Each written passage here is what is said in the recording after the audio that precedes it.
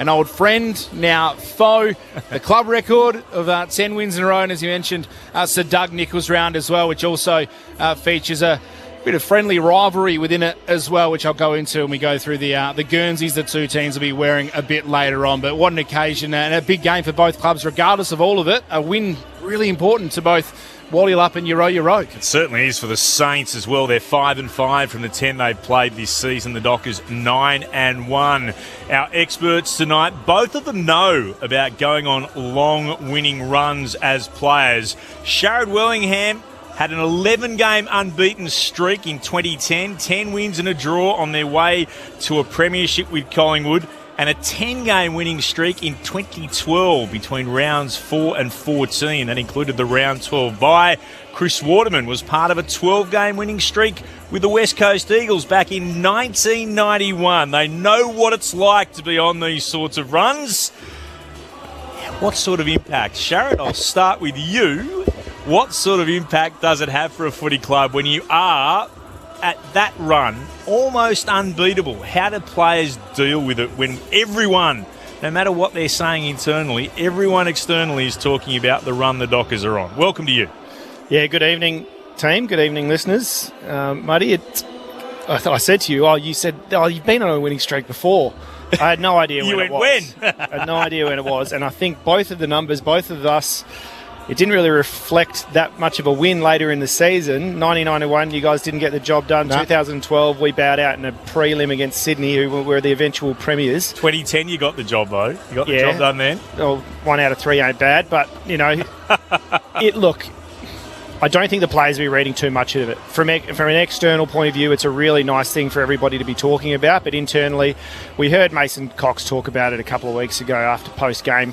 He didn't even know who was coming up against in 2 weeks' time, and as cliche as that sounds, it really is the way players have to approach the season, and it's just one hurdle after another or one fight after the next, and you can't look too much into it. Yes, it's great for your confidence, and helps you approach that next week that you're coming up, the team you're coming up against.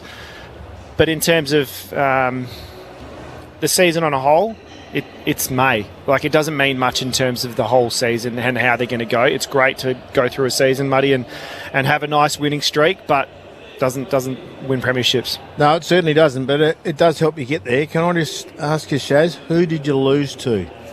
Because I could tell you. Do you remember? In this streak? In that streak, in the first streak in 2010. Geelong. Hawthorn. That was my second guess. Yeah, you lost 2010. So they made the grand final. 2010 they did. 2012 they did. Yeah, 2012 they did. They missed out in the finals 2010, I think they might have. They played in the prelim in 2011. Yep, Luke Ball. No. 2012 or 2011, yeah. I was going to say... We're going down a track that I reckon our listeners were not that particularly excited about. But the point about it, Muddy, is... We lost to Carlton, who were absolutely at the wrong end of the ladder. And the further it got, the more the pressure just built up and the better we thought we were. So eventually it's going to happen. My point is... St Kilda are a good team, but they're not anywhere near their best tonight, so it's not one to lose. But we all know Rossi Lyon, we've just talked about, and we'll get into some matchups. He's going to make it damn hard tonight, but Shaz and I were talking that we think Freo are way past that stage of their careers, and they're such a more mature team. They would know what's coming. The coach wouldn't even have to tell these guys, Ross Lyon's coming to town, he's going to try and ambush you, so they're ready for it. And that would be about what Justin Lomuir spoke about this week. Your attention is on nothing other than what's immediately in front of you, which is this St Kilda side, who are missing some really quality names. Now, we know that Higgins out with the knee injury for this week. One of the changes, Mason Wood comes back, but no Wanganeen Miller, no Dan Butler, the experience that he, of course, brings. Still no Max King, no Liam Ryan, no Mitch Owens, no Hunter Clark. That is a team that has lost quite a number of their guns around the ground, the Saints. So even though Wallyup would have really liked to have had the likes of Sarong and Young and, of course, their captain, Alex Pearce, Andrew Brayshaw will be wearing the captain's armband tonight, it's still a Saints side that they should beat at every level. Who's Max King? Is he going to play at all? It's a valid question. Well, yeah, we are discussing. So what that means is with the outs at Fremantle, is that Ross is going to focus on shutting down the midfield. So it's Bolt and Brayshaw, we think. We also think that they're going to put some time into Jordan Clark and Murphy Reid. They're going to really try and just drag him in the trenches and make it They are tight. going to get him in a headlock and hang on for 4 quarters and see if they can pinch it. Exactly right. It's going to be low scoring. Yeah. It's going to be dour. And on the opposite side of that, if Freo are able to get that outside run, humming, they're going to be really hard to stop. If this game breaks open, it's Freo doing it. I can't see St Kilda breaking the game open. Not without a Wanganeen Miller. Yeah, exactly. The one that does it. I think this game should be Fremantle 30 plus in the end. But it might still be, but it mightn't look like it for long periods. Or Fremantle just get him at the jump and just crucify him. We saw Hawthorn jump them a couple of weeks ago. We saw Hawthorn get out to a really good start and jump them. So maybe Ross is going with the same kind of mentality. That 5 goals is not enough in modern day footy, is it? I mean, and Adelaide looked like they were going to kick 10 in the first quarter last night and just didn't hit the scoreboard and got rolled. Euro are 9-1 in first quarters this season. And they are the best in the AFL. They've won more first quarters than any other team. So they start well. And they've also won more clearance battles than any other team. Yeah. And we were talking where are their goals coming from. Well, they've got two very good ruckmen, and DeConey and or Marshall, they're not going to spend much time on the bench tonight. They're going to be resting in the goal square, I would have thought. Really taking advantage of no Pearce and stretching Fremantle defenders. Well, you still got Caminiti's been back, but don't be surprised to see him swing forward. Sharman can play really well at his absolute best. So they got plenty. You got Mason Wood. Be interesting to see where he plays. Does he go from a wing or does he go to a forward role, which he used to play at North Melbourne? There's a lot of things to keep an eye on tonight, Clint. One thing I looked at, the Saints contested possessions differential, possession which is won with the ball in dispute. The Saints and Fremantle are 4 and 5 respectively in the competition. And one thing that stands out again for St Kilda and Fremantle, scores per inside 50, scoring shots generated every time they get the ball inside their forward 50. St Kilda are the number 1 team in the competition. Fremantle are the number 4 team in this comp. And for centre clearances differential, St Kilda are the number 2 team behind the lines, Fremantle number 5. So you can expect it to get down and dirty in the centre, and for both teams to take their chances when they go inside forward 50. A lot of those numbers, I think, will be a reflection from Your Oak's point of view of Nazaya Wanganeen-Milera putting it in there and it being a very beautiful kick. And same at the centre clearance. It's going to be coming out and going inside the forward 50 for Your Oak very cleanly, and with him out of the side, we might not see that efficiency tonight. They're going to put a lot of time into their midfield tonight, and outside of that, when you say the forward 50, they're number 1 or whatever it's scoring, if they win it through the middle in just general play or half back, it's going to be a scrap and they're going to have players back. So they're not going to be running forward quick. So when they're going inside 50 tonight on a slow ball, they're going to be dump kicking it, which would have suited Pearce, but it's certainly going to suit Luke Ryan and Cox. Have we just circled around all 4 basically to go to the old cliche of it's going to be one in the middle tonight? Yep, we have. With all that, like if they can get on top of the middle, if not so much can nullify Your Oak, and if Fremantle can not be No, nullified, I think it's going to be. I think Your Oak are going to do a great job of getting inside their forward 50. Yeah. And I think that Wallyup are going to do a really good job at rebounding. Yep. Yeah, exactly right. Fremantle, once they turn it over, they've got to go. So it's transition. It's going to be a transition game tonight. They've got to beat St Kilda getting their numbers back. Saints are on the ground here at Perth Stadium. They're wearing their white Sir Doug Nicholls jumper. Terrific story behind both of these jumpers as well, from St Kilda or Your Oak and from Wallyup. I love that they've been able to get brothers to put them together, Mitch Turner. Well, both stories talk about the journeys of Brad Hill, of course, who's playing for St Kilda tonight, former Dockers player as well, best and fairest winner at the Dockers.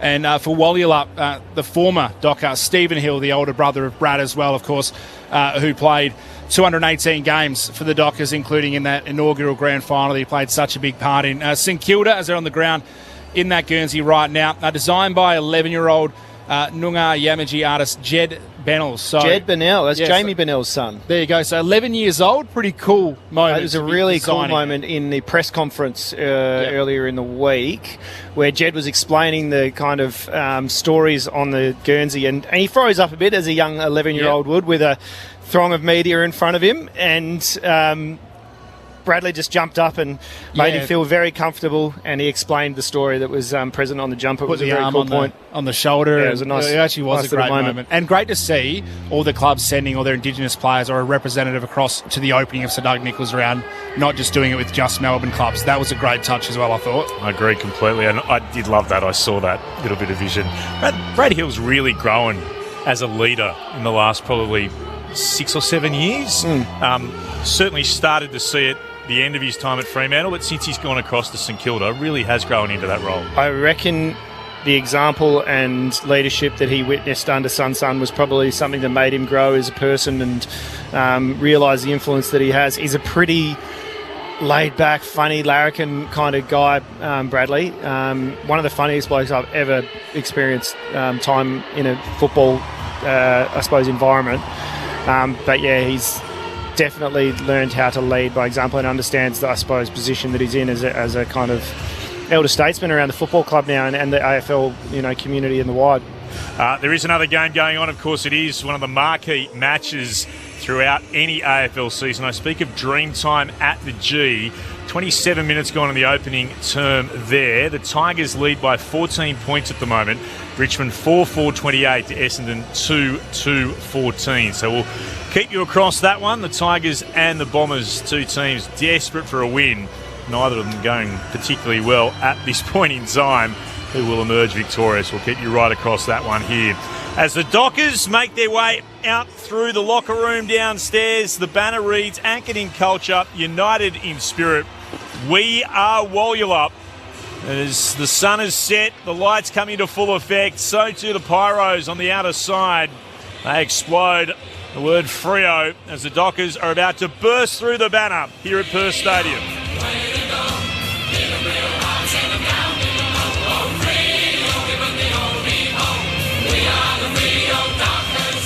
So looking for 10 straight wins after dropping the opening game of the season to Geelong. The Dockers have been in nothing short of red-hot form on the scoreboard. They've been challenged in different ways and have yet continually found a way to get the 4 points. And Euroke, the Saints, the next challenge for them in season 2026. They'll go back on top of the ladder for at least, 18 hours or so ahead of Sydney up against Geelong, but a chance to climb back to the top of the AFL ladder for the Dockers.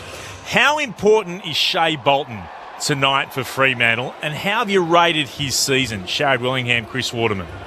I reckon he's probably the most important player out there for Wallula at the moment, the form he's in.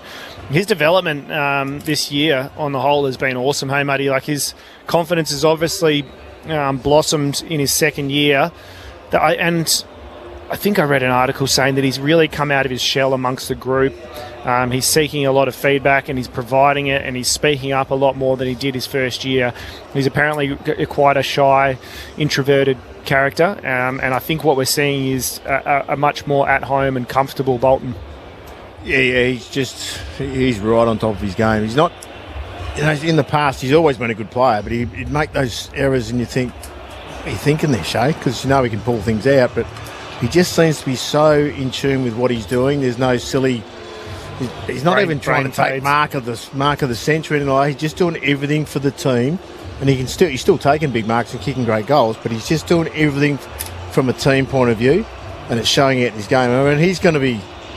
This is round 11. If he was to count out the Brownlow votes tonight, he'd be high up there, I reckon.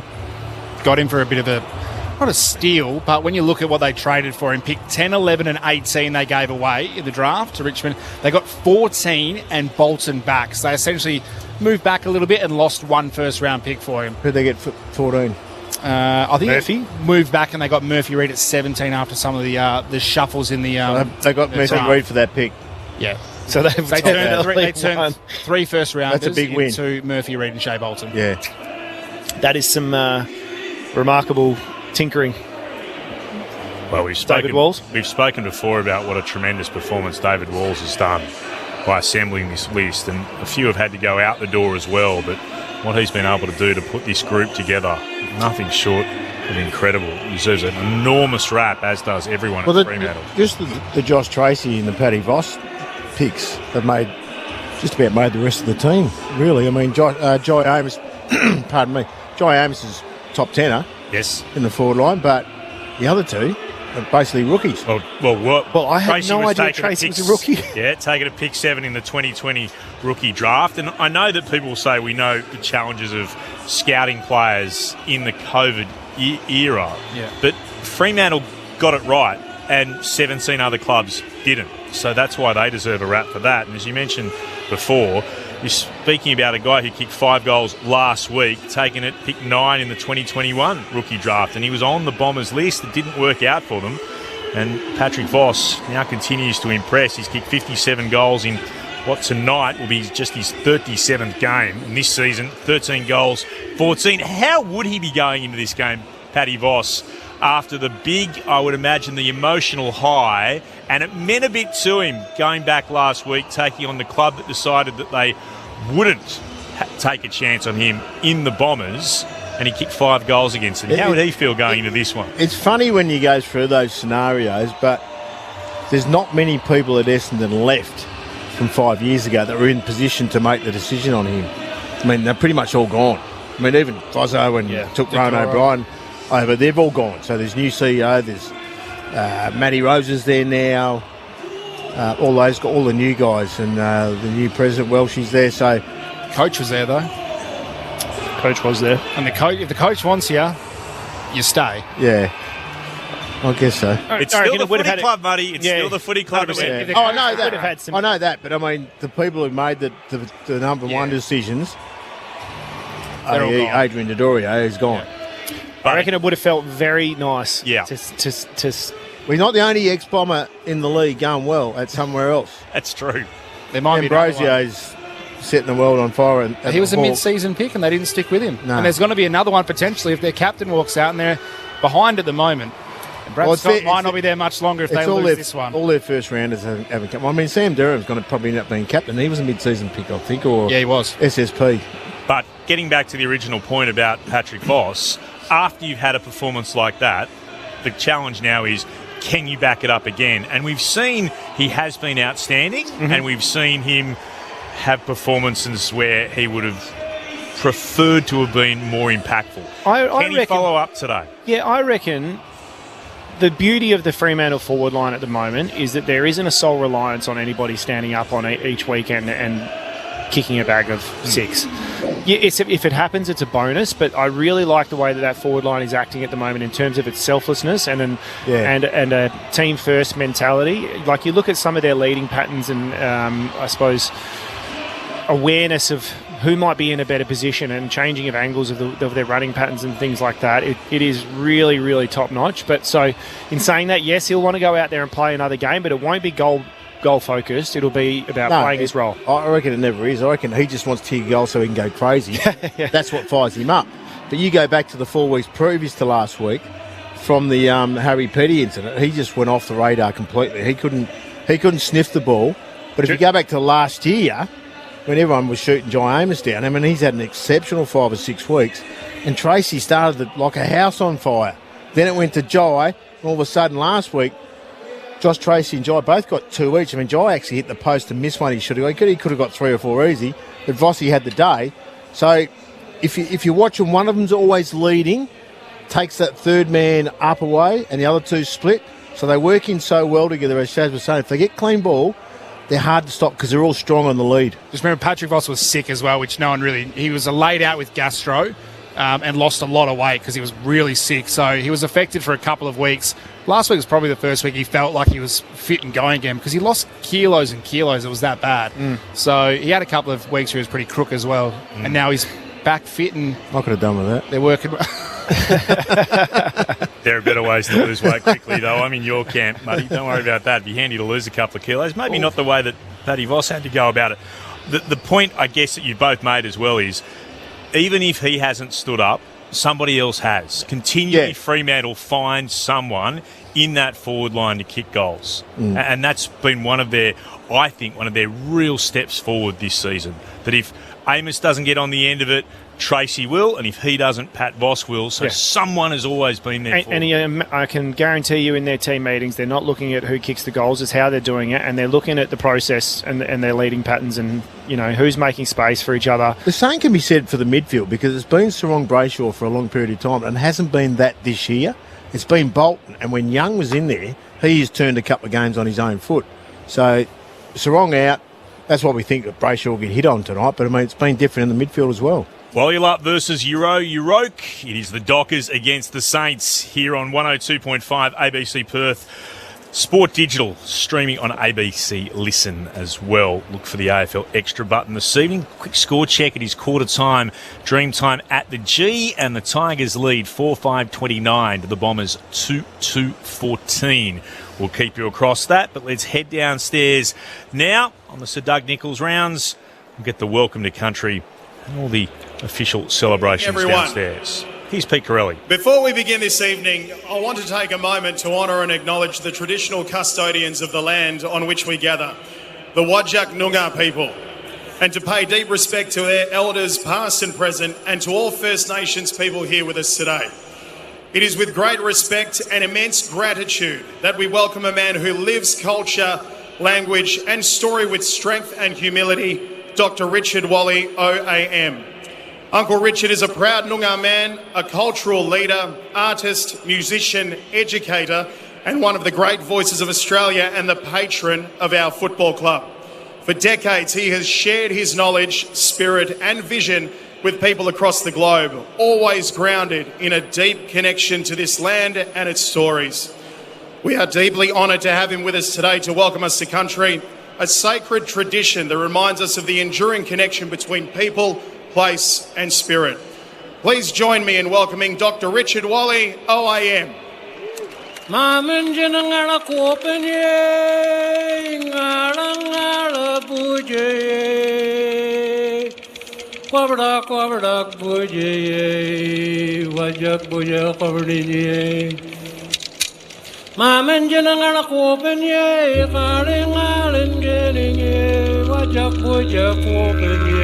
Ngarin buja ganya ko perniye, ngarin buja ganya ko perniye, ngarin buja ganya ko perniye. Maman jenangala ye, ngala buja. Kop kerla mama jenangala nanak jenangan wajak buja, werin buja ngala mut buja, kobadak buja kayawa. Bado nanak mut kol nanak kalak nanak buja nanak mut maman jenang nanak ngala kol mut nanak kol ma jenangan ngala ye. We ask a good spirit to keep people safe here on the Whadjuk land. This is a section where lots of stories have been told and shared, and tonight we're going to share one of those stories as well. And at the end of our presentation, may the good spirit take each and every one of us safely back to our families. Ceremonies like these are a sign of respect, and respect is our greatest asset regardless of who we are or where we're from. Nyambe mera nyambe nyambe nyambe mera nyambe nyambe pula nyonga pula pula pula nyonga pula pula nganmur puja puja puja nganmur puja puja puja nyambe mera nyambe mera nyambe nyambe nyambe mera nyambe mera nyambe nyambe nyambe mera nyambe nyambe nyambe mera nyambe nyambe pula nyonga pula pula pula nyonga pula pula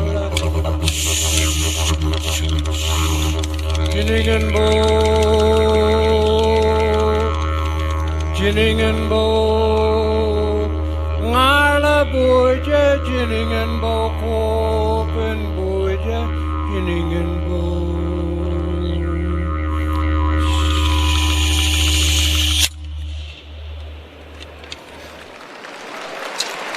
Thank you so much, Uncle Richard. Thank you all here tonight for your respect shown to our teams. Good luck. Let's play some football. So the Saints to the left of our broadcast position on the northern wing, the Dockers to our right. They both break. Lovely touch from Brad Hill going across to just shake the hands of Richard Wally. So too Mason Cox, and behind them a number of members of the WA and the Kimberley Stolen generations, including Sid Jackson in amongst there, of course. I was just going to say, is that Siddy Jackson That's down Sid there? Jackson there. Of course, he was a Sir Doug Nicholls He's a great man, Siddy. honoree a couple of years ago. One of the greats for the Carlton Football Club, of course. Nice to see him out here as well, and a number of players acknowledging him too. As the flags have been struck and the party makes its way off the ground. It is the Saints versus the Dockers. It changes Sarong out with a calf. Wagnett comes in after having the adductor issued the week before. Wood returns for Uroke. Higgins out with a knee. It is also, of course, worth mentioning too that this is a game that means so much for the Dockers, trying to win 10 straight. Stephen Hill's out in the middle to toss the coin, along with the captain for Wallyup tonight, of course, Andrew Brayshaw. He's been joined out there by some of the Indigenous players as well, in Isaiah Dudley and Shea Bolton, while Brad Hill is there too. Just puts his arm around his brother, which is a lovely touch. Liam Henry and Marcus Windhager there as well for the toss of the coin out in the middle. We'll get Mitch Turner to keep his eye across that in just a moment. We'll head downstairs and find out what it is like boundary side with a cash voted up. Mitch, what's happening down there? Cash. Good evening, Clint. Yeah, it's a nice, cool... No, I meant Mitch, what's happening down there as the toss of the coin, not a cash. How about you stick to your expert role, thanks, Money? You just stay back there and tell me what's going on. Who won the toss? What's happening out there? I got confused. We'll go down to a cash, I reckon, and get the conditions on. Okay, cash voted are downstairs. Yes, hello, everyone. It is a lovely night down here. A bit cool, but a clear night. The ground looks in reasonable condition. There's a bit of a few sandy patches on this northern broadcast side, and the crowd is now starting to pile in after the Welcome to Country and opening ceremony. So we're set for a big night down here. Looking at the benches for Wallyup, McVee, O'Driscoll, Erasmus, Sherry and Cox to start on the bench. And for Uroke, McRae, Carroll, Marshall, Henry and Banfield. Looking forward to this one, guys. The Dockers, Clint, will kick to the city end of the ground. Wallyup, Uroke to the, fittingly named as we mentioned last week, Graham Farmer Freeway End, a legend of Australian football. Who wins? Chris Waterman, Sharad Willingham. I'm still going with Fremantle. I'm sticking with Fremantle. Maturity and a confidence that's pulsing through them at the moment. Yeah, Dockers for me as well. The Saints just missing too many guns, but I think they'll make it tough for the Dockers tonight. Great, you can join us wherever you are. Big crowd expected. Friday night footy on 102.5 ABC Perth. Here's Mitch Turner. Jackson up against De Koning in the middle. De Koning gets first hands to it for Uroke. Handball across to Windhager. Clearing kick towards half forward is marked by Wilson. Steaming forward inside 50 is Maxwell. Gets away from his opponent. Takes the mark. Quick start here. Well, we made the call that Windhager to Bolton. It's happened, but what else did we say? That Windhager gets his own footy and first possession goes to him. And Hall is on Brayshaw. He went straight to Brayshaw, and then it just took off. So that's the way they're going to attack Brayshaw. He absolutely bolted forward. Maxwell, he has it at right half forward. Steps across the boundary line, hits the drop punt on target and celebrates by pointing to the sky. Uroke, the best first quarter team in the AFL this season, kicked the first goal here at Perth Stadium. 1 straight 6. They lead Wallyup, yet to score, less than a minute played. Friday night footy on ABC Sport. Chris Waterman, Sharad Wellingham. It started exactly how we thought.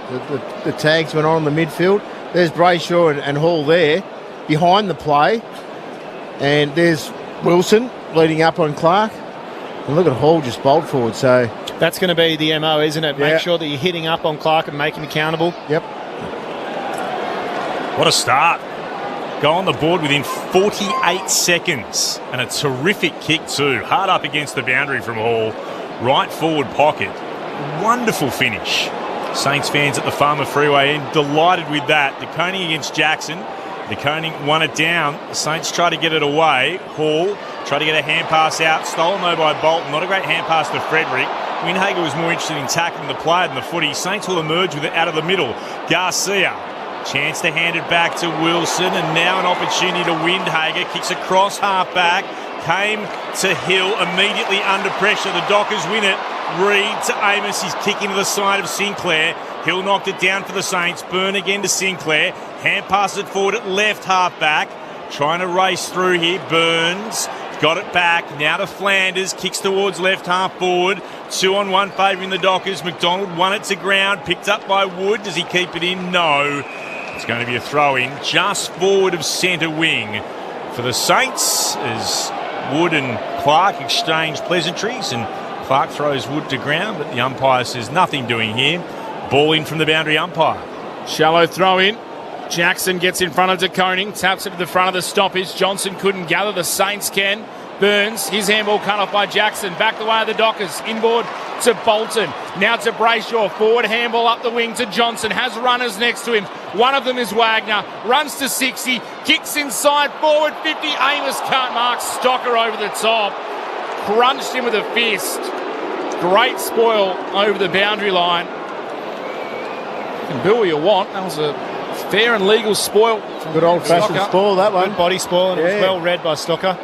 Ball will be tossed in, 35 metres around from the Dockers attacking goal. Jackson to the front, tap down to Brayshaw, fended off a tackler, handball into the path of Murphy Reed. He runs into trouble, coughs it up, back the way of Yoroke. Wilkie to De Koning, he clears to the wing where Cox, Brennan can mark for the Dockers. That's a big mark. He's got it, Brendan Cox, glances inboard. Luke Ryan would present something if he wanted to go back on the 45. Instead, he'll stab it into the right forward pocket, and he can't find Voss. Bounced in front of him. Ooh, just inside 50 too, so it could have been a lasso. Very close. It was almost. He's tumbling across the line. As Sharrod said, less than probably 15 centimetres inside the attacking 50. It's thrown in again here by the umpire. De Koning palmed it down. Out after it. Oh, well done, Wilson. Hit the ball at pace and then kicks long down the corridor. Too long for the Saints immediately. Getting back there. Here's Ryan. Arches the back, got away from Wood. Did really well. And then spots Dudley, who marks on the outer edge of the centre square. That's a poor kick up the corridor. Windhager marks it for the Saints, and he just tells everyone to calm down for a moment. The Saints lead by that goal. 1 straight 6. Wallulop yet to score. 4.5 gone in the opening term. Windhager switches it by foot across centre half back to De Koning, who goes further across to the southern side where Flanders can mark and go wider yet to Dougal Howard. Outer side, southern wing here at Perth Stadium. The Saints content with chipping it short at the moment. In the hands of Stocker. Still on the outer side. Eventually called to go. Kicks a high ball towards half forward. Big pack. Warner in front. Got a hand to it. Hall roving it. It's ushered out of bounds. The boundary throw in between wing and half forward. Favouring the scoring end of Yoroke. Jackson and De Koning.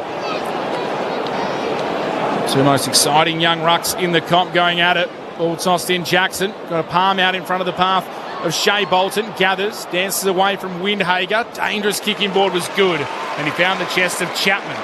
Chapman steers it across half back. It's centre half back, marked by Ryan. He'll put it out to Wagner.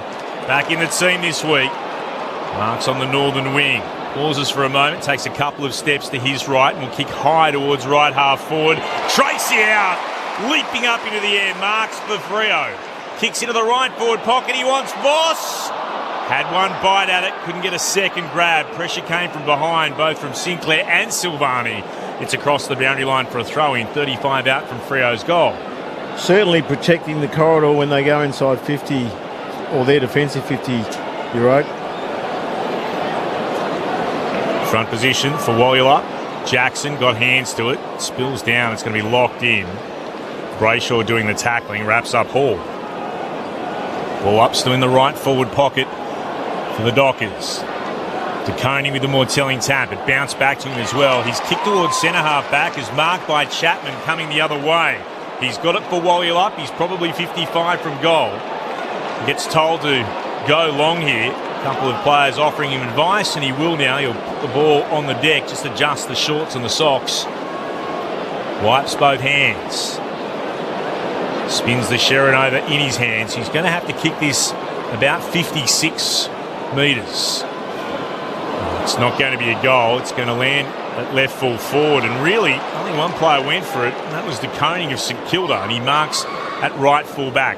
The Saints, 1 straight 6. The Dockers yet to score, 7 gone in the first. Short kick to Howard, not 15, under pressure. Got it away to Sinclair in the back pocket. The Saints go up the outer side. Mark almost taken by McDonald for the Dockers. Couldn't, instead comes to Garcia. Handball to Hill. Running on the southern wing. Kicks towards centre half forward. One-on-one contest. Cox pushed down a bit by Caminiti, who takes the mark. 45 metres out, directly in front. And can go back and take the set shot amidst the chorus of Dockers boos. Oh, well, he used his arms and his hands, but I don't think it was in the back. No, it wasn't in the back. It was just a well-timed... protected his space. Yeah, well-timed body work. About to have a look at the replay. It's in the shoulder. That's fair. Yep. Directly in front, Anthony Caminiti. Kicks from 55 metres out. He gives it a good ride. It's away to the left. Too far left. All the way left. He misses everything in the end. No score. The Saints still 1 straight 6. Wally up the Dockers. Yet to score. 8 minutes played in the first term. Nathan O'Driscoll slipping over in that play just beforehand. Meant he couldn't go back and try to influence the contest either. Here's Clark. Kicks beyond defensive 50. Jackson got hands to it. Couldn't mark. Spills out the back. Eventually getting it is Carroll, who was originally there from Banfield. The kick's in the left forward pocket. No mark. It's off hands and over for a boundary throw-in. Ryan tracks it towards the line. Throwing. Left forward pocket for the Saints. Kicking to the Farmer Freeway end of Perth Stadium, the left of our broadcast box in this, the opening turn. Thrown back in. Jackson got there first. Palmed it down to Brennan Cox. Back to Jackson. Now to Brayshaw. To Jackson again. Kick is up and down on the spot. Far enough to be a mark. Punched away here by O'Connell. Came again out towards Hill. Tried to get a quick snap forward through the hands of Wood. Picked up again here. Second time from O'Connell. Not a great hand pass. Dockers almost emerged with it, but then they turn it over, and Hall! He gathers it and gets his second. Fremantle made a mistake. O'Driscoll's kick was smothered, or hand pass rather was smothered. And then the Saints, they've got their second goal. 2 straight 12. Wallyup yet to score. 9.5 gone in the first. Well, I wondered why, had his back to us, number 6 from St Kilda didn't have the clean shot. Then I realised it's Jack McRae. He was wrong side. He's on the wrong side. He's a pure left footer. So, but they hung in there, St Kilda, and this was all frontal pressure, wasn't it? Yeah, it was. And this is all they've got to do is just try and hit the scoreboard when they get inside 50 some way or another. And you can see why Wallyup is susceptible to it while they're trying to really get their handball run and carry game up and running.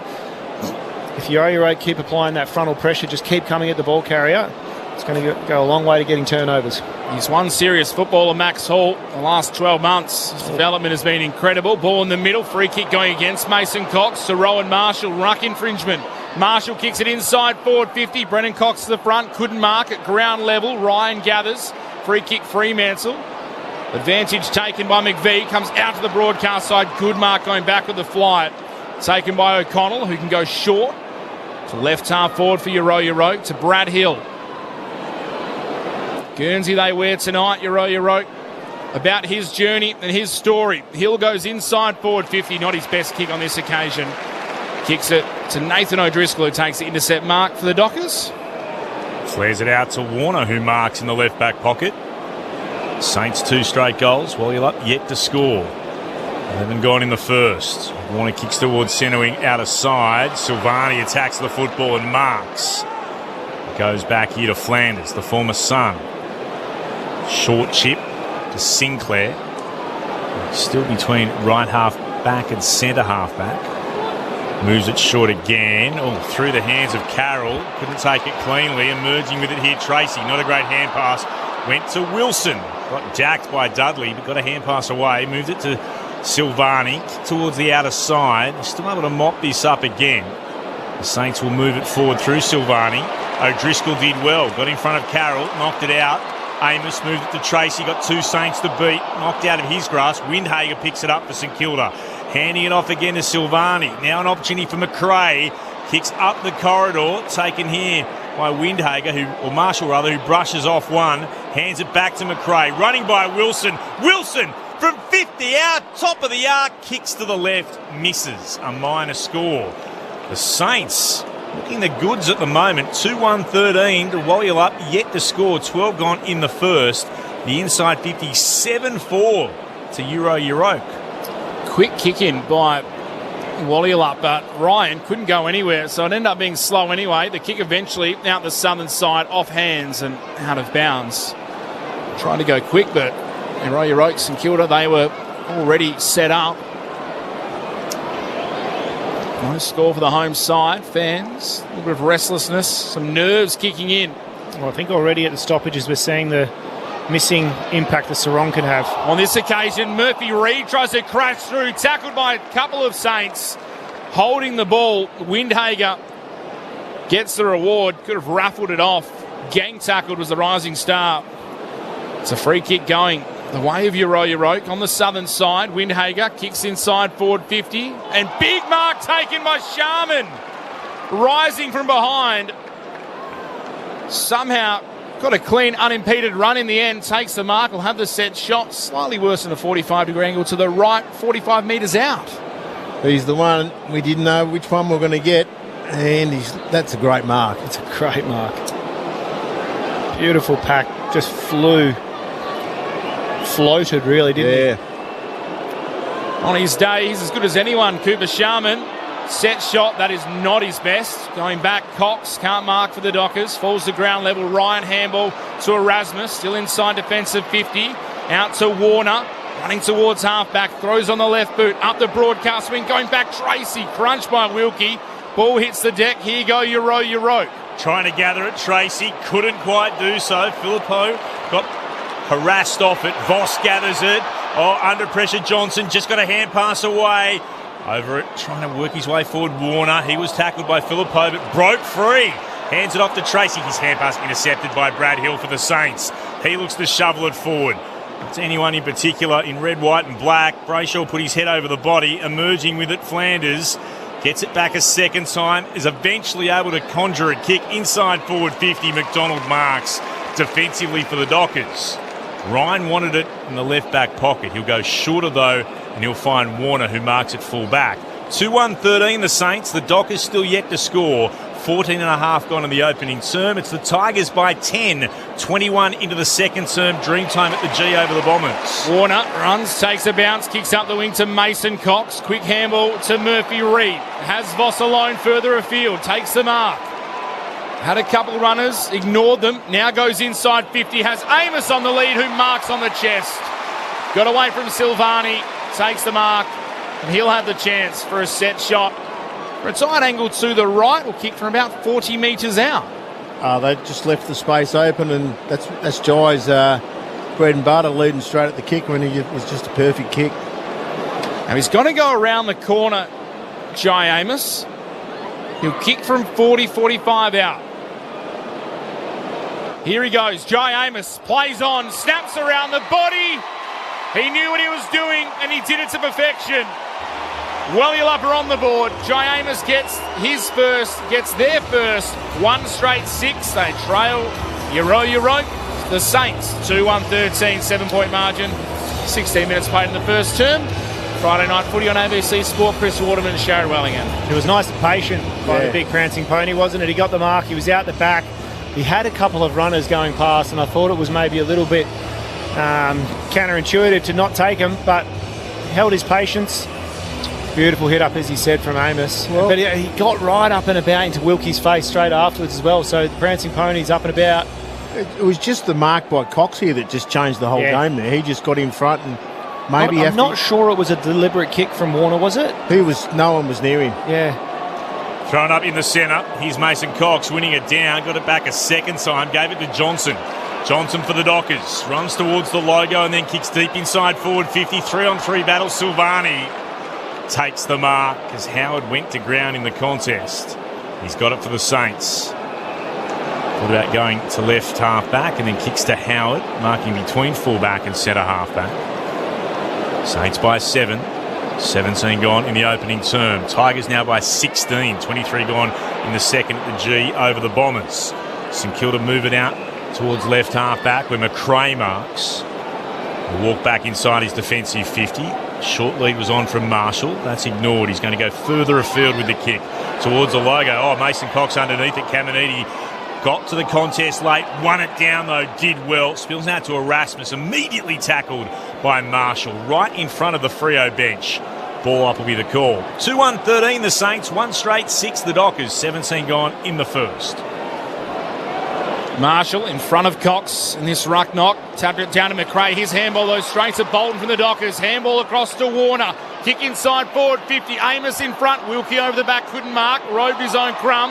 Handball to Flanders. Left half back for Euro. Now to Burns. Under pressure on his left boot. Kick smothered. Straight to Bolton. 60 out from home. Squares the eyes and hits O'Driscoll at centre half forward. Brilliant vision from Shea Bolton. Didn't blaze away. Saw O'Driscoll in the corner of his eye and hit him. Directly in front. Will kick, though, from outside 50. It was beautiful vision, wasn't he? Looked up and saw all the density of the defenders and forwards. And O'Driscoll, I think, who may have been sliding down as a winger, had a mountain of space. Big kick. Nathan O'Driscoll directly in front. Kick smothered by the man on the mark. Will fall at the top of the goal square. Big pack flies. De Koning was there, couldn't gather. Stocker could for the Saints. Handball to Dougal-Howard on the boundary to Wood. Now they get ushered out of bounds under pressure, but they hold up for the time being. O'Driscoll got within 1.5 metres of the player on the mark then. Ball in left forward pocket for Wellula. Very odd, wasn't it? Saints lead still by 7. Thrown in, Mason Cox front position, looked to palm it down. Switkowski couldn't gather, but then affects the tackle. Wrapped up Carroll, took him to ground. Great tackle. Ball up again. Still in the left forward pocket for the Dockers. New work going on off the ball. Mason Cox with a more telling tap that came out towards Brayshaw. Hand pass bit hot for Johnson to take first time. Could mop it up to O'Driscoll. Hands it off to Brayshaw again. From left half forward. He thumps it towards goal in the goal square. One down by Sinclair. Wilkie got a hand pass away over his shoulder back to Sinclair. He'll tumble a kick beyond defensive 50. The Dockers will get there first. Mopped up by McVie at right half forward. Hands it off to Warner. Oh, goes back again to Chapman. Couldn't take it cleanly. Wagner comes in, though, for the Dockers. Handball to Warner. Now it's McVie. Handball inside to Wagner. 55 out. Goes towards Tracy, who takes a strong mark. On the lead under pressure from Howard. He sticks the two Dukes up and pulls it in. Set shot coming. 40 metres out, slight angle to the right. They just got every number on the field behind the ball, Saints. They're almost just such a predictable game plan that you've got to make it hard as anything for Freo to score. Man who's become the spearhead of this trio. Up front, Josh Tracy. Set shot is a thing of beauty. Wellula get their second. They cut the margin back to just 1 point. 2 straight, 12 the Dockers. 2-1-13. The Saints, Wellula, the Eurokia. So Doug Nichols round on ABC Sport. Chris Waterman, Sharad Wellingham, our experts. Got a powerful kick, hasn't he? Oh, I was just thinking that went nearly over the cheer squad behind the goals. He's just got so much brute power in his whole body. When he's marking the ball, he just clamps it nearly flat. Tell you what, that 5-minute period where Wellula arrested a little bit of that momentum had a lot to do with the big Mason Cox. Yeah, he absolutely. came on and had a huge impact just around the contest. It enabled them to get a couple of clearances. Was setting up nicely behind the play. I like the way he slotted into the side. Wasn't a perfect kick either. It was a great mark by Tracy. Great mark. Tigers by 15 points. 27 gone in the second over the Bombers at the MCG. The restart. They're trying to get it away here, the Dockers. Bolton had it tackled immediately by De Koning. Wrapped him up.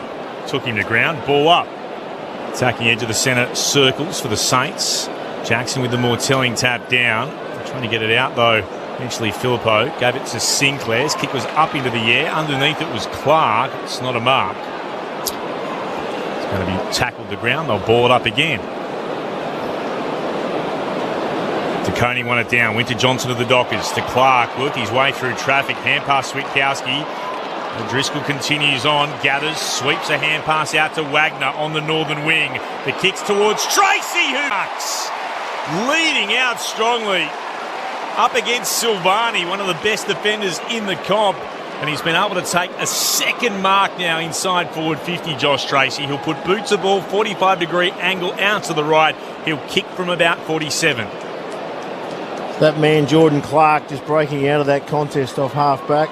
Handballed out of trouble and away they went. Josh Tracy looking for 2 goals in about 70 seconds. His boots cross the 50-metre arc. It's out to the left. It's not going to swing back.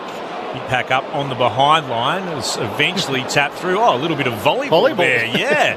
Mason Cox and Wilkie just tapping it over an imaginary net. Back and forth, back and forth. Wilkie eventually won it through for a minor score. Scores are level, 2-1-13 apiece. 22 gone in the first. In red time now, the 2 best first quarter teams in the competition. Dead level as the Saints work it off half-back. Carroll slipped the tackle from Wagner, able to steady himself and hit a nice kick up the wing. On the broadcast side to Marshall, right in front of the interchange gates. Rolls and goes to left half forward. Ryan works his way to the front. Caminiti marks over the top. Has it 60 metres out from goal. Left half forward. Players flooding back inside Euroke's forward line. Caminiti now wheels. Kicks towards the top of the goal square. Flying across. Erasmus couldn't take the mark. Warner there for the Dockers. Handball to Clark. His kick out of danger temporarily, but straight into the arms of Stocker, who takes the mark 60 metres out. Bright orange boots, headband on. Tries to pinpoint a kick inside the middle of the 50. Coming out, McVie took the mark and then was spoiled by his own teammate. Comes to ground. Luke Ryan, handball coughed up straight to Liam Henry, who kicks the goal against his former side and cops the boos of Dockers fans. And he blows a kiss to the crowd and gives them a wave as he runs off to the bench. Liam Henry turns to the crowd and says, "Get louder for me. I want more boos." As he comes for a rest, he puts Euroke back in front, 3-1-19 to Wellyup 2-1-13. That's cool by Liam Henry. Didn't mind it. Didn't mind it either. It was a poor entry initially. They just took and it ended up being another frontal pressure goal from St Kilda. It was just tackle applied, pressure applied. Held on for that second too long, and interesting position he's playing full forward, Liam Henry on Luke Ryan, trying to take him out of the game. Headed to the bench for the moment, Henry, after that goal. Saints by 6 points. DeConey got it down. Johnson was able to tap it back to Bolton. Sweeps a hand pass forward to Frederick. Runs past the logo from right half forward. Kicks inside forward 50. No mark taken. Wilkie stretched. Dudley was onto it. Pressure came from Flanders. Dudley's kick is out of bounds on the full. It'll be a free kick to the Saints deep in the right back pocket. Just for a moment, looked like Dudley was going to pounce. St Kilda with the kick in. DeConing doing a good job of trying to isolate Jackson in the Euroke forward 50 at the moment. They go out to Windager, who's got it originally from the Sinclair kick. O'Connell with the free kick originally. So here goes Windhager, kicking to a packet right half forward and then turning it over. Ryan marking for Wellyup at left half back. The Saints by 6 points, 26 gone in the first. Now it's Jackson's turn to try and drag DeConing up the other end of the field, and off he follows him through the middle as Ryan goes inboard to Clark. Wraps back around him, Luke Ryan. Receives the handball, kicking to the middle of the centre square to McVie. Comes wide, broadcast side on the logo to Chapman. Can take the mark. Goes for a trot, takes a bounce. Kicks long inside the Dockers forward 50. Never really favoured Patrick Voss, but he was being held. Wilkie's been pinned for holding on to Patrick Voss.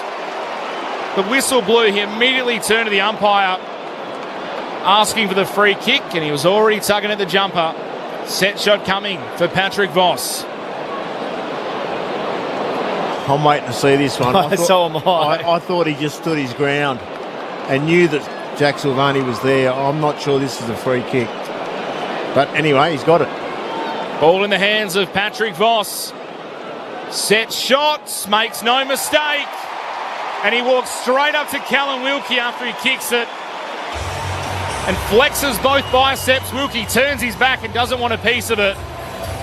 Semi-subdued, but it's a goal for the Prancing Pony. 3-1-19, Wellyup, 3-1-19.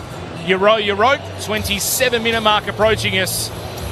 All three of the big Fremantle forwards have goals. Tracy, Amos, Voss. Yep. Replay, Buddy, and Shaz. He's there, actually. He's actually not holding. He's just got his arms around him. Can't wrap both arms around, though. Yeah, I know, but he's not holding. He knew Jack Silvani was there. He was just holding Voss out the way. Can't do it. Yeah, I know. If you did that, if you hugged someone, I'd say you're holding them. I'd be filthy if I was a backman. We mentioned before the preview how the Dockers forwards have been sharing the goals around tonight. They literally are, one apiece. And the restart, Dockers get the clearance initially by Brayshaw. Stolen away, though, here by Windhager out of the middle. Bursting forward, Hall kicks long to full forward. Oh, terrific mark! Absolutely top-notch. Wood gathers, turns, plays on, goals.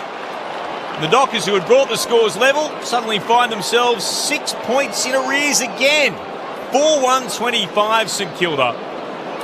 Fremantle 3-1-19. So Euroke over Wallula by 6 points. 28 gone in the opening term. You asked Muddy, where's he going to play? He was the smoky to go forward. He's been playing up on the wing a lot. It's a good call. Max Hall again, getting through the middle.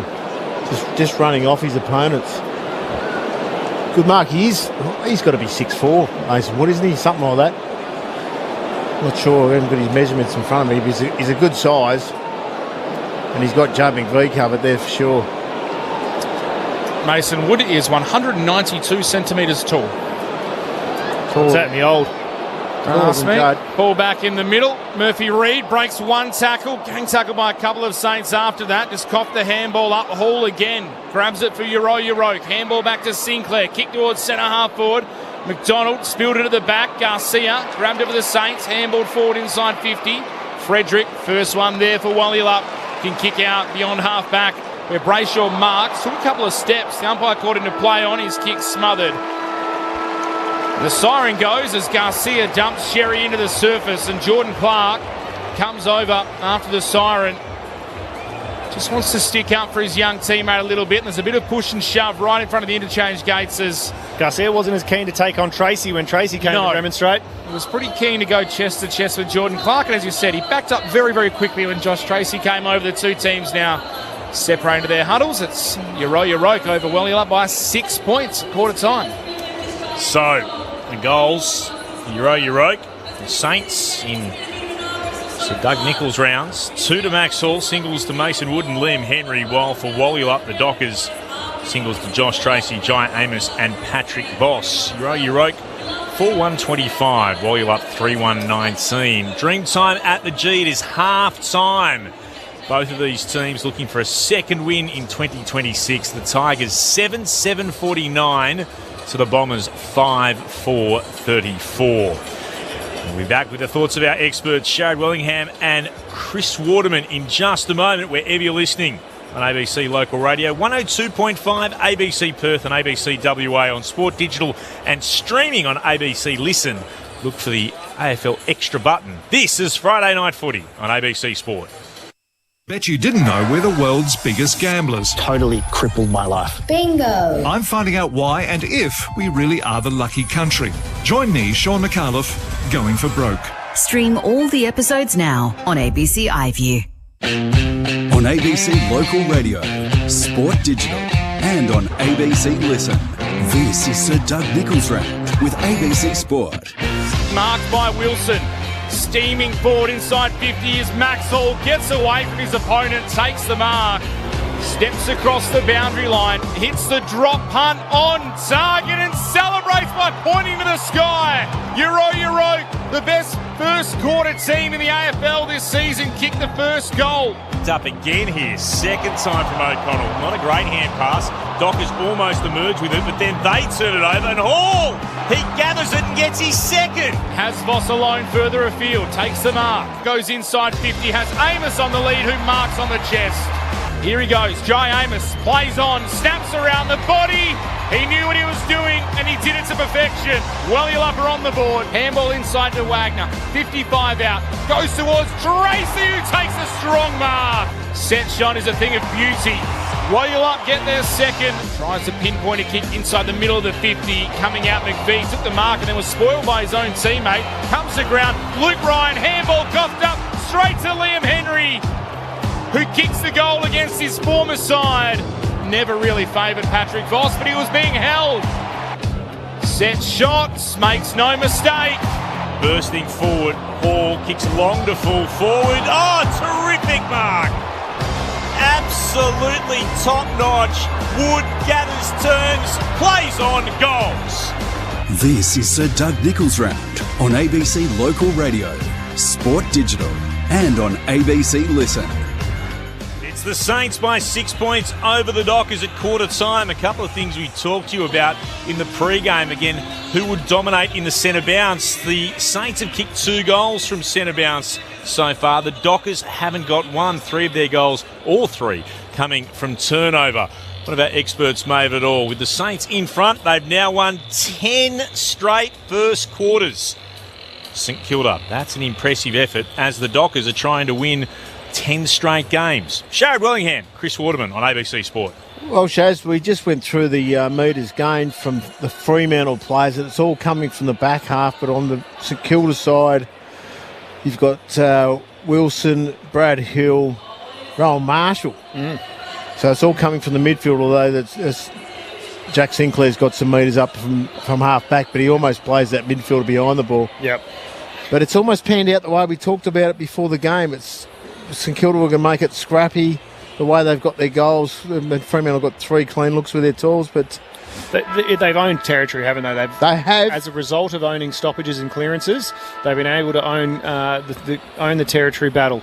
But it's then, if they aren't capitalising on their inside 50s, I mean, they've been reasonably efficient. They've gone inside 50 13 times and scored 5 of them. But when it's come out, when it's been turned over or it's been a behind, they've been able to put enough pressure on that Fremantle haven't been able to transition from defensive 50 to forward 50, which is what they're going to, I think, have to rely on heavily today. But at the moment, Yo-Yo Oak's pressure's high enough, and we saw it a number of times, that come forward frontal pressure that so many teams employ, working a real treat for them at the moment. It's just a matter of, yes, they've won 10 first quarters. Are they going to be able to have the concentration? That's right. I suppose discipline to maintain it. Fremantle have to become more disciplined and play their style of football. They're going to move quicker and they have to spread. St Kilda. St Kilda are just getting all their numbers straight away behind the ball. Getting them back quickly. They're also doing a really good job of, we spoke about it, DeConing, trying to get Jackson forward. It's not so much, I think, to try and isolate him as a defender on DeConing. It's so he's not around the ball and so that he can't impact as that extra mid that he loves to play and create the run and carry and handball receives that he offers to the runners. Just 8 tackles for the quarter. The Wally Dockers in total. 8 tackles for them, 12 for Yo-Yo Oak. Low tackle count in total, but 8 for a quarter is very low for an entire team. Disposals-wise, Jack Sinclair leads all comers on the ground. He has 10 for Yo-Yo Oak, then 6 apiece for Darcy Wilson, Max Hall, Marcus Windhager and Sam Flanders. For Wally the Dockers, Carl Warner has 9, Luke Ryan 8, 7 for Brayshaw, 6 apiece for O'Driscoll and Bolton. The clearance count, Saints ahead in that 10-7 in the hit-out count. Fremantle 10-9 Wally. Max Hall start in the centre again. It's the Dockers trying to find a way back in front. Jackson against Marshall. The Prancing Pony's definitely been given a job on Wilkie. Friday night footy, 102.5 ABC Perth. Tapped down in the middle by Jackson, but it's fell to Marshall. Immediately kicks inside, attacking 50. Wood went up, got a hand pass out to Brad Hill, ignored the potential to go to Windhager, went to Burns instead, kicks into the right forward pocket. Caminiti couldn't complete the mark. Had a go at it, spilled away from him. Erasmus kicks beyond defensive 50 towards the wing. Back there, Dougal Howard gathered, but a free kick coming the way of the Dockers here. It's back to Tracy. Not returned to him on the full, but the umpire says that's okay. It's pretty much got that on centre wing, and there is not one St Kilda player behind him. Tracy takes a couple of steps inboard, kicks high and long towards left half forward. Amos out to gather, couldn't quite. Marshall at the back got hands to it. It spills down. Umpire will board up. Johnson tackled by Windhager. And Marshall to the ground. Throwing up. Jackson arrived. Got the tilling tap, went past Hall. still there to be won. Murphy Reid gathers. Flanders gets him. Somehow got the arms free. The hand pass only went as far as Burns, though, for the Saints. Ran backwards. Hand pass to Garcia. Rode the Brayshaw bump. Hand pass back to centre half-back. It came again to Hall. Then moved on to Windhager. Kick to the outer side. Clever hand pass from Sharman. Moved it on to O'Connell. Looking to steer it forward again to Wood. Hand passes out to Sinclair from left half forward. Kicks the Saints towards left full forward. McDonald did well. Oh, holding against him. No, it's actually gone his way. I thought for a moment the umpire was going to call it the other way because I thought McDonald done pretty well in the battle with Caminiti, and indeed he's been given the free kick. Caminiti holding on to him. Still no change to that quarter time score. The Saints by 6 points. McDonald kicks to the southern side. No mark taken. Sinclair tackled to ground by his opposite 35 in Tracy, who ends up with the ball at right half back for Wellialup. Handball backwards to Brennan Cox. Kicks up the southern side. Voss, big mark between two Saints. 1 point Voss over Wilkie there. Marks it on centre wing. Has a player running on his outside. Kicks it short in that direction to O'Driscoll. Can play on immediately. Long, deep kick inside 50's a shocker. Kicked it to a 3-on-1 in favour of Yoroke. Silvani could mark. He's able to switch it across his own goal face to Ryan Burns in the right back pocket. Who can go short to Flanders. Still inside defensive 50. Sounds weird having Burns and Flanders out there, doesn't it? Yep. Sure, Cash would have made that joke eventually if you didn't, Shaz. Kick up the wing from Yoroke. Sharman in front. Couldn't take the mark. McDonald for the Dockers. Crumbed it. Handball to Johnson. Now to Brennan Cox. Just forward to the wing. Handball to Jordan Clark. Kicks it inside 50. The mark is taken by Dougal Howard, who has it for Yoroke in the back 50. Howard. Ooh, back to Sinclair, who spilt it. Had time to gather again. Flanders spins around. Got it to Howard. Stepped away from Brayshaw at the last moment. And then gets a kick towards right half back, where it's marked by Cooper Sharman. Hard up against the boundary. Goes towards right half back. Looking to move it on again. Here's Hall. Certainly busy in the first quarter. Kicked a couple of goals. Goes on a run and then kicks high and long to right half forward. McDonald front position off his hands. Filippo at the drop for the Saints. Sends it towards full forward. Good fist onto it, Warner. It'll get across the goal line despite the encroaching Brad Hill. He got enough on it then. Absolutely crunched it with the punch for a rush behind. 4-2-26 the Saints. 3-1-19 Wellialup. 3.5 gone in the second. The Dockers able to go quickly out the southern side to Chapman. Runs beyond defensive 50. Has the second, now third bounce. Kicks up towards half board. Voss and Wilkie wrestle. Neither of them touch it. It spills down the back to Amos. Handball inboard to Murphy Reid on the paints of 50. A free kick is going to go against Patrick Voss. To Callum Wilkie. I'm sure it was in the marking contest, an illegal block. So Wilkie gets the win on that occasion for Yoroke. Free kick just beyond left half back. Goes short to Sinclair. Disposal 13 coming out for him. Kicks it up the wing. Big fist from behind. Able to punch the ball out of bounds is Heath Chapman. They'll reset. Attacking side of the wing. Southern side for Yoroke. They still lead Wellialup by 7 points.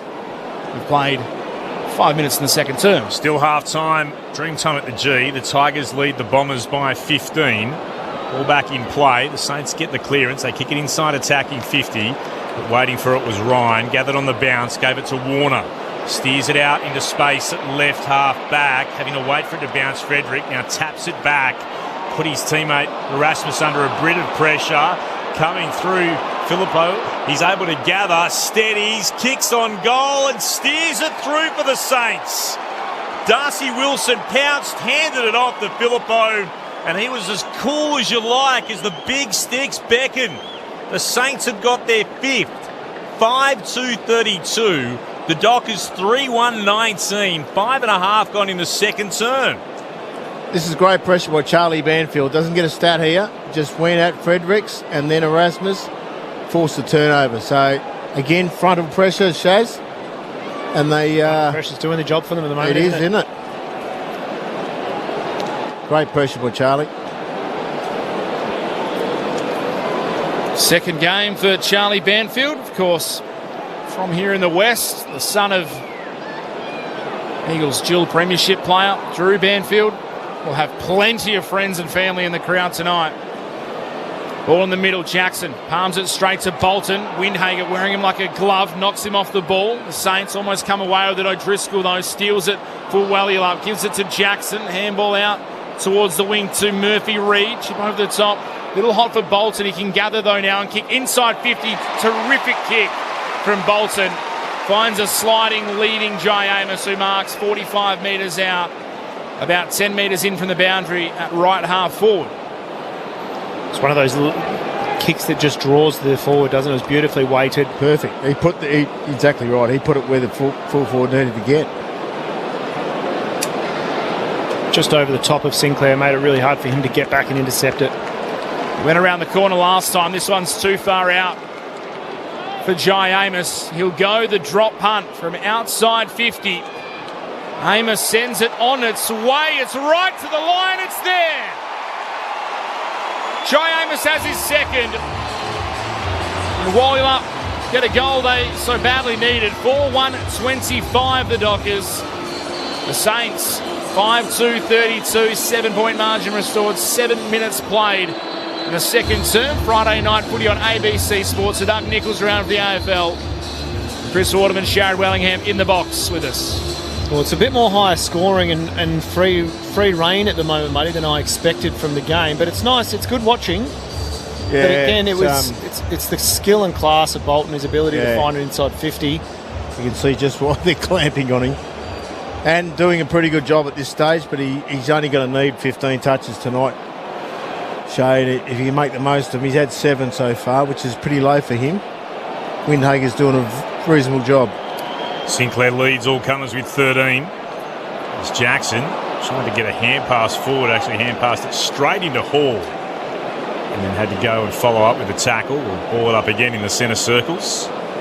Jackson against Marshall. Throwing it off. Jackson got the arm free. Tapped it down to Rasmus. Under real pressure. Tried to tap it out. Scooped up though by Wilson of the Saints to Henry. Got a hand pass back to Wilson. His hand pass stolen away by Brayshaw. Reading it well. Back to Ryan for the Dockers. Then to Erasmus. Now to McVie. Just forward of right half back. Now to Murphy Reid. Hill's right with him. Reid has done well. Stopped on a dime and then could move it inboard to Clark. And you can hear the applause from the Freo fans. Clark goes to Brayshaw. Back to McVie. Kicks inside forward 50. Spoil came from Wilkie. Tapping it out Howard. Carroll tried to gather. Got tackled. Came out again to Henry. His hand pass stolen by Dudley. Dockers have it again. Erasmus hands it off to Frederick. Left forward pocket. Back to Erasmus. Misses everyone. Trying to find Voss hard up against the boundary. Saw it clatter into the fence. Out of bounds on the full. 9 gone second term. The Saints are 5-2-32. The Dockers 4-1-25. Wilkie. Sorry, it's a very low percentage kick, the option. Wilkie goes outside defensive 50 for the Saints. Off hands comes to Henry. He turns it over. The Dockers have it back. Brendan Cox, handball, retreating territory to McVie. Tries to do the don't argue to Sharman, who just grabbed his arm, spun him round, forced the turnover. Hall now for the Saints. Kicks up the wing. Gets it to Henry. Drops the chest mark under pressure. Then becomes tackler on Murphy Reid. They'll reset. Attacking side of the broadcast wing for the Saints. So I'd love to have a mic on Callum Wilkie and Patrick Voss right now, because every time you look at them behind the plate, they are just jawing at each other. They're the only two inside Wellilup's forward 50 at the moment as they win the ball. The Dockers, Murphy Reid, clever kick inside to Sherry. Thought about going inboard. No option initially, standing just beyond left half back. Instead, kicks a high ball up the broadcast wing. Tracy in front, punched away from him by Howard. Dudley tapped it to Frederick, tapped it back to Dudley. Kick inside forward 50, once again on the lead. Amos, lot of contact, free kick. Silvani gets him over the shoulder and Patrick Voss runs past and says that's 2. This might be 3. He might not be celebrating as hard, Patrick Voss, but I reckon his energy on the field... He's talking himself up for a good game. He's clucking. He's clucking. So I'm going to give anything tonight. I'm just going to yap. Even if he doesn't kick them themselves, he's getting under the skin of the Arroyo defenders. Certainly is. Jai Amos with a chance for 3 in the first half to cut the margin back to 1 point. Silvani works the mark. Amos steps in with a deliberate approach and he immediately liked it off the boot. Pumps the fist. Celebrates with his teammates. A third goal in this first half for Jai Amos. Margin back to 1 point. Wallyup 5-1-31. Yoroke 5-2-32. 11 minutes played in the second term. Premiership players Chris Waterman and Sharad Wellingham are in the ABC Sport Box. He's in a sweet spot, isn't he, Yeah. Ev? I'd be interested to know what Paddy Voss would do if Cal Wilkie just took off and went straight to full forward. Yeah. When they had control of the game. Confuse him. He wouldn't know what to do. Just start up on the 50 and shoot through, you reckon? Imagine if you could have a WA chirping team of Paddy Voss and Milan Murdoch. They would take on everybody, I reckon. Tell you what, Nev's shirt is either shrunk or he's putting on even more size. He's Jackson wins it down, kicks forward immediately for Wallyup. Big punch at the back came from Silvani. Chance for the Saints again through Stock. Oh, not a great kick. Said his team had a real task towards the wing in Wilson. Did well to gather, did brilliantly in fact. Handed off to the run of Burns. His kick wasn't as good. Went towards right half forward, but only found Brennan Cox, who marked safely for Wallyup. Puts the Dockers back to Ryan inside his defensive 50. He'll switch play to the right back pocket to Chapman. He'll move it out in the direction of Wagner. Rose up in the air against Banfield. Couldn't mark. Brad Hill at the drop. Stabs it forward to Filippo. Marks and plays on immediately. Filippo from 51 out. Saint in Sharman inside the centre, inside the goal square. Couldn't complete the mark. It spilled down to Wood. He hacked at it in midair and missed to the left-hand side. It's a minor score. Wow, Pippa Sharman was right there. Couldn't complete the mark, and then the Saints couldn't get the socket goal. But they're back to a 2-point lead, 5-3-33 to 5-1-31, 13 gone in the second. Straight up the corridor from Wallyup on this occasion to McVie. Marks the middle of his defensive 50. Again goes out for Wagner. He's outsized out there, and they go to him again. Got a hand on it. Warner comes in. He's ushered out of bounds.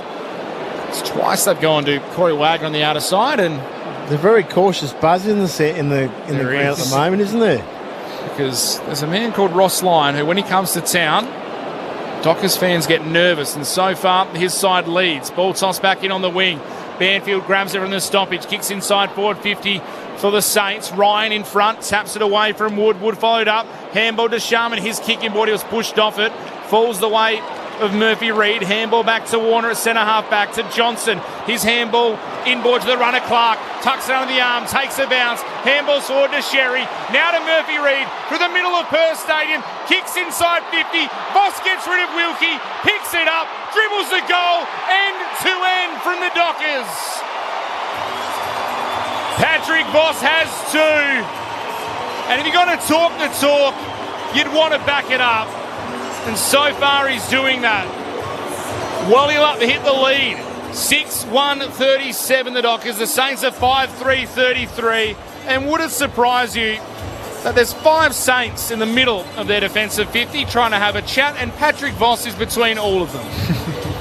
Well, it was the first time Fremantle were able to get some real pressure around the St Kilda ball up there, forced the turnover. And it's probably the first time we've seen that run too, isn't it, Muddy? Well, they never had the chance. They haven't been putting enough pressure on. And I think it was because, I'm not sure if Johnson meant it, but it was that long outside handball that just drew Clark to that run. Instead of trying to link it the whole way, he just went wide outside. Voss has not stopped talking to Wilkie that whole time. Just kept chatting away in his ear. McRae looks to take it away for the Saints. Tackled by O'Driscoll. Spilled out to Johnson for the Dockers. Gave it to Bolton. Immediately threw it on the boot. Kicked towards full forward. Punch came from Howard. Spills down the side. Sherry out after it. Gathers. Gave it to Wagner. 49 out from goal. Hand pass to Murphy Reid. Back to Wagner. From right half forward. He kicks short to Dudley. Is it far enough to be a mark? No. Touched on the way through. It's going to be a ball up instead. Taken to ground by Banfield, the young Saints. That matchup in the goal square is the most exciting thing going on right now. Mason Cox palmed it down. DeConing ran over it. Flanders didn't. Gave it down towards McRae. Kicks the Saints towards left half back. Clean bowl Sharman. Will allow Clark to go back. He's got 2 Saints to beat. Does so. Shrugs them off. Hands it off to Wagner. Back to Clark. Stabs it short to Tracy. Not sure if that was far enough to be a mark, but it was paid. Tracy's got it, right half forward, kicks in the direction of Voss! He marks right up against the boundary line, 30 out from goal.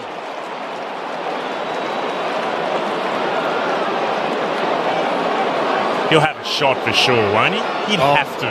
Definitely. He's already thinking about the yap. Patrick Voss lines up the big sticks with the Sherrin at eye level. Goes off the outside of the right boot. Can he curl it around? It's not going to have the carry. And Wilkie will be delighted because he was able to take the mark. And that might quieten Paddy Voss down for a second. And there's been a 50 here against the Dockers. Yeah, Mason Cox didn't stand the mark and hit the 9-metre line as required.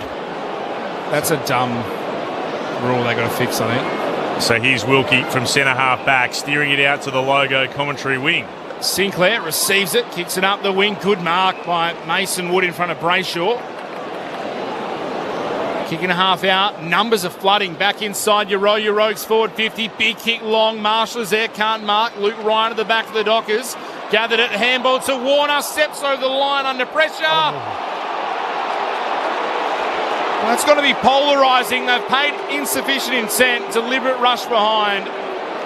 Now he received the ball inside 9 metres of the behind and goal line. It's a free kick going the way of Filippo. He pops it through. He gets his second. He puts the Saints in front. 6-3-39. Euroke. 6-1-37. Wellylup. I'm not sure if the players understand the rule, but I'm also not sure if the AFL understands the rule. Oh, I tell you what, that's a question for Razor Ray on Monday. What's pressure? Well, it's meant to be if they're within the 9-metre goal square, and there was 3, I reckon, 3 St Kilda players within the radius. Philippo's a metre and a half away from chasing him. Literally chasing him. That's pressure. Well, ask Razor Ray, Clinton Sharrett, you will on Monday. So we've gone from a 50-metre penalty, which we've got no idea what happened. Mason Cox didn't stand, but he was inside 9, ran back because he got told you've got to get out of the area, and he just kept going. So isn't that... And then we go to that. That's weird, that rule. It's a glitch. Just both of them, just leave the game alone. I'm not sure about that last decision at all.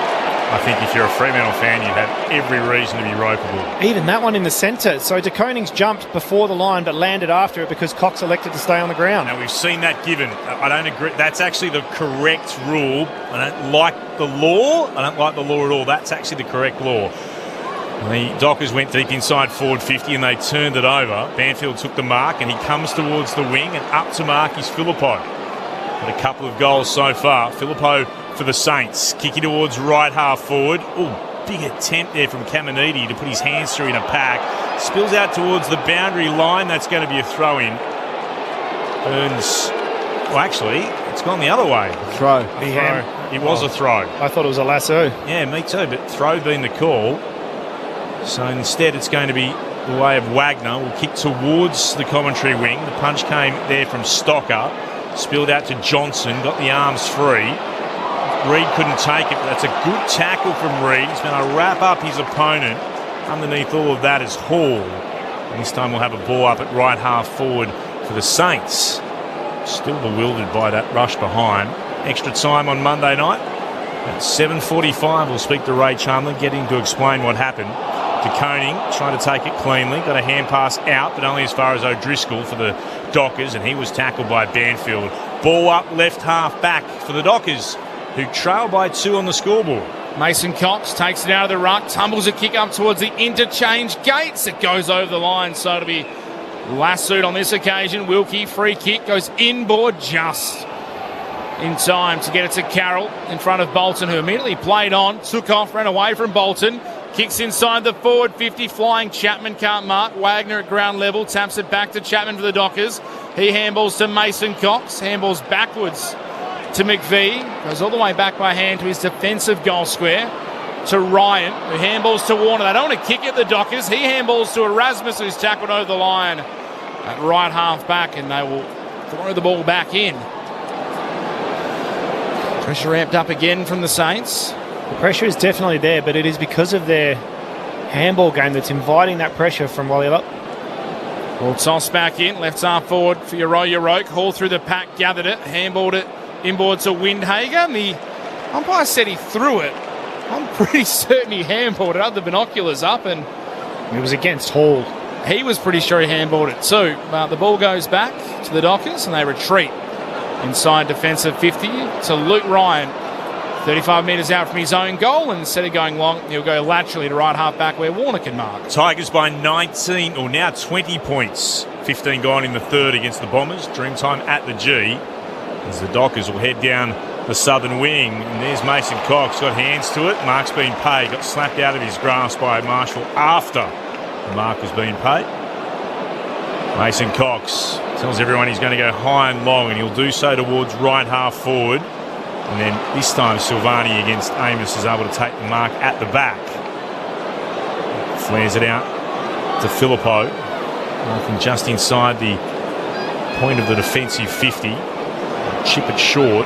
Here's Flanders. Still inside his back 50 for the Saints. Lead was on from Carroll. That's ignored. He'll go into the middle of the ground. Up the corridor it comes to Brad Hill.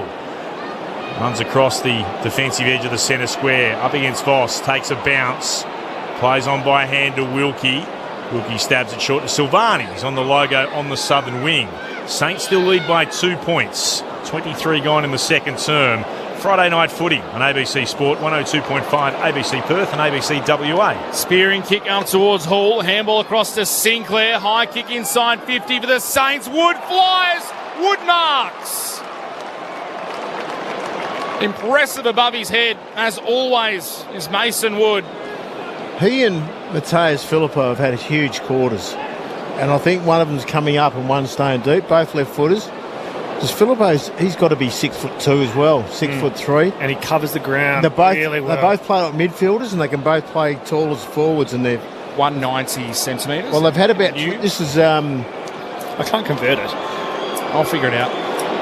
Mason Wood, 35 metres out. Set shots. Is in. He's got two. Yoroke, pull ahead. Out by 8 points. 23 and a half minutes played in the second term. 7-3-45 the Saints. 6-1-37 the Dockers. Jared Wellingham and Chris Waterman here in the box. Got an iPhone there, buddy. Just put it in there. No, I said I can't convert it. Oh, you can't convert it. That's how you convert it. Oh, sorry. I'm just looking at the stats, though, which we have got in front of me. 6-3 is Wood has had 5, Philippo's 7. They lead St Kilda this quarter, and they've got 3 goals, 1 between them this quarter. I can tell you what 6 foot is, because I'm not there. I was going to say. 184, is it? 183, I think. 183. 182, or 181. I used to write 183. Collingwood 6-footer, isn't it? Yeah. So the free kick rules about deliberate rush behinds, thanks to Jason's put it on the screen. You're correct. Greater than 9 metres from the goal line or the behind line? No. Not under immediate physical pressure? Yes. Both of those should have been ticked off. The Dockers will get a free kick here. They'll take the advantage from centre half forward. Frederick kicked in the direction of Amos. Ball's been taken over the boundary line by Howard for a throw-in. Or has had time and space to dispose of the football. Well, that's the only question mark, but he was running backwards with pressure behind him. So I believe that although he wasn't trying to tackle him, he was almost trying to draw him into crossing the line, and he did. So it's another one of those rules that's very grey. DeConey with the tap down to Brayshaw, who gathered, went back to centre half forward with the kick to McVie. He's about 70 from goal. McVie into the right forward pocket. He wants Jackson, who rose, couldn't mark. Switkowski at the drop, snaps, nose, missed the lot narrowly. Listen to the right-hand side. Wilkie will have the free kick for the Saints, who lead 7-3-45 to Wally up 6-1-37, 25 gone in the second. Wilkie. That's his second possession, by the way, Switkowski, in this game. You asked at the start of the game where the goals come from. 2 to Filippo, 2 to Wood, 2 to Hall. So they're finding avenues. The Saints, they're tucked in their back line at the moment. Short kick to Wilkie in his offensive goal square. Not 15 the call. Has to play on. Kicks it outside 50. Mark taken by Erasmus. Right half forward for Wellilup. Runs off his line. Plays on. Kicks inside 50. Tracy on the lead. You're a brave man to try and sit in front of him. He reached over the top with a couple of Saints. Pulled it in. Another set shot coming. Josh Tracy looking for his second. mentioned it, Marty, but it's also Sherry, 3 touches, Frederick, 4 touches, and Isaiah Dudley, just the 4 touches. That's where the lack of connection going inside forward 50 at the moment. Josh Tracy for the response the Dockers need. He pulls it left. Another miss. 1-2 for Tracy. Mind you, it's their big forwards that are getting the score on the board. It's just nothing at ground level at the moment. Exactly right. So those handballs and forward 50 tackles aren't there to keep the ball locked in. Margin back to 7 points the way of the Saints. The left back pocket. And sweep it forward here, St Kilda to Flanders. Under pressure, got to kick away towards the outer wing. Good battle on here. Rasmus is able to bring it down. Frederick goes back by hand to McDonald. He'll pop it short. Rasmus is able to attack it. Got it down, taken by Wilkie. Gives a little fend and takes it across the boundary line, and that will be a throw-in. That's not the goal line, though. Nope. Right half forward for the Dockers, who trail by 7 points. 27 gone in the second. Thrown in again. Marshall got hands to it. Spilled out to a Docker. Immediately set upon it. It's not coming out of there. Who's underneath all of that? I think it's Johnson, I beg your pardon. Tackled by the much bigger frame of Marshall. Jackson again against Marshall. Marshall won it down, but it spilled to Jackson. Got it forward to Johnson. Pops a hand pass again to Bolton. Got a kick away under real pressure. Voss tried to turn against Wilkie. I'm more interested in each other than the football that then goes across the boundary line. It'll be a throw-in. About 20 out from the Dockers attacking goal. Heading to the Farmer Freeway end in this, the second term. Still the Saints by 7. 28 gone in the second. Jackson opposed to Marshall. Marshall in front position. Takes the ball out of the ruck. Went to kick it. Missed it. Pushed off the kick. Brayshaw picks it up for the Dockers. Handball to Wagner. To Johnson. Runs around. Snaps to the top of the square and outmarked. On this occasion is Tracy by Flanders. Read the drop of the ball. Takes the mark. 20 metres out from his own goal. Disposal 13 coming up for the former Sun. Just chips one beyond defensive 50. Jackson over the top. Takes a good mark. The Dockers can reload. 65 metres out from goal. That's where the man on the mark stands. Jackson handballed it and the umpire said he's not allowed to. Which is not a rule. Jackson kicks it inside forward 50. Wilkie leads up. Couldn't take the mark in front. It spills. Voss gathers. Handball to Johnson. Over to Brayshaw. Out wide to Erasmus. Tucked up against the boundary line. Steps inside one. Handballs to Frederick. Left foot snap. Around the body. He's got it. They had to work hard for it, the Dockers. But they strike back, margin back to 1 point at Grand. Fantastic finish from Freddie. 7-2, 44, Wally up. 7-3, 45, Euro, 29 minutes played, the second term.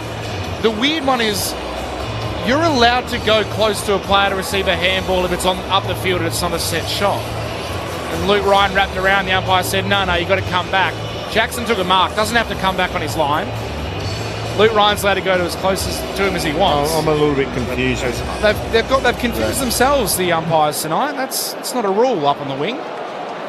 If he's off his line, you don't pull him back. It's play on up the field. Yeah. I didn't know what was happening. Which many people would say is more often than not, but on that occasion I think I had good cause. Jackson went out after it, tried to gather, stolen away by Windhager to Hall to Flanders for the Saints. Gets a kick that bounces towards centre half forward, coming the other way. Warner to Johnson for the Dockers. Out to Erasmus. Has a bit of space in front of him. Kicks in the direction of Jackson. Had too much on the kick. Miss Frederick out on the wing, all on his own. Howard is marked. Was in the better position. Puts it towards left half back. Chance for Sinclair to move it to Wilson, and that is half time. It's tight. It's a tussle.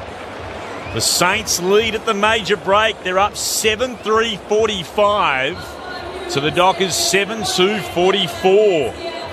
Euro. The visitors, they lead at half-time. Having a look at the goal kickers for the Saints. Hall's got a couple, so too Mason Wood and Matthias Filippo. Liam Henry with one.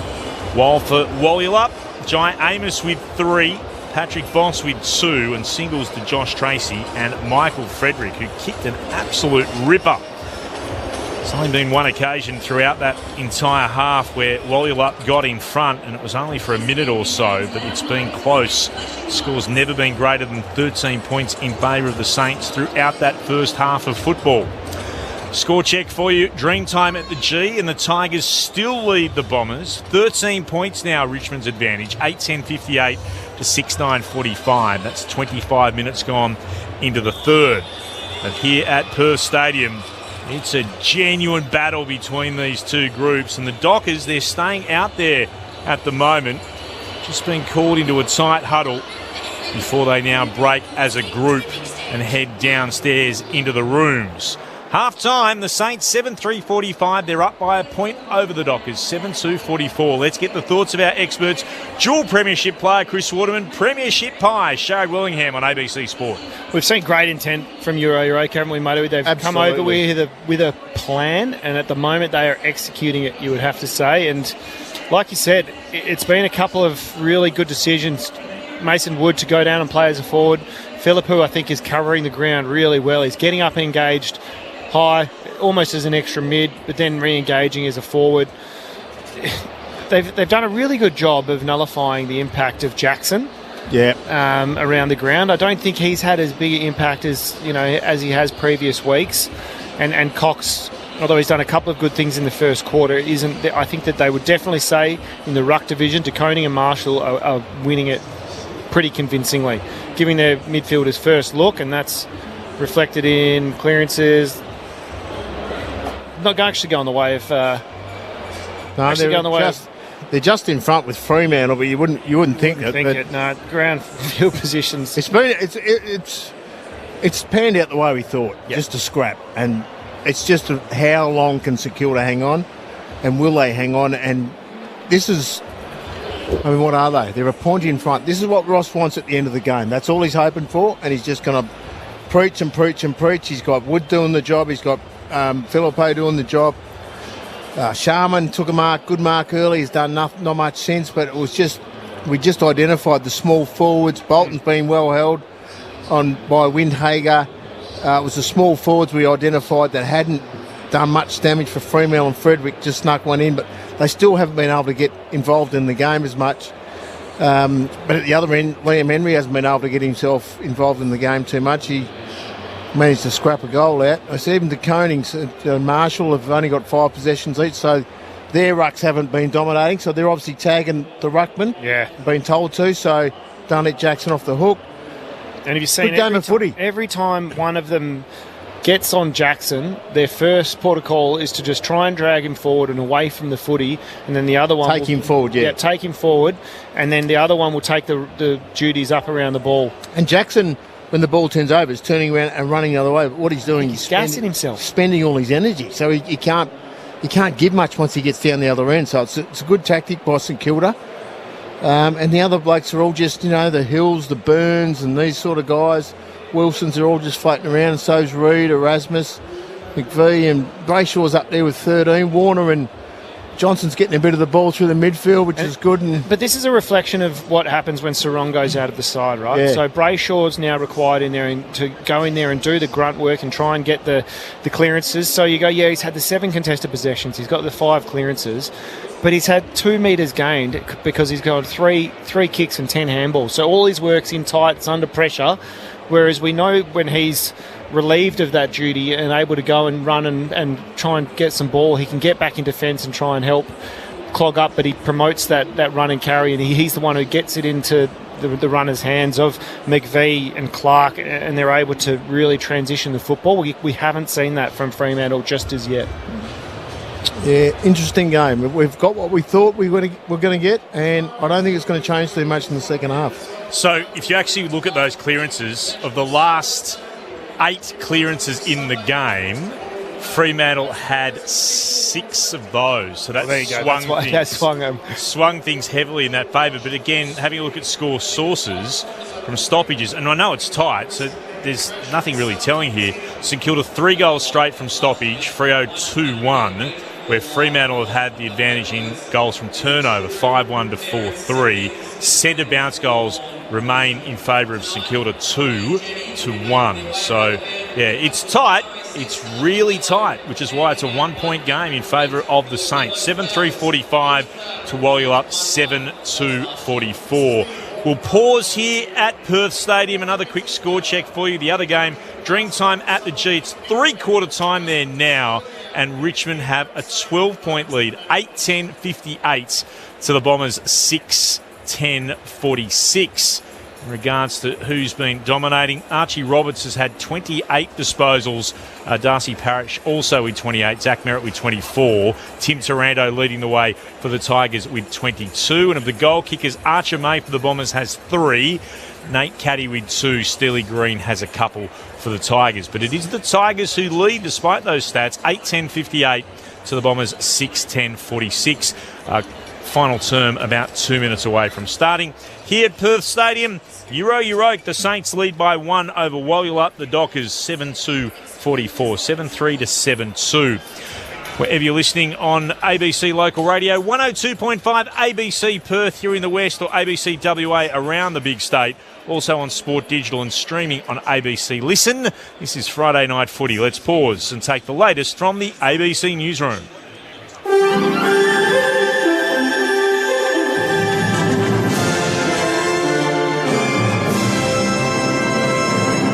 ABC News. Good evening, I'm Noni Edwards. The mother of an Australian activist on the Gaza aid flotilla intercepted by Israel says her daughter has suffered immensely.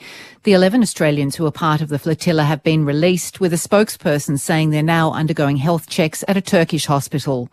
Israel's ambassador to Australia, Hillel Newman, has told the ABC it handled the activists with sensitivity, despite disturbing footage released by Israeli Minister Itamar Ben-Gvir.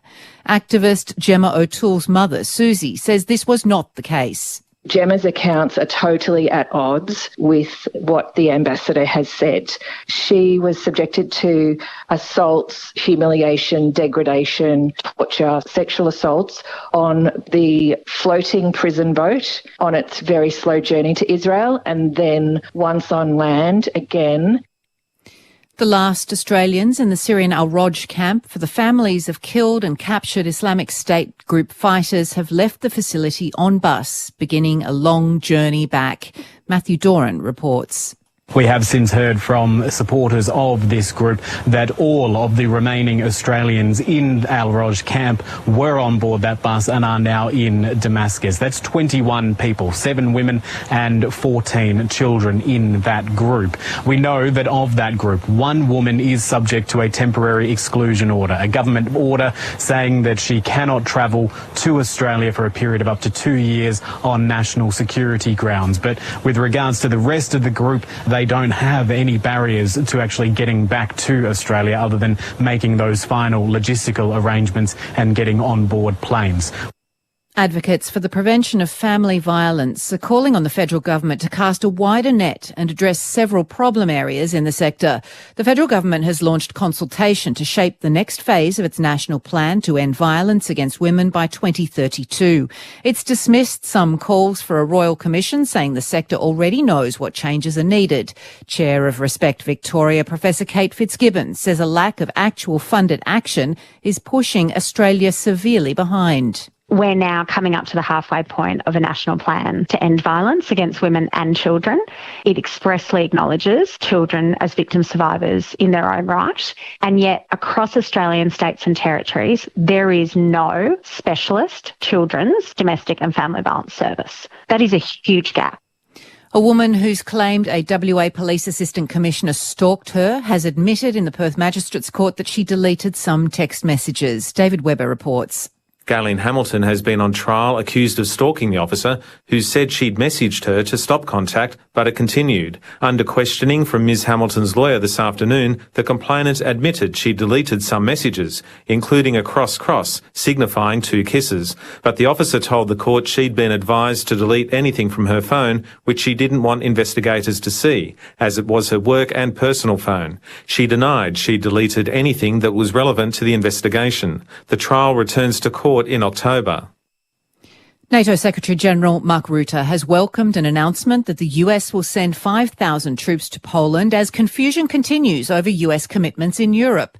The United States had cancelled a large training exercise in Poland and said it was pulling thousands of troops out of Germany. Speaking ahead of a meeting in Sweden of NATO foreign ministers, including US Secretary of State Marco Rubio, Mr. Rutte says he welcomed the move, despite what he described as NATO's current trajectory. Making sure we will, over time, step by step, be less reliant on one ally only, as we have been for so long, which is the United States. Also for them, they have the possibility and the option to pivot more towards other priorities, which are also in our interest, will continue. Police in Italy say they've busted a sophisticated streaming piracy network that caused roughly $500 million in damages to rights holders such as Sky, Netflix, Disney Plus and Spotify. The Guardia di Finanza says its operation targeted previously unseen technology, which connected users' devices to foreign servers that illegally decrypted streaming content. Prosecutors seized the servers with parallel operations carried out in France and Germany. To sport now, and Trevor Gleeson's been appointed as head coach of the basketball's NBL side Adelaide 36ers on a 3-year multi-million-dollar deal. Gleeson, a 5-time championship-winning coach, will be reunited with 6-time NBL MVP Bryce Cotton. You're up to date now with the very latest from ABC News. We all know the AFL is the greatest game in the country. We know it's the most skillful, it's the toughest, and it's the most exciting sport there is. From 55, that's a monster bomb! But every year, in the middle of winter, for just 80 minutes, across 3 Wednesday nights, we all agree this might be the greatest sporting theatre there is. He's over! He scored! How good is Origin? Oh, it's the best, Louis. It is the best. There's the big hits. Oh, bang! That's a big hit. And the miracle try. He's over in the corner. Oh, that's miracle stuff. With a rivalry as heated as any in the world. With a melee over the touchline. They come from everywhere. This is wild. State of Origin, Game 1. Catch every minute live this Wednesday night on ABC Listen. And that is unbelievable to watch. Take our word for it. It's sport at its very best. On ABC Local Radio, Sport Digital, and on ABC Listen. This is Sir Doug Nichols Round with ABC Sport. Coming through, Filippo, he's able to gather, steadies, kicks on goal and steers it through for the Saints. Little hot for Bolton, he can gather though now and kick inside 50, terrific kick. Amos sends it on its way, it's right to the line, it's there. Kick inside forward 50, once again on the lead, Amos, lot of contact, free kick. Amos steps in with a deliberate approach and he immediately likes it off the boot. Handball sword to Sherry, now to Murphy Reid through the middle of Perth Stadium, kicks inside 50, Boss gets rid of Wilkie, picks it up, dribbles the goal, end to end from the Dockers. Luke Ryan at the back of the Dockers, gathered it, handball to Warner, steps over the line under pressure. That's got to be polarising. They've paid insufficient intent, deliberate rush behind. Now he received the ball inside 9 metres of the behind and goal line. It's a free kick going the way of Filippo. He pops it through. Spearing kick up towards Hall. Handball across to Sinclair. High kick inside 50 for the Saints. Wood flies. Wood marks. Mason Wood 35 metres out. Set shots. Is in. He's got 2. Voss gathers. Handball to Johnson. Over to Brayshaw. Out wide to Erasmus. Tucked up against the boundary line. Steps inside 1. Handballs to Frederick. Left foot snap. Around the body. He's got it. This is Sir Doug Nichols Round on ABC Local Radio, Sport Digital, and on ABC Listen. It's a genuine arm wrestle here in the West. A 1-point game at half-time. The Saints leading the Dockers as Fremantle try to win 10 games in a row for the first time in club history. Saints 7-3-45 to Wallylop 7-2-44. The Bombers continue to fight their way back. That is, even after losing Andrew McGrath to a broken jaw. He's been taken to hospital for the Bombers, but they're back to within 7 points now, Essendon. 6 minutes into the final term, Richmond 8-11-59 to the Bombers 7-10-52. So close ones on either side of the nation. Getting a feeling there might be a bit of Wharfie time action in this final term if things remain as they are. Well, Sam Durham. We have to wait the last quarter? Yep. Do we? Yep. What did why don't we do it in every quarter? What did Justin Lemieux say to you on Sports Talk the other week? Did they find out who's got the button? Or is it just a guess? Or educated guess, obviously? I've got a very educated guess who that will be. They're not going to tell us because it takes away part of the mystique. Yeah. But if it's not Kelly Black, I'll be staggered. It's not Justin Lemieux, because what did he tell you on Sports Talk? He said he would have pushed it in the second quarter if he'd had the ability. Yeah, and he might have pushed it already tonight because they need a little bit of a giddy up at times. And you know what, Muddy? I don't want it if they're up by 30 points in the last quarter. It takes away why it's special. Leave it for when you need that little lift. It's gonna get. They're gonna need it. They're gonna need it tonight because I can just get the feeling Saints are going to be there all the way as we predicted. Shaz, what are you looking at? Oh, I was just drawn to Brayshaw. I think it's McVeigh and Cox. Yeah. I thought that they were doing a fitness test. It's just a warm-up. Yeah, they're out pretty early, the Dockers. They would beat the umpires. They were out 4.5 minutes pre, so maybe chilly night. Maybe they thought, let's get a bit more of a warm-up in so we hit the ground running in this third term, but noticeably early. We'll look at some of the stats while we wait. The umpires are out there now. Still no Euro because they're not needed out there just yet. The Dockers are very early. Team-wise, Fremantle, well up. They have more disposals, 190 to 173. The contested possession count, 74 to 62, the way of the Dockers as well. Clearance count, they lead that 19 to 16, the home side. Tackle count, St Kilda, Euroke, 29 to Wellyup, just 19 and a half of footy. That's a low number. 54 marks to 43 marks as well, the visitors' way. Inside 50s, the Dockers edge ahead of that now, 26 to 23. Hitouts 19-13, the Dockers' way as well. And the free kick count for those who care, listing in 9 to 5, the home side's way. Individually, Luke Ryan now the equal leading disposal getter on the ground. He has 16 for the Dockers, 14 for Matthew Johnson, so too Carl Warner. Andrew Brayshaw up to 13. 10 for McVeigh, Reid, Erasmus and Wagner. For Euroke, the Saints, Jack Sinclair, as he often does, leading the way. He has 16 disposals, 15 uncontested. Sam Flanders, he has 14 touches. Max Hall, 12 to go with his 2 goals. Callum Wilkie with 12 and Darcy Wilson with 10. Matthias Filippo worth a mention as well, 9 touches. We're smiling at and 2 Winky Pop. 2 goals. I'm just pointing out some of the stats. The ruck battle for those who are tracking along, by the way. De Koning, 5 touches, 8 hit-outs. Rowan Marshall, 5 disposals, 5 hit-outs. Luke Jackson, 9 disposals, 13 hit-outs. Cox, 6 and 6. So pretty even across the board. Could have a Tinky Winky and a Filippo. Oh, it's like I thought he wasn't listening. And he turns around. He was switched on. I saw him have a giggle. That's right. It's just ditzy. Hey, I've done that sort of stuff many a time. Hey, just for the record, boys, we are getting listened to all the way from Lyon in France. I just got a message. Oh, wow. Fantastic. From my mate, Nick Murray. Not the Adelaide kind. He grew up in Rossmoor, Nico, so cheerio to you. He said he's listening to us. Shout out to Lyon. Lyon in France. Lyon. It's one of our old coach's favourite cities to visit. Which one? Nicky Moldhouse's. Did he? Favourite cities. Yep. Have free flights over there, do they? Be nice to Michael, please. He'll be listening. He knows where I'm coming from. Different kind of football in Lyon. Good friend of ABC Sport, of course. What happens? It's been an arm wrestle, it's been a battle, but it's been intriguing. It's a bit of a cliche to say. It's been a chess match with all the moves that have been made because of all the players from both teams that are missing. One thing that we can absolutely rely on is Paddy Voss has gone to Callum Wilkie. They're already involved in push and shove, and a fair bit being said as well.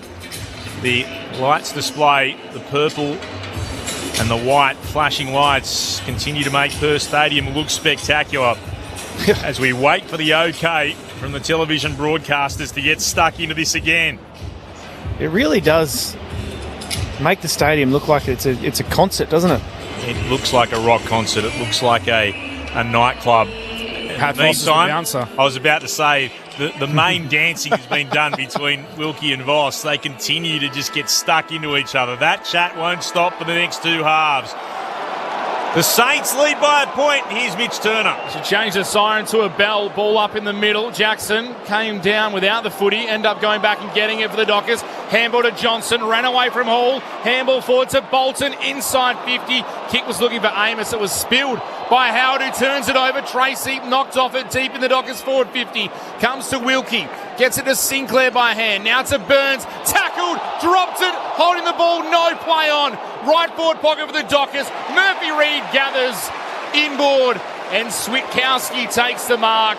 Good pressure from the Wally-Lup forwards will lead to the set shot. 25 metres out. 45-degree angle to the right. It was Patrick Voss who laid the tackle on Burns. It was a great tackle because it was slipping low, wasn't it? And he could have given up and probably thought he was going to give away a trip, but he clung on really tightly and affected the handball.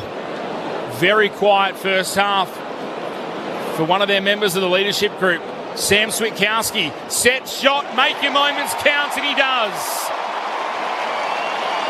1 minute in to the second half. Wally-Lup, Reid take the lead, 8-2-50 the Dockers. Yoroke the Saints, 7-3-45. Friday night footy on ABC Sport. Great to have your company. So Doug Nichols round in the AFL. I know he loves kicking a goal, but I'm convinced that Vossi loves doing that kind of stuff just as much. He gets his chest up. He was running back to position. His head was going back and forth as he was prancing his way. And it's well rewarded and highly regarded, obviously, within the walls of the footy club. It's all good to talk the talk, but you got to do stuff like that. Yeah, absolutely. And no surprise they score off Shea Bolton getting his hands on the ball out of the midfield. Third disposal of the night for Switkowski, a telling one, gives the Dockers back the lead, just the third lead change of the game. I think it was a free kick due to off the ball. Silvani's had his jumper ripped, involved with Amos. Meantime, inside forward 50 for the Saints. Here's Phillippo, ran into a Chapman tackle, lost possession of the footy. Umpire says play on. Brayshaw had it. Hand pass to Warner, hand pass low down to Chapman. Couldn't reel it in. Happy enough to see it across the boundary line for a throw-in. The players were almost convinced to play umpire there, and even the Yoroke players thought it was holding the ball. You saw the push and shove, Mitch. Well, coming after a terrible decision, I thought. Thrown back in, deep in the right forward pocket for the Saints. The Koenig went out after it. Get a tap, came off his leg. Picked up though by Clark. Kicks the Dockers beyond defensive 50. Here's Tracy, marking it left half back. Needs to pause for Fremantle players to stream out of their defensive 50. Not a great kick backwards. Brendan Cox has to gather against his behind line. He does so under no pressure. Cox beyond defensive 50 with the kick. Ryan is up against another 13. Burns got a hand on it. Ryan couldn't take the mark. It's been held into him. We'll ball it up at right half back. Tell us about the free. The free kick. There was 4 players wrestling, 2 from either side. They all had hold of each other's jumpers as the Koenig taps it down. Bolton got away from one tackle, missed the foot with a second. Good chase by Hall. We go over the free kick in just a moment. Hall free kick, 55 metres out. Long kick, deep inside Wally-Lup's defence, and Brendan Cox takes another intercept mark. So it was Voss, Amos, Silvani and Wilkie all wrestling. All had hold of each other's shoulder jumpers. All went to ground at the same time. The umpire's running from 30 metres away, and how you could pin either side for a free kick was just a guess, because couldn't tell you who the aggressor was, couldn't tell you who the victim was in it all, but it was a bit of a guess from the umpire as the long kick from Johnson in out of defence of the Dockers goes down the wing, and Windhager at the fall of the ball is wrapped up. He just picked whoever he felt needed the free kick against, and maybe he was trying to calm Patrick Voss down. Ball restarted again on the wing. Hall from the clearance. Handball's out in front of Wilson. Gets away from Clark. Tackled by Brayshaw. Sends a tumbling ball inside 50. Brendan Cox had a fumble. It spills away at the Saints. Wood gathers. Handball across to Brad Hill in front of his home crowd. He dribbles one home.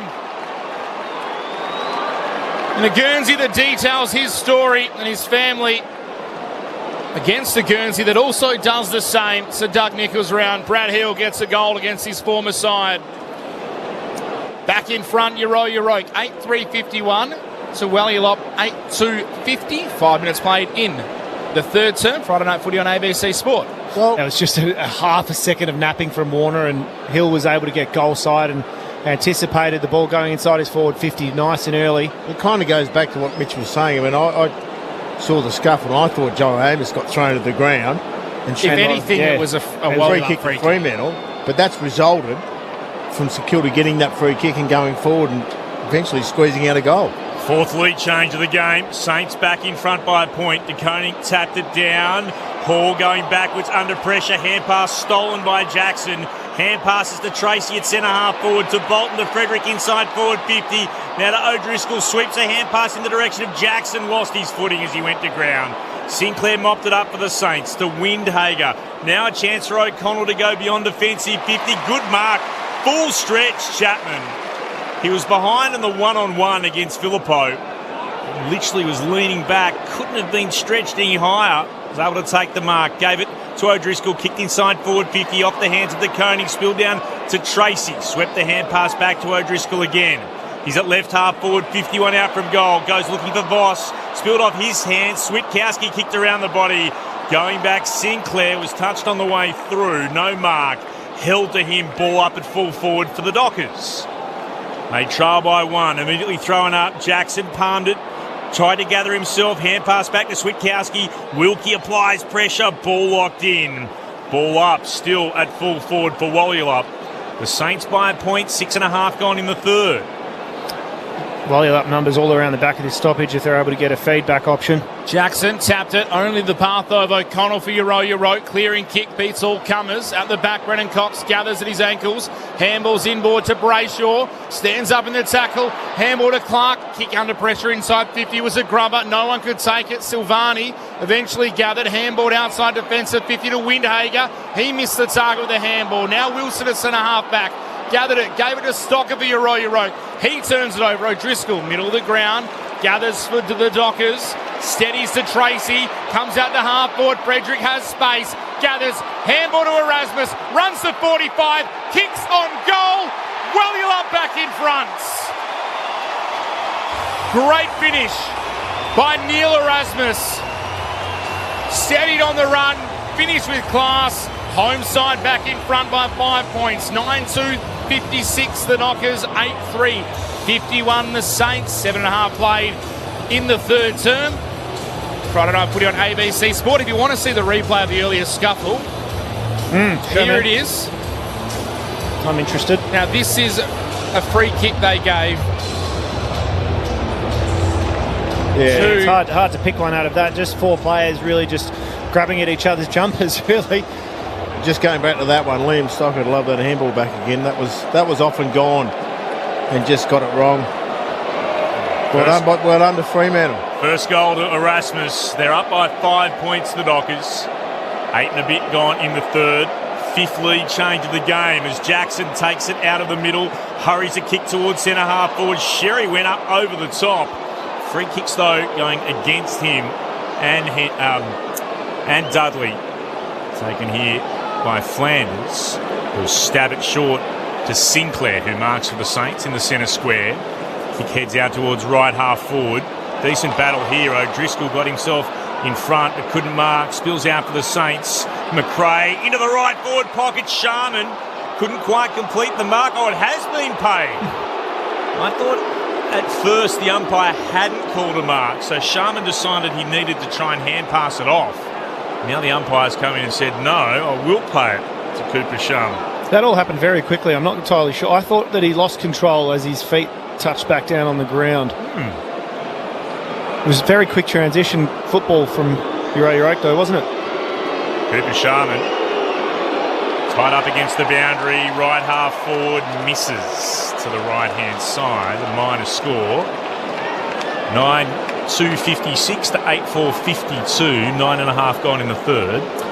Clark, quick kick inboard. So O'Driscoll goes out to left half back where McVie can mark. We'll get down to a cash voted up very shortly. McVie sends it up the high, down the southern side in front. Cox couldn't take the mark. That was Brennan. Knocked out of his hands. Free kick though. Arm across the shoulder. We'll come back to the defender. We just got to run back. Didn't realise it was his. He was running away for the switch. Comes back and gathers the ball. Brennan Cox, and now he goes inboard. Back towards his defensive 50 where Clark and Gather, the All-Australian, runs across his own defensive 50, takes a bounce, kick's got to be good as he looks to switch it. It was to McDonald. And McDonald will send it back where it came, back towards centre half back, and Cox will go out the southern side to Murphy Reid. We're back where we started. Reid can chip it ahead and McVie can take the mark on the southern wing logo. The Dockers by 4 points in the third term. Judd McVie has to backtrack with a couple of steps and sends it to Brennan Cox, who marks on the defensive edge of the centre square. Well, Euroke have done such a good job of getting numbers back that they're really keen to draw them out by maintaining possession here. Yeah, they've forced Fremantle into this, and Fremantle have been pretty good here. They're just waiting for that crack to open up. All they need is one player to switch off for half a second. Went to right half back to Oscar McDonald. Will kick down the line. Jackson stretching, couldn't complete the mark. Hit the deck. It's going to be locked in. Jackson and Switkowski doing the tackling. Able to lock up Carroll. Ball up. Between centre wing and right half forward. Dockers kicking to the city end of Perth Stadium in this term. Jackson palmed it down. Trying to gather Windhager. Does, but then it's held to him straight away by Erasmus. Another ball up the call. Big mismatch in the Wally up forward line with Cox making his way in there, opposing Silvani. Mason Cox, he does tower above Silvani from the restart. De Koning had an air swing trying to soccer off the ground. Picked up, though, by the Saints. It came through Wilson, then to McRae. Kicks down the line. Good diving mark forward. McDonald has it. He's on the wing, northern side. Dockers still lead by 4, 12 gone in the third. McDonald goes inside 50. Silvani gets to the front of Mason Cox. Cox spoiled it, then coughed it straight up. Ball comes to Murphy Reid. He slipped over the top, had to knock it out at right half forward. Dudley taken by a couple of Saints. They'll ball it up at right half forward for Wally up. He's lucky he missed the fresh area to Cody. He was kicking it the wrong way. Yeah. We'll get down to a catch photo in just a minute. Ball's going to be tossed up right half forward for the Dockers. Jackson v. De Koning. Jackson gets the tap straight through the hands of Banfield for the Saints. Over the top of it, McRae. He's set upon. Banfield can't clear it. Nor can Windhagen. Now he can. Somehow gets a kick out towards the wing. Taken by Sharman. He's tackled. Gave it straight to Murphy Reid, who kicks inside 50. Amos can't mark under pressure. It spills to Dudley. Snap from the pocket. It bounces at right angles and goes in. Something special. It's a Doug Nichols round from Isaiah Dudley. He snapped it around the body from the pocket. It landed in the goal square and bounced at right angles like a Shane Warne wrongin' and beat the two players in the square for a goal. I'll tell you what. Luck. So Doug Nichols' magic, I don't know what it was. The footy's had a mind of its own. Yeah, but for mine, the magic there was his crumb on the contest. Brilliant. Absolutely brilliant. Cutting across in front of the leading forward, Amos, I think it may have been. Didn't even touch the ground. Wonderful goal by Dudley. They'll probably check it before. Cash voted downstairs on the boundary. A little bit of concern down here for the Saints. Dougal Howard has a bit of a right calf concern. He spent a lot of time talking to the physios, having it worked on, and now doing some run-throughs, but he doesn't look 100%. Freo's biggest lead of the game, 10 points. Mark taken on the outer side here. A chance to build up again through Banfield. The second gamer, son of dual premiership player with the Eagles, Drew. Banfield kicks to a pack at right half forward. That's a fine mark to Chapman. Rising amongst 6 others. Trot back inside his defensive 50. Glanced inboard for McDonald, but that's been closed off by Sharman. Instead, he's forced to go back to the southern wing. Cox front position, the Mason variety. Through his hands, tracking it back Banfield again. Voss will get there first. Hands it off to Wagner, left half forward. Oh, good tackle, Banfield.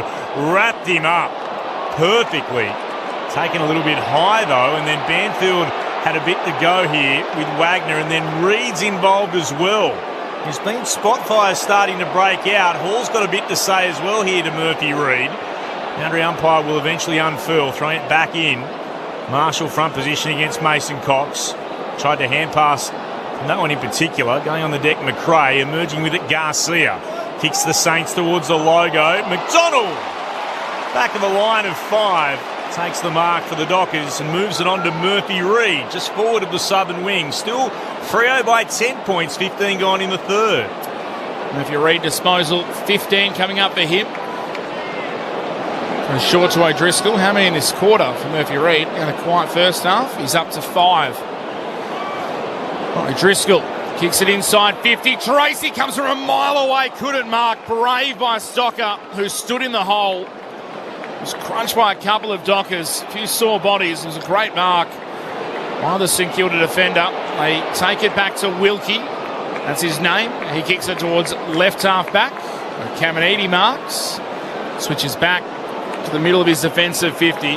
Stocker can go for a bit of a trot. Has some space. Has a player out wide as well in Silvani, who takes the mark, plays on, steps around Josh Tracy, breaks the tackle, kicks up towards left half forward. McDonald in front of Banfield, couldn't mark. The Saints gather. Ball goes back towards Banfield. O'Driscoll is there to knock it away. Comes off his hand, so it'll be tossed in about 70 metres around from Oaks goal. They trail well. You're up now by 10 points. 16 gone in the third. Tigers by 19. 27 gone in the last. Dreamtime at the G. Richmond over the Bombers. Throwing in to restart at right half forward. Mason Cox got hands to it. Slapped forward here by Banfield of the Saints. Went to McRae. Hand pass was meant for Marshall. Couldn't gather. Bolton could. McRae tackles him to ground. Ball up. Southern wing.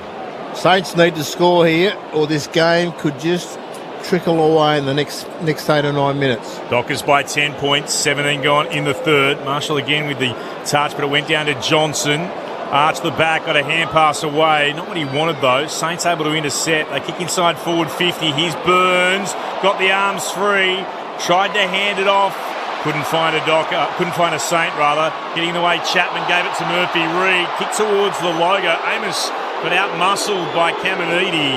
Dockers fans didn't think it was legal. Umpires thought it was okay. It comes to Carroll. He marks and plays on. Brad Hill has to dive out to his side to trap it. Gave it to the centre circles where he found Sinclair. Kick inside the right forward pocket. Henry went for it. Dropped it. Had time to gather it anyway. Gets a hand pass to Marshall. Back to Liam Henry. Went behind him. Picks it up. Somehow manufactures a kick only as far as Frederick by hand to McPhee and then to Clark. The Dockers can clear. Clark by hand out wide to right half back where Chapman can gather and hits the kick. Good lead from Amos a long way up the ground. St Kilda have won just 3 third quarters this season. Right now, they're 1 point up at half-time. They're 10 points down against Wellylup. Amos goes up the wing, looking for his sparring partner in Tracy. Couldn't mark under pressure. At the back, the Saints gather. Hill does a U-turn, running away from Dudley. Dudley tried to grab him, tripped him. Umpire said play on, turned it over. It's going the Dockers' way. Bolton spins from 55, kicks on goal. He'd want to kick it. Oh, he had Pat Voss streaming inside 50. He went himself. He missed. Are we witnessing a mare tonight?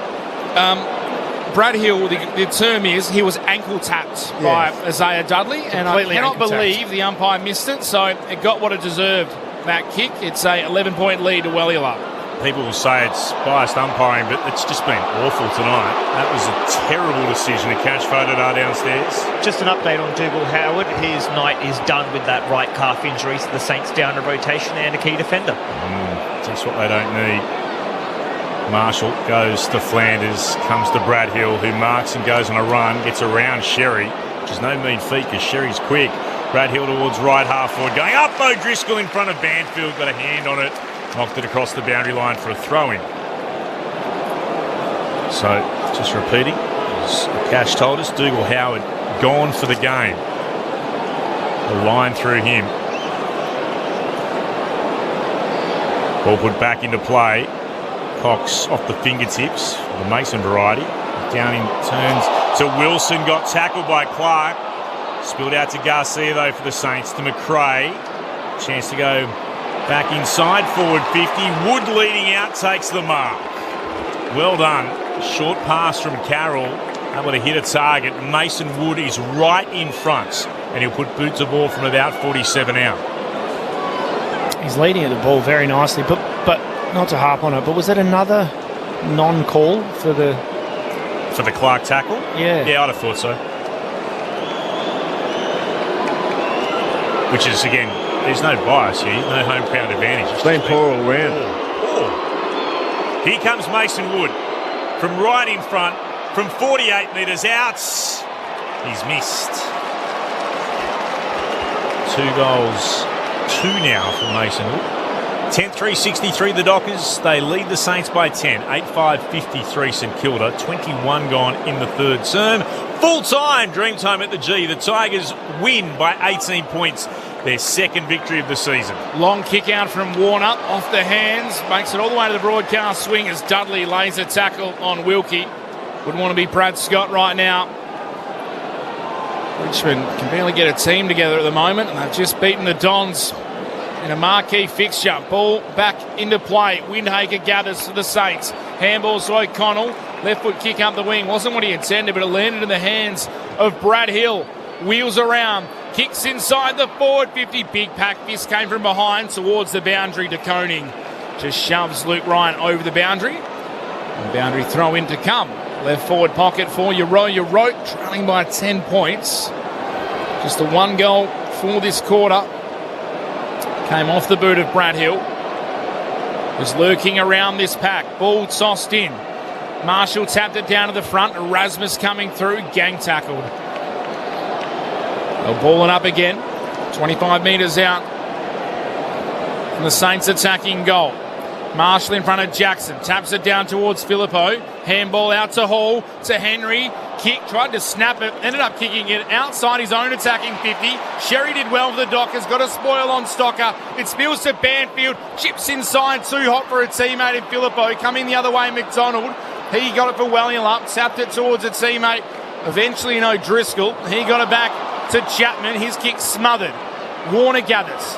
Handball out to Luke Ryan. Back to Chapman in the left back pocket. Kicks it up the wing. They need a mark. Tracy takes one coming across. Defensive side of the southern wing. 22 minutes gone. Wellilup lead by 10 points. Moves it inboard to the captain for tonight in Brayshaw. He pauses. Nothing immediately presents in front of him, so he has time though to go on a bit of a run and will kick into the left forward pocket. Mason Cox didn't take the mark, was able to get rid of Silvani. Spilled out Tracy, gave it back to Bolton, kicks long towards full forward, waiting underneath it. Brad Hill juggles it, marks it. Had to as well. Amos was right there. Hill steers it to Wood, who's back in defence now for St Kilda. Wood goes beyond defensive 50 and beyond the boundary line at left half back for the Saints. Free kick to Freo. Dockers have it at right half forward. Warner takes it, stabs it inboard to Ryan. He'll move it short again to Brayshaw, marking just to the side of the attacking point of the centre square. Brayshaw kicks out in the direction of Mason Cox. He came from full forward, couldn't mark. Ball hits the deck. Marshall tried to shovel it out. Silvani to Flanders, now to Carroll for the Saints. And he'll send it beyond defensive 50 to right half back. It's in space. It's over the boundary line. That'll be a lasso. Free kick to Fremantle, left half forward. Dockers lead by 10, 23 gone in the third.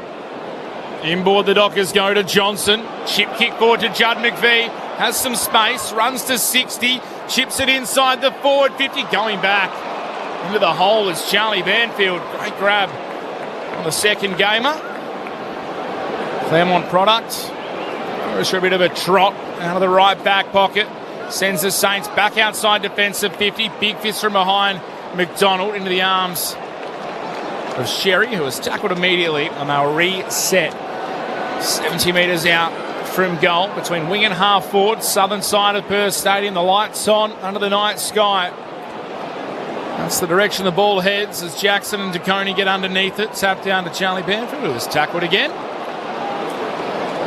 There'll be a few Eagles fans who've popped in to have a look tonight, and they're all hoping he'd go father-son to the club. They chose not to, and now he's out there for St Kilda. Banfield, Sherry from the restart, gathered it. Handball to O'Driscoll. He stepped into trouble. Turned it straight over. Yorote has it. Hall's handball, tapped down by O'Driscoll. Back to Hall, though. Running down the outer side to Flanders. Chips it up the wing, looking for a marking target in Wood. Well done by the Dockers defenders. They win it back. Wagner kips back up the wing. Jackson marks. Huge applause around Perth Stadium for the Jackson grab. Hands it off to Sherry, running by. Kicks towards Tracy. Outmarks Silvani, who looks like he might have hurt his arm in the process of trying to spoil. It's hard up against the boundary. Josh Tracy will put boot to ball, left forward pocket from 45 out. I've actually seen the Euro medical staff getting out to Silvani a couple of times, so it could be something that he's just been dealing with. Looked worse for wear as he landed. Meantime, the focus will go back to Josh Tracy. 1 goal, 2 tonight. Boots cross the boundary line from 45 metres out. Goal umpire has to do a lot of work. It's snuck in for a minor score. 11 points in the lead now to Walyalup over Europe. The Dockers 10-4. Got the big 10-4. The convoy on the scoreboard. St Kilda 8-5. 25 gone in the third. Euro, long kick. Very good. Down the southern side. Ball falls off the front of the pack to McRae. Handball forward to Marshall. It's a Banfield getting very involved this quarter. Chips it forward to Hall. Got out the back. Handball to Burns. Inside 50. Couple of Saints to raffle it off. Sharman marks. Chips it forward. Henry's all on his own in the goal square and sends it into the second deck. He has his second goal. Euro. Answer back. 9-5-59 they are. Walyalup at 10-4, 64. Clint's favourite number. Fremantle's lead now just 5 points, 26 minutes gone. One day he'll grow up, but it is not this day. I was just thinking, Shaz, that kick from Tracy was so important because if St Kilda get out of this quarter very close to Fremantle, there's trouble at the end, I think. Yep. Because they haven't been great this quarter, St Kilda. And Kelly Black, if you're listening, you're going to have to jump on that button for Wharfie time very early in this last quarter. Now they almost need it, doesn't it? Like it's in the balance. But they needed it probably 3 or 4 minutes ago. Can't go too early for Wharfie time. Here's Luke Jackson, won it and then lost it. Had it. Somehow couldn't pick it up. McRae does though for the Saints. Kicks towards full forward. That's a good mark to Brennan Cox. Is it between fullback and centre half back? I heard a great quote once. There's no point being growing up if you can't be childish. Cox goes beyond defensive 50. Big pack up. Centre wing commentary side. No mark taken. Carroll tried to shovel it forward. Hit a pack. Came down to Silvani. Took on Tracy. Spun in a tackle. That'll be holding the ball. The ball was not returned immediately to Tracy, and that will be 50. Tracy tucks it under his arm and goes surging forward. Probably too far out to score. He's about 65 from goal. Puts it into towards right full forward. He wanted Amos. Punch at the back. Came down from the Saints. It's here for Frederick. Got it short to Voss. Now to Murphy Reid. He's hit the right-hand goal post. Threw it on the boot from right full forward. Not to be. 6 points that margin. 10-5 plays 9-5. 28 gone in the third. Ball to the outer side here for the Saints. Garcia will gather. Immediately set upon by two Dockers. It's been held in. Garcia will hand it back to the umpire. Chapman and Warner completing the tackle. Thrown up in the air. Marshall won it down to Hall. Good hand pass. Now it's to Wilson. Takes a bounce and then a second. Goes towards right half forward. Kicks in the direction of Sharman. Instead, though, good defensive mark to Brennan Cox. Comes back to Wagner. Wagner will take a bounce. Goes on a bit of a trundle. Kicks in the direction of Tracy, who marks once more. We'll head downstairs quickly to a cash photo though. Yeah, Luke Ryan in a little bit of trouble behind play. We'll keep an eye on him during the three-quarter time break, but he was just a bit sore during that marking contest where Brennan Cox took the mark. So at three-quarter time, Walyalup at 10-5-65. The Dockers leading by 6 points over Europe. The Saints 9-5-59. It was a 6 point lead to the Saints at quarter time. A 1 point lead to the Saints at half time. It's a 6 point lead to the Dockers at three-quarter time as Freo try to win a 10th straight game for the first time in their history. The other result tonight, dream time at the G. The Tigers won their second game of 2026, condemning the Bombers to remain with just one win for the season. Richmond 10-14-74 to Essendon 7-14-56. Here, with the Dockers in front by a goal, Amos has 3, Boss with 2, singles to Frederick, Tracy, Switkowski and Dudley. And also for Uroke, 2 to Henry, 2 to Mateus Filippo, 1 to Wood and 2 to Max Hall. NRL score to bring you up to date with as well. The Bulldogs have beaten the Storm 30 points to 20 in the game tonight. So another win for the Bulldogs over the Storm, a 10-point victory for them. Just having a look at the main player stats from that game at the MCG. Goals, 3 to Archer May, 2 to Tom Lynch, 2 to Steely Green, and then another 2 to Nate Caddy. And in terms of total disposals, Darcy Parish for the Bombers had 40, Zach Merritt with 36, Archie Roberts with 33. And they're on the losing side. Tim Taranto with 30, Jaden Short with 30 as well, and Patrick Rechko with 27. So, win, of course, last night to the Hawks over the Crows, and the Tigers have beaten the Bombers. As we welcome our listeners on ABC Sport Digital joining us at Perth Stadium from the NRL, I can just tell you it's just gone three-quarter time, and Wallula, the Fremantle Dockers as they know it in the Sir Doug Nicholls rounds, are leading the Saints, Uroke in the Sir Doug Nicholls rounds, 10-5-65 to 9-5-59. It's been an arm wrestle all night, but the Dockers will head into the final term with a 6-point advantage. Wherever you are on ABC Local Radio, Sport Digital and streaming on ABC Listen, this is Friday Night Footy on ABC Sport. Adventure awaits little ears with free audiobooks. Most intriguing. Like the 13-story Treehouse. How do you turn this thing off? And The Wind in the Willows. The best stories in the world. Find free audiobooks for little ears on the ABC Listen app. On ABC Local Radio, Sport Digital, and on ABC Listen. This is Sir Doug Nicholls Round with ABC Sport. Right forward pocket for the Dockers. Murphy Reid gathers inboard and Switkowski takes the mark. Sam Switkowski, set shot, make your moments count, and he does. 1 minute in to the second half. It spills away the Saints. Wood gathers, handball across to Brad Hill in front of his home crowd. He dribbles one home, steadies to Tracy, comes out the half-board, Frederick has space, gathers, handball to Erasmus, runs to 45, kicks on goal, Wallula back in front. It spills to Dudley, snap from the pocket, it bounces at right angles and goes in. Something special. It's the Doug Nicholls round from Isaiah Dudley. For mine, the magic there was his crub on the contest. Brilliant.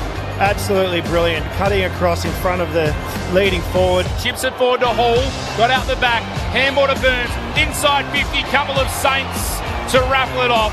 Sharman marks, chips it forward, Henry's all on his own in the goal square and sends it into the second deck. This is Sir Doug Nicholls Round on ABC Local Radio, Sport Digital, and on ABC Listen. The Dockers lead the Saints by 6 points with a quarter to play. What do our experts think? Sharad Wellingham and Chris Waterman on ABC Sport.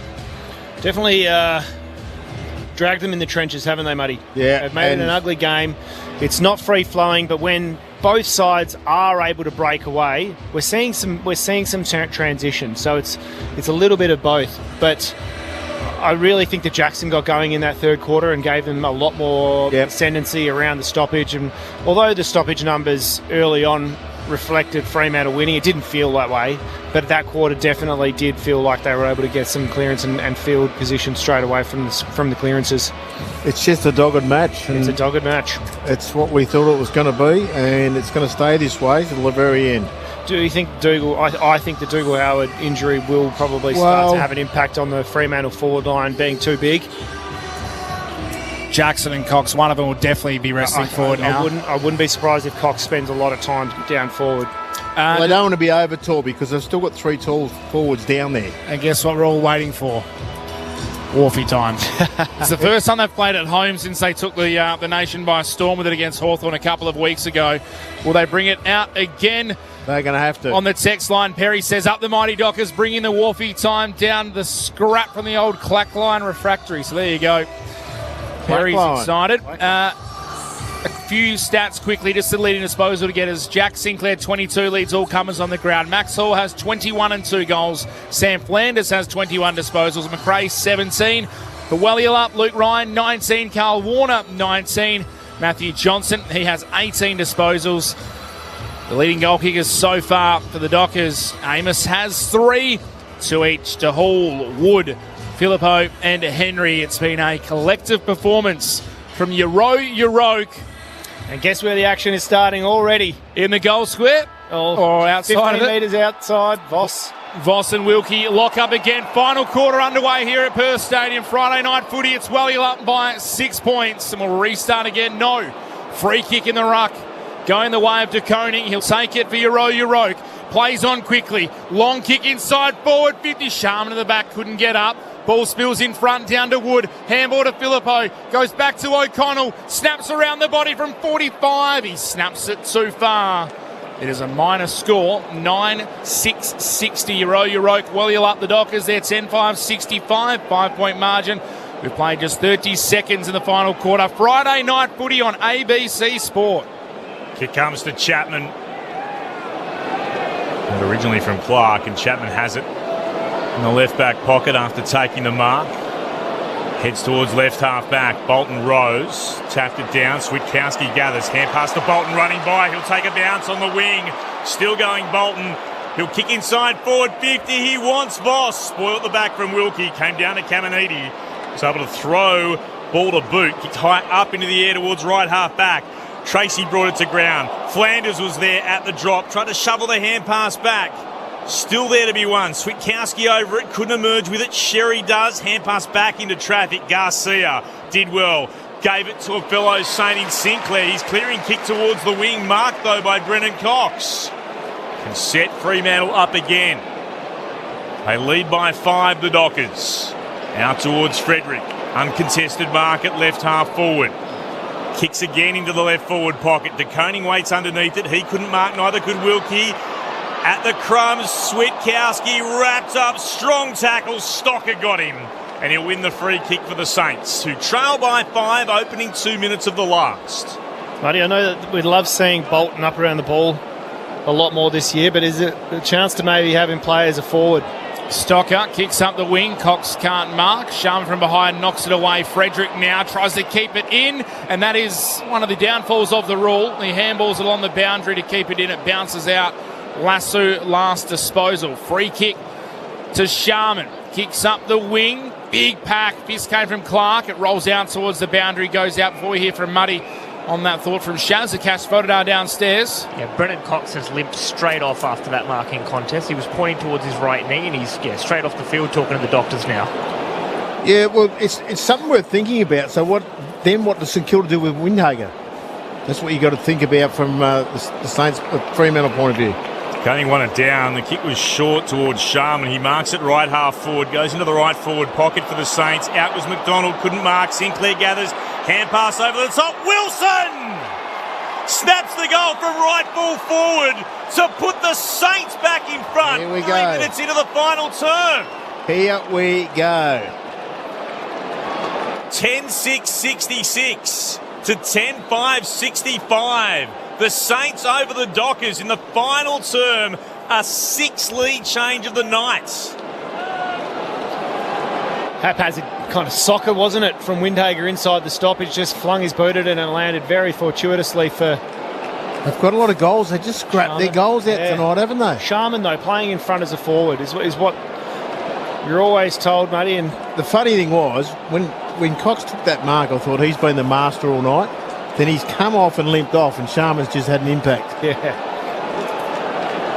Dougal Howard already ruled out with a calf injury for Yoroke. Now Brennan Cox on the bench for Welliup from the restart. Garcia tried to rip it away, couldn't. Johnson stole over the Dockers, gave it to Jackson. Handball to Brayshaw, runs away from Hall. Over the top to Bolton. Back to Brayshaw through the middle of Perth Stadium. to Murphy Reid. Handball too hot for Sherry at half forward. Had to go back and grab it. Tackled by O'Connell. Stoppage at right half forward for the Dockers. The Saints by 1 point. De Koning v Jackson. What a battle this is. Jackson gets a hand to it. De Koning nullified him. Garcia comes down with a footy. Kicks a tumbling ball out the southern side. Sits on its end. Sharman just decides to whack it forward with his fist. Leading the race is Luke Ryan. Gathered. Able to spin away. Handball to Murphy Reid. Tries to hit a precise kick up the southern side. And it's a good one to Brayshaw. The acting captain has the ball. Brayshaw pauses. His team trails by a point. 5 minutes into the last. His kick is into the right forward pocket. Jackson had 2 goes at it. Has been paid the mark. He was behind De Koning. First grab didn't stick. Second did. And he can have a shot from the right forward pocket from about 40 out. This is the thing we spoke about. I mean, Luke Jackson looks pretty tired already, and so does De Koning. They've just run each other up and down the ground, almost taken themselves out of the game. This is the first look that Luke Jackson's had all night, which is very unusual. Here comes Luke Jackson. His boots now cross the 50-metre arc. This to put the Dockers back in front. From the right forward pocket, Jackson's kick is on its way. It misses. Scores level. 10-6-66 apiece here at Perth Stadium. The Saints will move it into the left-back pocket as we welcome our listeners who've joined us here at Perth Stadium. Scores are level. 10-6-66 apiece as the Dockers look to move it into the right forward pocket. It comes through the hands of Jackson towards Switkowski. Delivers it beautifully to Tracy, leading out to Mark. He gathers it just a couple of inches above the turf. And he'll go back and have a shot. Any score will put Walyalup in front of Euroke. For those joining us, the Saints led by 6 points at quarter time. They led by 1 at half time. Walyalup hit back to lead by 6 at three-quarter time. And scores level at the moment. Looking for what would be a 7th lead change of the night. Josh Tracy, he celebrates before the ball's barely left his boot. It's through for his second. And Fremantle are back in front. 7 minutes into the final term. Walyalup, 11-6-72. Lead Euroke 10-6-66. It's the Dockers over the Saints by 6 points. Clint Wilden in commentary alongside Mitch Turner. Let's hear from our experts. Premiership players, both of them. Sharrod Willingham and Chris Waterman. You were just kind of alluding to how wrecked Jackson was, but he had that set shot on goal and then worked really hard back to not create the turnover, but impact the marking contest, and then they just went really fast. I think that's what Walyalup have got to do for the rest of the game, is continue to take the game on and get the ball moving fast. Freo chant goes up around Perth Stadium. Ball back in the middle. Windhager after it. Jackson on top of him. Contact below the knees. I'm not sure about that. It's going the way of the Dockers. Windhager was on the ball first. Jackson ran into him. That's stiff against the Saints. Free kick the Dockers. Jackson inside 50. In front Marshall. Couldn't mark. Tracy knocks it away from him. Stocker's tied up. Oh, that's stiff on Marcus Windhager. Very. Jackson clumsily ran into him and was rewarded. On this occasion, Jackson tries to jump over Marshall. Erasmus is caught by O'Connell and Carroll, and they'll ball it up again. 40 metres out from the Dockers attacking goal. 6 point lead, Jackson v Marshall. Jackson got a hand to it. First one onto it, though, was Stocker for the Saints. Clearing kick lands in the arms of Warner. Attacking side of the centre square. He trots back off his line. Almost every St Kilda player in front of him. Carl Warner kicks it inside forward 50. Big pack, no mark taken. Amos after it. Carroll beats him to it. Sherry gathers, keeps it in the right forward pockets of Brayshaw. No. Umpire will bring it back. He just couldn't keep it in. It'll be a ball in. Boundary throw in 20 metres around from the Dockers attacking goal. Walyalup lead Euroke by 6 points. 9 minutes into the last quarter. Jai Amos with 3 goals for the Dockers. 2 to Josh Tracy, 2 to Patrick Voss. Liam Henry's got 2 and Filippo and Wood all with 2 for the Saints. Throwing back in, it's immediately locked in. Windhager had it, Erasmus tackled him. Ball up the call. Marshall stands in front of Jackson. Jackson gets there, but Marshall wins it down. Still there for Carroll. He picks it up and runs straight into a couple of Dockers teammates. Dudley one, Reed the other. Jackson leapt up in the air, didn't get there. Umpire says it's okay, went through the legs of Carroll. Here's Chapman moving it on towards Switkowski. Hand pass was forward. Banfield did well, rode a bump and then gave it back to Silvani for the Saints. A clearing kick beyond defensive, 50 towards right half back, intercepted here by the Dockers again. Clark stabs it towards Reed. And Reed is marked at centre half forward, plays on immediately, takes a couple of steps, bangs it through for a major. His first of the night, Murphy Reed. What a player he's becoming. Fremantle, they're out to a 12-point advantage. The Dockers 12-6-78, the Saints 10-6-66. And we've gone 10 minutes into the final term. Luke Jackson is really pushing. He's trying to impose himself on this game. He knows he's been double tagged by Marshall and Piccone, but he is just trying to find an edge here and bring his teammates into it. The way he's attacked a lot the last few Just the last few moments, he's just taken them on. Little G. Ablett Jr., by the way, he just played on and kicked it around the corner there, Shaz. It's impressive for a second. You forget he's a second-year footballer, Murphy Reed. That was incredible. He almost received it from the centre clearance here. Instead, he taps it to himself. Handballs out wide to Frederick. He's involved again, Murphy Reed. Frederick takes a bounce, runs to 45, kicks across the face, and it sneaks in for a minor score. Jackson again in the midfield. 12, hands all over it. 12-7-79. Wally up, Euro. 10-6-66 crowd number, 53,707 here at Perth Stadium as the ball comes out and Ryan in the restart punches it out of bounds. That's a big crowd between the two games on a Friday night. Good news for Wallyup as well is Cox is back out there. Doesn't look any to be hindered at all. 78,815 at Dreamtime at the G. The Tigers emerge victorious. De Koning comes out to the footy, won it down, picked up by Wilson. Gives it back to the Saints. They've got it here through Phillippo. Will kick towards the logo. Commentary wing. No mark taken here. Warner tapped it to ground. Diving over the top of it was Garcia. Was set upon immediately by Clark. Ball held in, ball up. They have gone tall, Fremantle. They're throwing Cox out there with Tracy, Voss and Amos. Tap one down here by Jackson. Dockers by hands, throw Driscoll back to Reed. Oh, who used to make that move? Ankle breaker on O'Connell. Moved it towards the boundary line. It's over. Driscoll can't keep it in. Well, he's elevated the your game. Own question?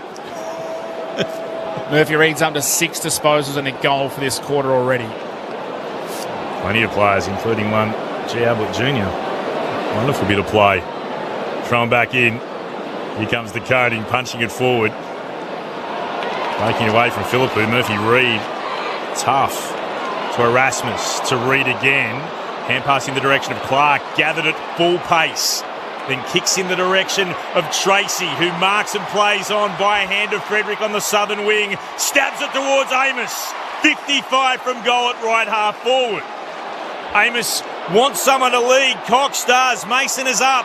Couldn't mark. Spill down to Dudley.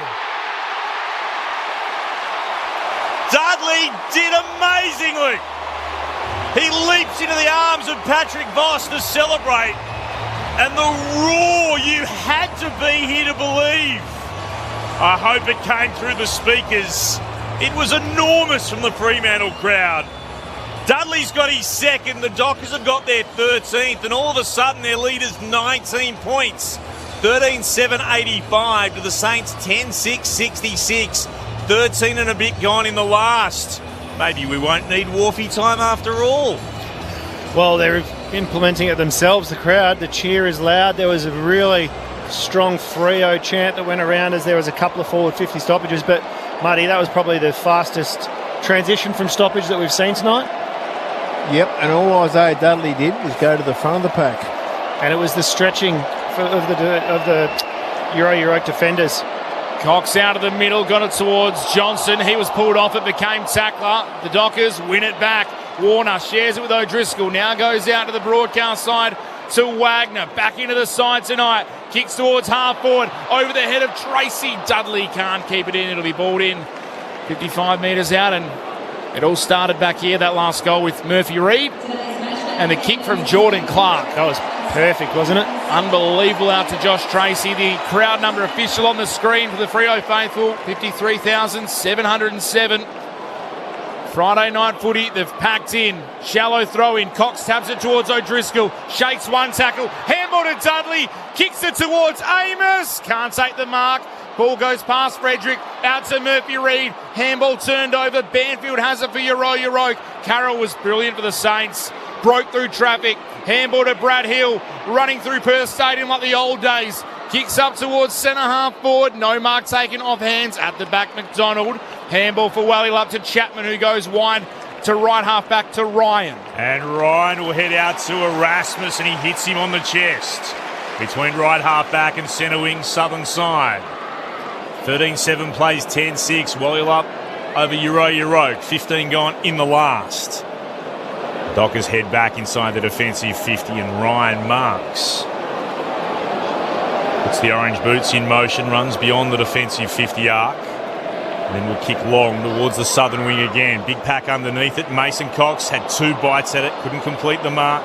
Came out to Wilkie. Saints with it now through McRae. Received the hand pass and then kicked towards left half forward. Warner attacked the football, bounced off his chest, couldn't mark, picked it up, gave it to O'Driscoll, takes a bounce, runs down the outer edge of the centre square. Now to Bolton by hand, onto Frederick.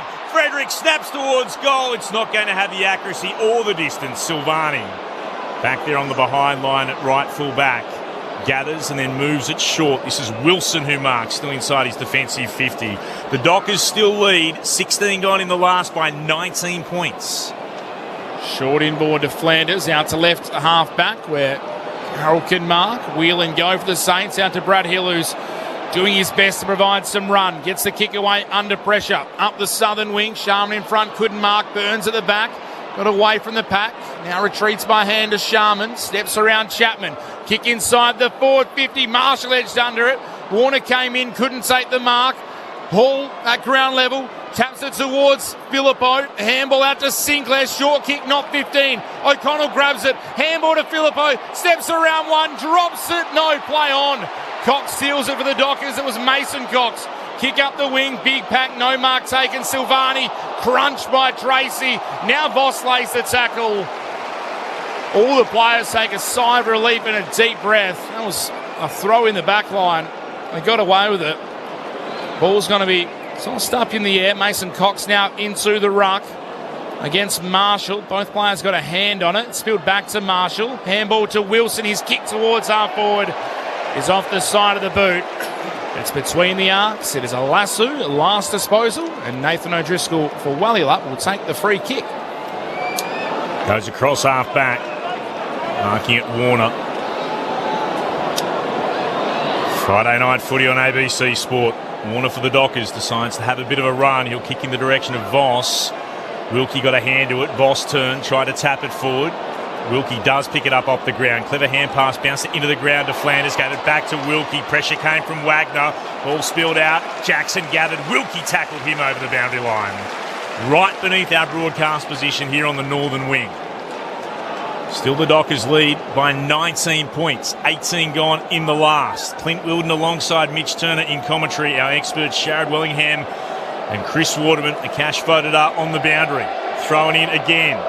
Mason Cox palmed it down. Got it to Bolton, then to O'Driscoll for the Dockers. Now to Wagner, the inclusion this week. Gets a kick away towards left half forward. Voss punches it down. Still with the Dockers. Frederick moves it to Bolton. Spun by Flanders. Did really well. Tackled him. Lost possession though. Bolton picks it up again. Hurries a kick towards full forward. Off the hands of Tracy. Amos at the back. That'll just about do it. He's kicked his fourth. Spinning at left full forward off the hands of Tracy. Jai Amos converts. The Dockers are 14-7-91. The Saints 10-6-66. The Dockers lead is out to 25 points as we hit the 19-minute mark of the final term. Do you like 10-6-66 as much as 10-4-64? No, because I can't shout out Convoy. You know who doesn't like it? Who? Ross Lyon, because they've been sitting on it since the third minute. It's very He'd true. be staring up going, I hate that.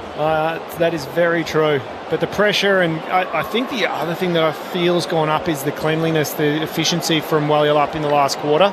Yeah, their intent's gone up and they seem to be really trying to put the foot on the throat, Muddy, but I reckon they seem a little cleaner. Ball back in the middle. Jackson takes it out of the ruck, comes the way of the Saints. Kick inside the forward 50, bouncing ball, foot race out to get it. Sharman couldn't take possession. Erasmus comes in, he overruns it. Hill at right half forward for the Saints. Handball inside 50, couldn't find a teammate. McDonald wrapped up by a couple of Saints. Ball up to come, 45 metres out from Euro's attacking goal. They've got to go quick. They're going to start running out of time. They ideally need a goal. Haven't scored for 17 minutes from the restart. O'Driscoll gathers. Handballs back to Brennan Cox. Clearing kick out towards right half back. But Banfield, the second gamer, is there to take the intercept mark. Disposal 10 coming up. He wheels around. Kicks inside the forward 50. Bolton! Huge fly from Shea Bolton. Showtime Shea hits the skies in Sir Doug Nicholls' Indigenous round. He was always going to do something special, and it's a massive fly from Shea. He kicks it out and turns it over. The crowd do not care as they see the replay. He flew high into the night sky. The ball's back with Euroke. Carroll has it. He kicks it back there again. Big fly. This time it's all fist. Comes down the way of Brayshaw. Handball to Brennan Cox. Left back pocket. Kicked it straight to Wilson. Top of the goal square. Big fierce comes down. Back to Brennan Cox, who runs into trouble. Gets a handball to Wagner. Now to Bolton, doing his work on ground level this time. Left back pocket. Handball to Cox. Kicks beyond defensive 50, no mark taken. Free kick, Fremantle. And they go surging away through Sherry. He burns off Windhager. Hands it across the centre circles to Dudley. Kicks into the right forward pocket. Voss is there, has the bounce twice. Voss goes back to gather for the Dockers. He'll pop it into the right forward pocket, a little bit closer to goal. Switkowski with a target. Flanders has done well, provided the contest saw the ball across the boundary line for a throw-in. That mark was not that dissimilar to the mark of the year that Bolton won in 2021. Different end of the ground. That was at fullback, not full forward when he won in 21. Very similar style of mark, though. It'll be a contender in 26. The Saints win possession in the left back pocket. Filippo gave it back to Wilkie. Kick towards left half back. Wood had it tapped out of his grasp by O'Driscoll for the Dockers. Goes back to McVie by hand on the logo southern wing to Brayshaw. And all the way back to Cox at right half back. That's a shocking kick. Off the side of the boot from Brennan Cox to Henry. Couldn't believe his luck. Marked in the middle of the ground. It comes now to Garcia on the run. Garcia for the Saints. Misses with the goal at his mercy at the city end of the ground. A minor score. And a major would have kept them in it. Freo's lead, 24 points now, 22 and a bit gone in the last. McVie has it in the right back pocket, goes for a trot, takes a bounce up the southern side. Big pack, no mark taken. McDonald at the fall of the ball for the Dockers. Handball back to O'Driscoll. Choppy kick inside the centre square. Jackson overran it, allowed to Conan to gather. Handball to Sinclair. Chip forward to Hall. Inside 50, Marshall has some space. Marks in front of Cox. Brennan Cox stands 48, 47 metres out, 45-degree angle. Marshall's going back. He's not taking his time. He knows they need to get moving. We are right behind the kick. Rowan Marshall shanks it out to the left. It won't score. Big pack flies. No mark taken. Philippou gets the handball across to Brad Hill. He was searching for a teammate. Gave it straight to Brayshaw, who can clear out to the southern side. Mason Cox, no mark taken. The Saints, can they clean it up? No. Voss lays a tackle, forms a pack. And once again, the Dockers create a stoppage. Tacking side of the centre square They lead by 24 points, 24 minutes played in the fourth term here at Perth Stadium. Umpire puts it up in the air to Koning, won it down, but Brayshaw was there to shark it, broke the tackle of Filippo. Kicks the Dockers to Bolton, who marks and has space and time. He turns, runs the 50 out, measures a kick that bounces inboard to Dudley, immediately hands it back to Bolton, hard up against the boundary, right forward pocket, remarkable. Absolutely unbelievable finish from Shea Bolton. He's taken one of the marks of the season at one end of the ground. He's now kicked one of the goals of the season at the other. That was a thing of sheer beauty, particularly for those in purple. Fremantle's lead is out to 30 points. It's a game high. 25 minutes gone into the final term. The Dockers 15-7, 97. The Saints 10-7, 67.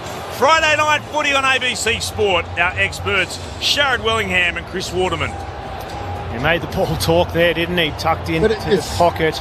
But did you see the amount of space he got from the stoppage where he just left goal side unattended? I know Euroka trying to win it, but you've still got to stay on your opponent.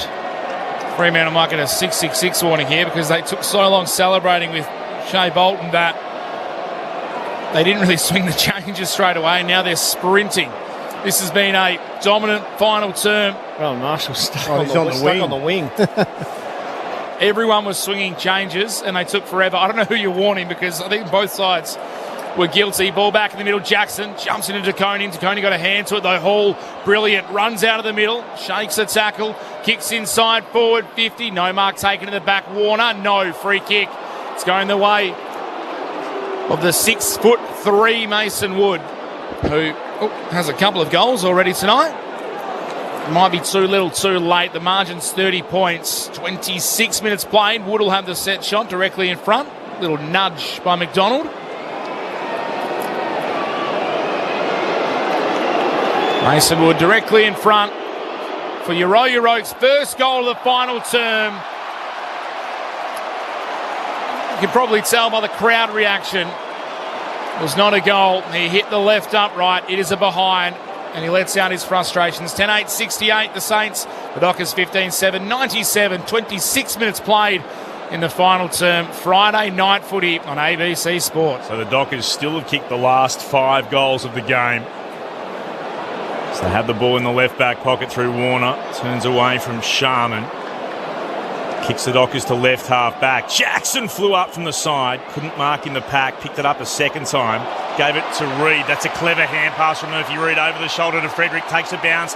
Then a second. Runs towards left half forward. Kicks the full forward. Voss got away from Wilkie and takes the mark. They've been having a physical and verbal battle all night. And I reckon if Voss kicks this, we know exactly what he'll be doing. Straight to Wilkie before then wheeling away to celebrate. Oh, I'm not sure. I think the cue may be in the rack for Vossi. He knows he's got the chocolates tonight. He's got 2. He's done his job. He has. Take the points and go home. Go and shake his hand. So well done, but that's it. Voss trots in. Will kick from no more than 25 metres out. Raises the right hands to celebrate. Punches the air. He's been doing plenty of prancing, but that is a more subdued celebration from Patrick Voss. And the Dockers bring up 100 points again. Voss with 3 for the match. Wally up with 16 for the game. 16-7, 103 to St Kilda's 10-8, 68. It's a 35-point lead now for the Dockers. 27 and a bit gone in the last. We've judged this game pretty perfectly, haven't we, Shaz? We said it should be around the 30 plus, but it's going to be a scrap. Yeah. And it has been all night. They just wore him into the ground, Freo. And Murphy Reid's been exceptional. Jackson's just jumped right up in this last quarter. Yeah. They've been going at each other all night, Kel Wilkie and Patrick Voss. I hate to say it, but he who laughs the loudest. Out of the middle, Murphy Reid to Shea Bolton to 45. Would have been too much of this crowd if he kicked that. He misses to the right. They didn't need Wharfie time.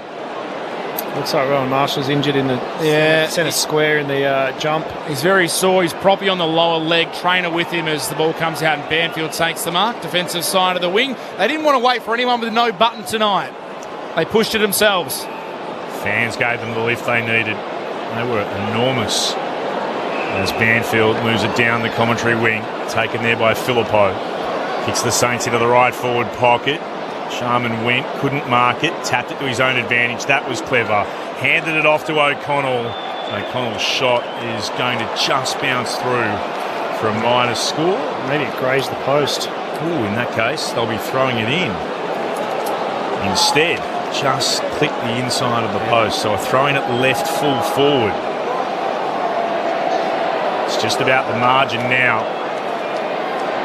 Fremantle are going to win a 10th straight game, a club record incoming. Thrown back in to Koning, kicked straight into a bank of traffic. Umpire spotted a free kick here. And come back for the Saints. The take it'll be Brad Hill.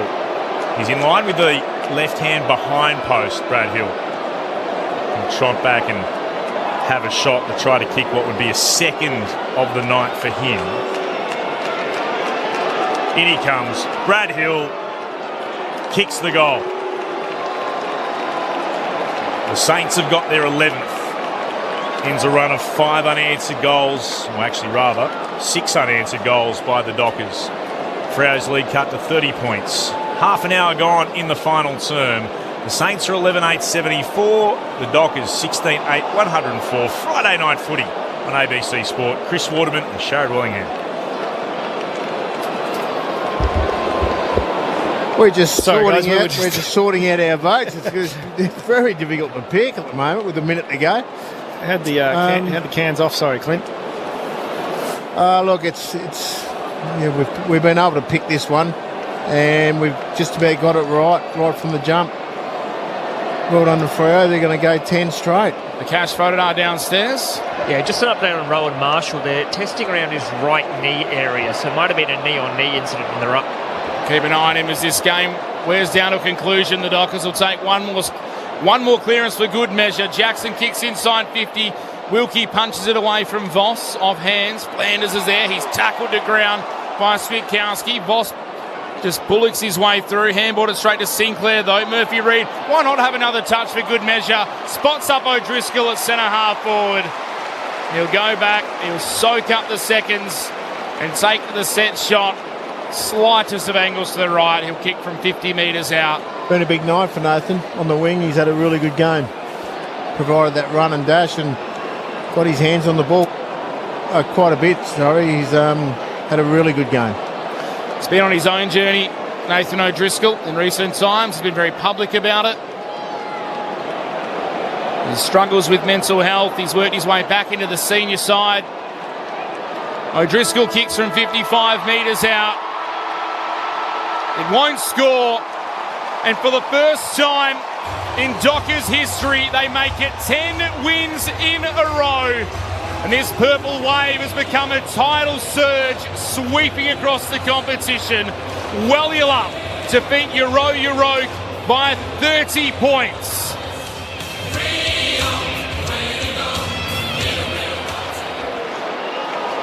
They started the song, they stopped it because technically... Looking at this angle, we can see the ball does not cross the behind line. Decision on the scoreboard. So the song was paused as they just double-checked that the wayward shot from Nathan O'Driscoll did not cross the line before Wilkie punched it back in. It did not, so I called it from 100 metres away and told you it didn't. Luckily the goal umpire had to check. And now restart the music band.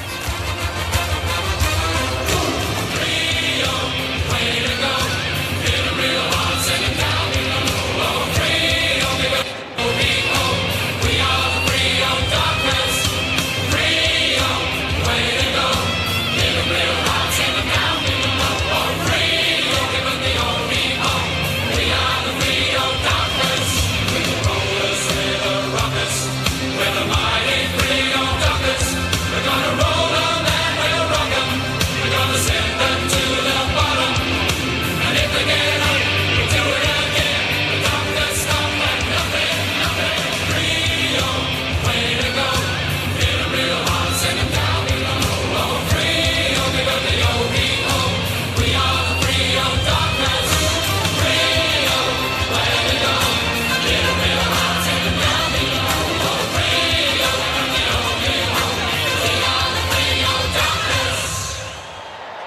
Lovely touch downstairs. Brad Hill and Shea Bolton exchanging jumpers. Dare I say it, Fremantle fans, they'll be walking 10 feet tall. The club breaking history tonight. A 10th straight win for the first time in Dockers history. And they go back on top of the AFL ladder for now with that 30-point win. 16-8-104 to the Saints, 11-8-74. Jai Amos with 4 goals, Voss with 3. 2 to Tracy, 2 to Dudley. Singles to Bolton, to Reid, to Erasmus, to Frederick, to Switkowski. While for the Saints, who are right in this at three-quarter time, for them, 2 to Brad Hill, 2 to Liam Henry, 2 to Matthias Philippou, 2 to Mason Wood, 2 to Max Hall, and a single to Darcy Wilson. 16-8 to 11-8. The Dockers by 30 points. And without meaning to take away from the Dockers win, that was nothing short of pathetic from the Arc to come in when we could see from 110 metres away that was not through for a behind. And when it was no score, you don't need to stop everybody and put your voice over the club song, which Fremantle fans on a history-making night were desperate to pump out. That is one of the more ridiculous decisions from a group within the AFL has been rightly criticised. That was utter garbage. It didn't matter. It did not matter. With 30 points up, whether it was 29 or 30, the game was over. They've won. Sort it out without stopping everything. Just go, hey, let's just have a look at it upstairs and we'll tell them what the margin is. Once everybody knew it was no score and it doesn't affect the margin, you don't have to say anything. Let the song play. That's what I mean. But even if you check it, just do it behind the scenes. The game's over. Enough on that, because that was just awful. Didgeridoo's a very nice touch with the guitarist on top of the stadium here too. That was terrific. As was the way this game played out. An arm wrestle for 3 quarters, a chess match for a bit of it, both teams missing some key players. The Dockers, though, when you looked at who they had available, the stronger team, and it played out that way in the end. A 6-point advantage for the Saints at quarter time, a 1 point at the half. The Dockers led by 6 at three-quarter time and then kicked 6 unanswered goals to wrest the momentum away from the Saints. And they go on top of the ladder. Chris Waterman and Sharrod Wellingham, your thoughts? Oh, it was a good game of footy. We were expecting a scrap for most of the way, and St Kilda brought their absolute A game and just fell away at the end. And it was the cream of Murphy Reid, Luke Jackson, Shea Bolton that really stood up in the end. Jai Amos got one to make it 4, and probably stiff not to have his 5th shot when Isaiah Dudley took an advantage off him. I thought Max Hall was outstanding all night for St Kilda. They had players that flashed in and out. The second quarter, Wood and Matthias were very good. Philippou, that is. But they just didn't have enough all around the ground, and they just all the other Fremantle players just did bits and pieces and just got there at the right time. And but Murphy Reid's game was exceptional, Shaz. Well, the game panned out exactly as we thought, really, didn't it, Muddy? It was too predictable, wasn't it? Really? Yeah. I thought that Ross did a really good job coming over here with a game plan. And a couple of key matchups that he really tried to take advantage of. And they did a really good job of that. But that maturity and that development internally from Wellilup that we've seen really, really stood out tonight once again. That when they are challenged, they're able to dig deep and really trust their process and what they're about. And it really reflects, I think, what they're valuing inside the club at the moment and what they want to see from each other, what their expectations are of each other. It gets talked about a lot. Match winners. The Dockers have so many of them. They've got multiple. So against Hawthorn, we saw Luke Jackson put on an incredible fourth quarter performance here to win the game. Tonight it was Murphy Reid. Yep. That game was level heads at three-quarter time. You're right. Saints kicked the first goal 3 minutes in the last quarter and edged ahead. And then it was the Murphy Reid show. Had 13 disposals in the last quarter, kicked a goal. Like, he was just... You just forget that Murphy Reid is in game 35. Okay, well, I'm going to throw this one at you. And we've mentioned, and a lot of people said, it's been a lot about Brayshaw and Sarong. Now, we've just mentioned 6 names and haven't mentioned any Brayshaw. He's ended up with 25 at 96% disposal efficiency. He's got 227 metres gained, 11 contested possessions and 7 clearances. Yeah, so we knew that's that a game in was, anyone's measure. Yeah, but we knew his role was going to be different because Sarong's gone out. So he has to go in there and start winning the dirty ball, the ugly, contested, inside, gritty stuff that we know he can do. Because, not that you want Reid or Bolton having to do that, but you want them on the outside. You want them being the receiver of the work that's being done on the inside so that they can be kicking it inside 50 and they can be the ones. Shea Bolton's had 4 inside 50s in the last quarter alone. Yeah. That is absolutely... So is that last quarter stats there? That is last quarter. Bolton's just elevated. Nathan O'Driscoll's continued on. So Jackson, Brayshaw, O'Driscoll, Bolton, Reid are the top 6. Yeah. And Fredericks got involved. We could probably question him at half-time or three-quarter time. Well, those little blokes didn't have... Yeah. The small forwards didn't have much of an impact. But I feel like for that second half, they definitely lifted their game. And so I don't know if it was a direction in the way that they had to play their half-backs or it was just a matter of the game turning, as we know that it does through the course of a game. But their ability, I think, to impact not only the scoreboard but the transition as well. Maybe they were trying to hold back too much and not getting up involved in the play, but they were involved in the second half through chains, handball chains that resulted in inside 50s. But maybe they were a little bit too focused on isolating the key forwards, the 3 pillars. If you look at this last quarter, Marshall and De Koning 2 possessions each, which is 4, and Jackson's 8. But he just started absolutely launching at the... Windhager had 3. McRae had 1. Sorry? McRae had 1 in the last quarter. McRae had 1. Windhager had 3 and was on Bolton all night. Bolton got away and got 12, which took him to, close to 25, 26 or somewhere around there. 27. What do you have? 25. But the important thing for Bolton... So he's done a good job, Windhager. 631 metres gained from Bolton. Let's head down into the Dockers' rooms. And Cash Vodadar is there for us on ABC Sport. Cash. Yeah, big cheer as the victorious Walyot Dockers come into the rooms. It's not overly packed down here. I've definitely seen more friends and family and fans down here at previous wins, but they're all in a buoyant mood after the record-breaking 10th win in a row. They formed the circle pretty quick, so they're getting nice and ready here for the song. And we have the new addition, of course, at the start as well, and I think they're just about ready to go.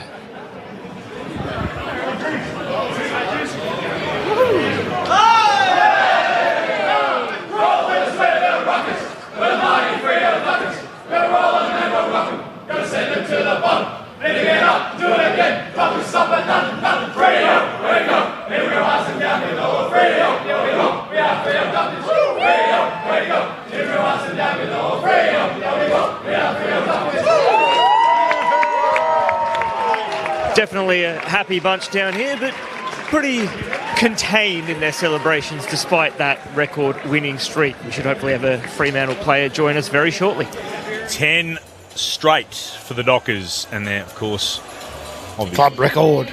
Unbeaten here at Perth Stadium as well in 2026. They're 6 and blot after losing the first game of their season in round 1. Didn't play, of course, in opening round, but going down to Geelong in a game they led by 33 points and went on to lose by 10. But from that point onwards, they've overcome every challenge thrown their way. Didn't play all that well against Collingwood in Adelaide, still found a way to win there. Were challenged against the Hawks here in Perth, won that one. And now, after what was a red-hot contested battle for 3 and a bit quarters, were able to break the game open in that final term to go on and beat the Saints by 30 points. The other thing that they've got, you talk about match winners with Murphy Reid, who did kick a lovely goal. The likes of Bolton and Dudley and Frederick have the ability to kick the remarkable goal. Like, just from hard up against the boundary. Seen Frederick get a couple of those this year, haven't we? We have. Frederick again in the second quarter that he kicked a ripping goal as well. Second quarter, 30th minute to bring it back to 1 point at half time. Again, found a little bit of space, was able to just convert. So they have some genuine game breakers as well as accumulators. Well, if you go back to that Dudley goal, and I said to Shaz, all he did was get front and square, and you watch Flanders, who's not a genuine defender, he's a midfielder. Yeah. He was on him and just sat back and was hoping it would go over. And Isaiah did what small forwards do, sat right in front and landed in his lap, and he snapped it, and that's what they do. I mean, he's had 9 and kicked 2. Sam sits on him for that one. He might be 8 and 1, and you say, well, he's done a pretty good job on him, but it's just so obvious when you go back to the vision. There'll be 4 or 5 things in the last quarter, and Ross will just go, oh, there's 5 goals. We lost by that, and we could have taken care of it. So, but yeah, just real hard. Good solid game. That was brutal. The game that was really hard. I reckon that was one of those games where every player will walk off pretty exhausted, they were running beaten and bashed. Yeah, it was pretty contested. Some long plays too, like where it just went for, as we know, and we're calling it, went for about 2-3 minutes without a stoppage, and then it would stop. It wasn't brutal in like stoppage after stoppage after stoppage. It was brutal, and it'd keep bobbling out, and somebody would get tackled, and then there'd be some pressure, but the ball would still come loose. So there'd be a lot of opposition players banging into each other, and both And that says more about Luke Jackson's effort in the end than the last quarter stand-up. So he had 2 blokes tag him all night. Really trying to take away his strengths, weren't they? And they did a reasonable job, but he just ground away. And late in that third quarter, he just did a few things. And in the last quarter, that first 3 or 4 minutes, you could just see him. He sort of just went to the next level, and blokes were looking around going, well, if he's going, I'm going. We've seen him do drags that. Them along. We've seen him do that a few times, haven't we, late in games, where he knows he has to really inject himself in terms of the contest. And it starts with his centre bounce, starts with his ball ups in the middle, that he attacks them harder than he does the rest of the game, because he knows that he really has to give his mids a first look, or he'll try and grab it out of the air and just try and get the ball moving in the Fremantle's direction. His game sense and knowledge of when he really has to impose himself is awesome. The beauty is, I'll say it again, I've written down 1, 2, 3, 4, and then I've got a question mark on 2 other blokes. And I still haven't got to Andy Brayshaw yet. Yeah. Haven't put anything on next to his name, but he's had a good game of footy, 25 possessions.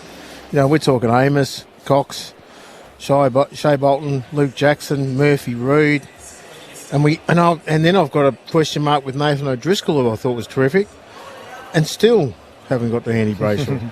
So that's the maturity of that whole team, really. It's come a long way in 7 years. From I remember Nat Fyfe walking off the ground saying it's good to see someone other than myself and Sonny and David Mundy stepping up, because they were the 3 that if Fremantle needed to win, all needed to play well. And you've now got a situation where there are so many players in this Fremantle side. And we were speaking in the pre-game for our listeners who've just joined us around the rest of the nation about one of the things that the Dockers forward line has is if one has a quiet night, somebody else will step up. Well, they shared the goal kicking around in the first quarter, and by the end of it, you go through and you got Jai Amos kicks 4, Patrick Voss kicks 3, Josh Tracy kicks 2, probably could have kicked 3 or 4, but they've all been able to deliver, and the small forwards have done what you want them to do, and the midfielders have chimed in with some handy goals of their own.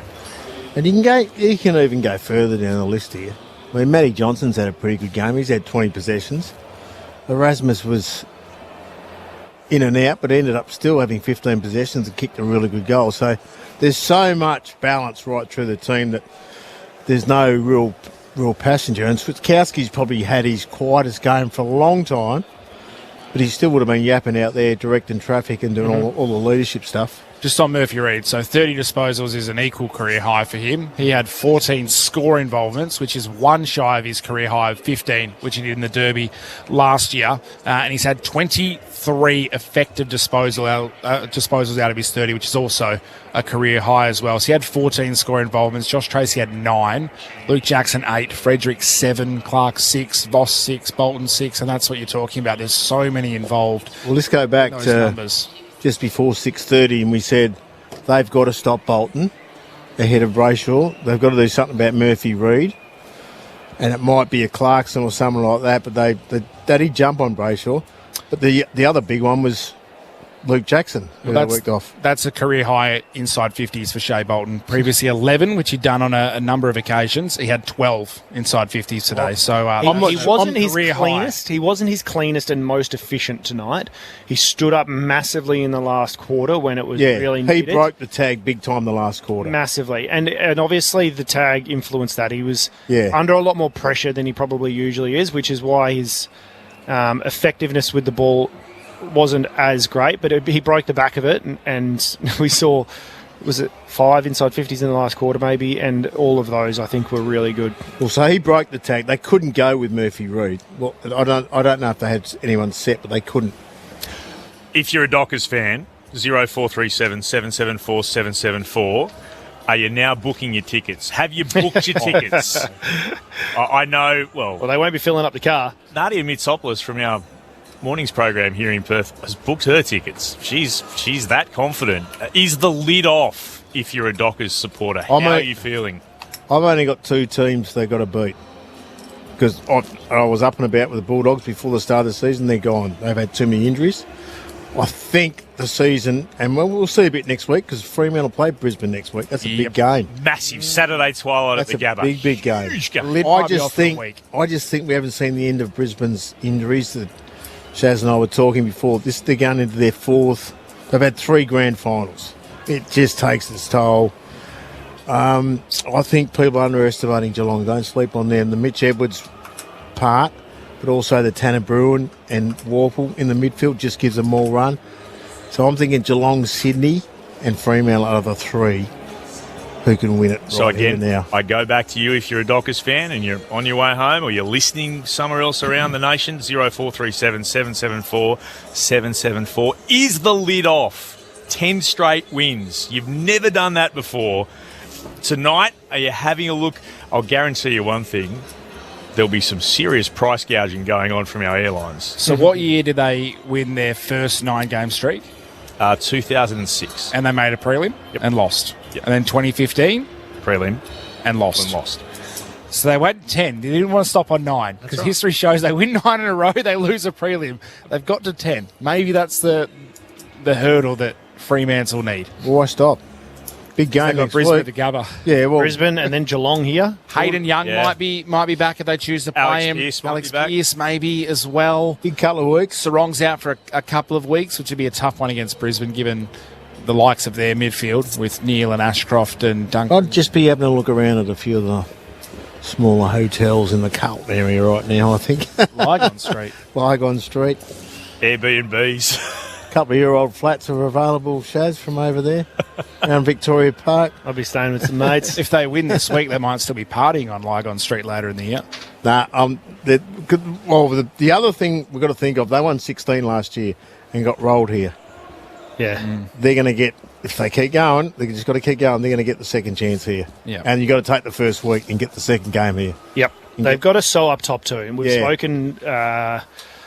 not at length, but we've touched on it a couple of times. Their draw is very favourable. They've got a couple of big tests coming up the end of the year, but they do have quite a favourable draw with some home games that are the challenging ones in Sydney and Geelong. Geelong here in 2 weeks. Yep. Brisbane away. That's So Brisbane, North Melbourne, week off, then Geelong. That's how it looks. Let's head downstairs into the Dockers' room to Cash Fodadara. Cash.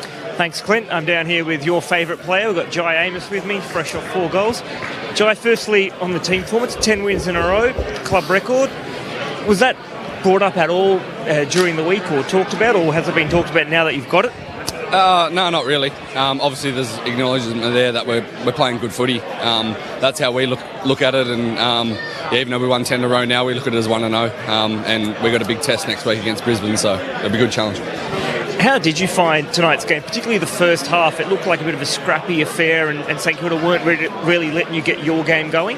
Yeah, we knew that they start games relatively well, and we prepared for that, and we had to match them early in the contest, and we knew it was going to be a grind of a game. That's how St Kilda play, and we thought in that second half we were able to play more of our brand of footy.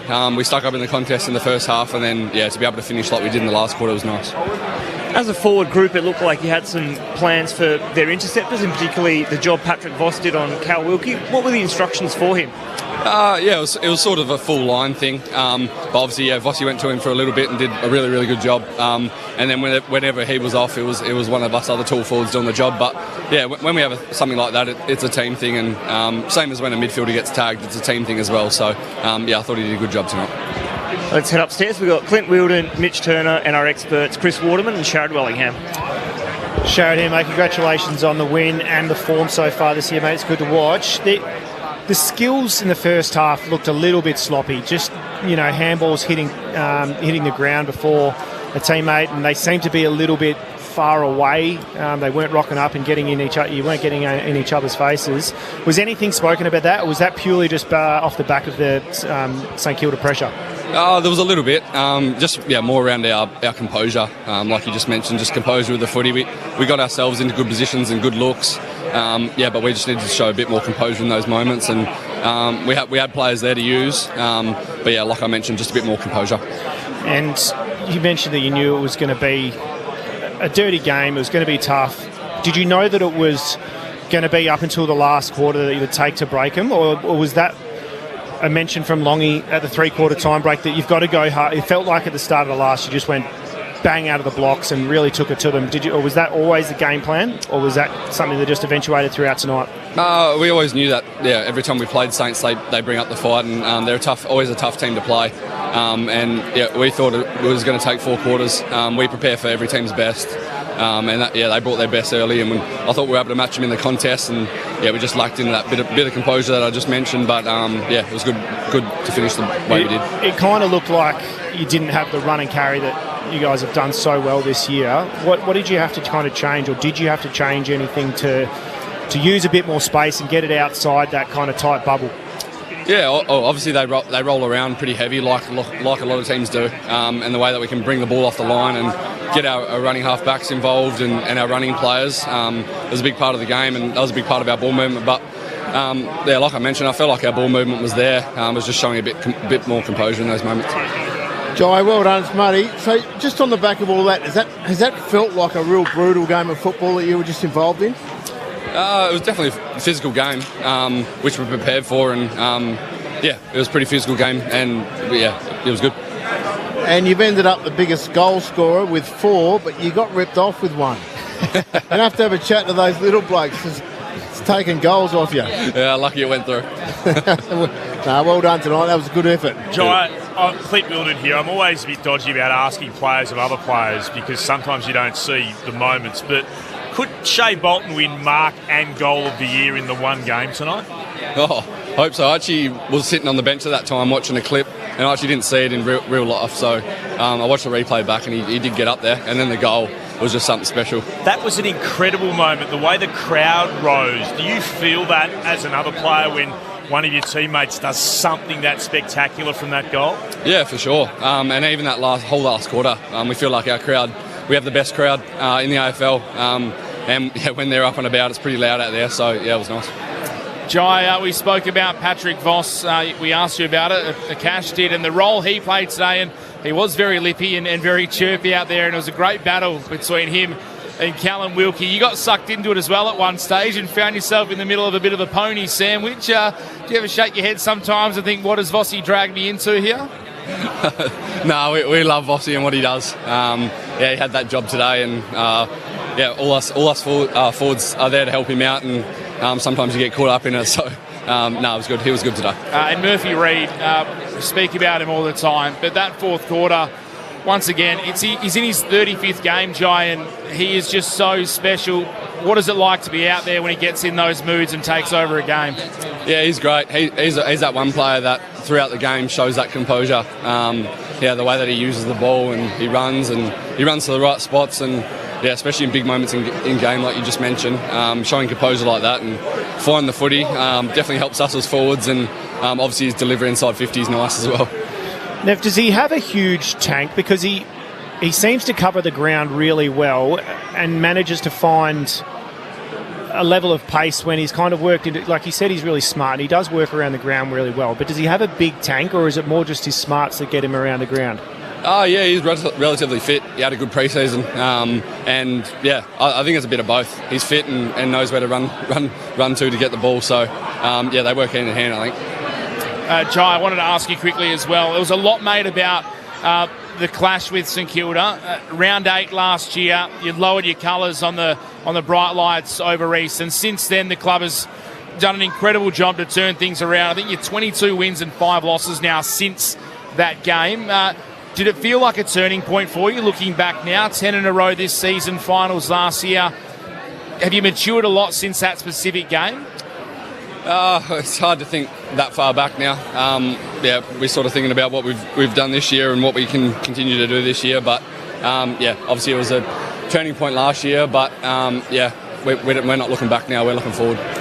Last one for you, and we appreciate your time, Jai. We know in recent seasons there's been some pressure put upon you, but the way that you've responded this year, so 22-14 going into this game, you kicked 4 goals straight tonight. Was there anything that you did differently heading into this season that has allowed you to have the sort of performances that we've seen? Did you speak to a psychologist? Did you do more work at training? Was there someone you spoke to? Because this year you have shown again what we saw when you first really burst onto the scene. I think just another pre-season, and I think working with the other 2 tall forwards has really, really helped me. We work really well together, and and me and JT were playing together for a few years, and then Paddy Voss came on the scene, and ever since then, having a couple of pre-seasons working together has really helped us all. And then just little bits of my game. My 5th year, and I feel like every year I'm building on my game, and I'm nowhere near where I want to be as a footballer. So, that's my goal, is just to keep building my game each and every year. Now, Jai, I made mention of it during the game, actually. Did you get a smaller jumper tonight, or have you put on some size this year? Have you put on a couple of extra kgs? Because you're looking massive. Very similar, maybe 1 or 2. But, I feel good. You played that beautifully. Well done. Just straight delivery, flat batted back to the bowler. Well done. Congratulations on the win. Best of luck next week. It's going to be a beauty at the Gabba. Beautiful. Thanks, guys. Jai Amos downstairs joining us here on ABC Sport. We will take you to the press conferences in just a moment and hear what I would imagine the Saints are going to go up first. Ross Lyon up against some people who would know him very well. I'm wondering if he's forgotten their names, as he did last time he was over here in the West. Fremantle winning by 30 points. It's been a big Friday night. 132,522 fans rolling up to the 2 games. Dreamtime at the G, 78,815. And here in the West, 53,707. Enormous Friday night football love from the supporters of Australian footy. Great stuff. Fremantle 16,804. The Saints 11,874. And as we mentioned before, Jai Amos with 4 goals. Paddy Voss with 3. And any number of Fremantle players adding a couple. Josh Tracy, Isaiah Dudley, both with 2. It's a tremendously impressive performance. And we, again, invite you. Is the lid off? Some people saying stick the lid on. Is anyone texting saying the lid's off? I'm going to let Clint go through them. There are some texts filtering through on the ABC text line, 0437 774 774. I had a personal text from a Fremantle fan who was listening in and said... Name names. Her name is Poppy Penny, of course, part of the ABC Sport team over East. She's a passionate Fremantle fan, and she said, tell Clint to put that damn lid back on. See, my friends, I've got a few mates who are very big Wolfie fans, and they've had the lid off. There is trauma associated with the lid being off. They reckon the lid's off. They're saying they're going to get there, but every week they're like, "Oh, it's a danger game for us." They're still traumatised. And next week's Brisbane at the Gabba. That's more than a danger game. Yeah, that's an enormous test, a huge test for Fremantle. I'll tell you where the lid's not off. Essendon internally. I was going to say the Bombers. No, internally. We might have they are staying focused. Yep. The one thing that we can guarantee is the way that Justin Longmuir has been this year, they will just focus on what's ahead of them. And that's something They're having fun? I think they are having fun. You can have fun. He's admitted that he's having fun. He told us on Sports Talk he was having fun. Pat Voss is having fun. Yes. And he's also left a club that have just lost another game of football, the club that didn't want him, to a team that is barely able to fill a side. What was their reasoning behind not wanting to sign Voss? Not really sure. He won their best and fairest in the VFL. Yep. Impressed, and they decided He wasn't the right fit for them. Yeah, I think personality-wise, maybe the way he plays here at Fremantle, they don't like. 3 years ago now? Yes, it was. Yeah, and up until that point, there was just a lot of mismanagement over there, and they just got a lot of things wrong. Sometimes they just don't like the personality they show. Richmond by 18 points, by the way, if you've just joined us over at the Bombers. So the Bombers still with 1 win for the season. The Tigers pick up their second win of 2026. Perry's tuned in from the Nanup Caravan Park. G'day, Perry. Great broadcast, lads. Can't believe they stopped the song for a score review. Couldn't agree more, Perry. That was just pathetic. Couple of really questionable... Well, they don't get the votes tonight, do they? No. Yeah, everyone involved in that part of the game. Our good friend, the Traralgon Tiger. G'day, Tiger. Yes. Great work, Fremantle, but they need to win their first final. They'll cop the wrath of other teams that will hunt them in finals. They're a good team to watch. I'm a Carlton supporter, says Craig in Melbourne. I'd love to see Freo win the flag, something to look forward to. Why didn't the Freo game get TV coverage tonight instead of the cellar dwellers? We spoke about this over here. I understand there were 2 games tonight. There was the event game, which is Dreamtime at the G. And the occasion. And that's the occasion, that's the event, that's the marquee moment, one of the biggest moments in football in any season. And then there was the contest. The contest was going to be here, as it was for 3/4 of the game. I understand why for most of the country you're going to watch the event. And I'll give you an example that will happen on Saturday, tomorrow. The event is Pendlebury's game. It's the event, one of the biggest events we've ever seen. Someone breaks the record for the most games played in the VFL AFL, Collingwood versus West Coast. But the contest is Sydney versus Geelong. Best game of the round. Easily, which going into the round was 1 versus 3. But most people will want to watch the event over the contest. And that's the reason why those decisions were made. And I absolutely understand that. Danae says, on the way out of the stadium, heave-ho, what a great Sir Doug Nicholls round, but 1 week at a time, Clint. Fair enough, Danae. Marcus in South Melbourne, the lid's only off if we beat Brizzy and Sydney on their home grounds, but luckily I live in Melbourne, as does Poppy, so they don't have to worry about that. Amy, the lid is off. Book the bus! And about 6 exclamation marks, which I love. That is fantastic. Goodness me, says Rick in Margaret River. G'day, Rick.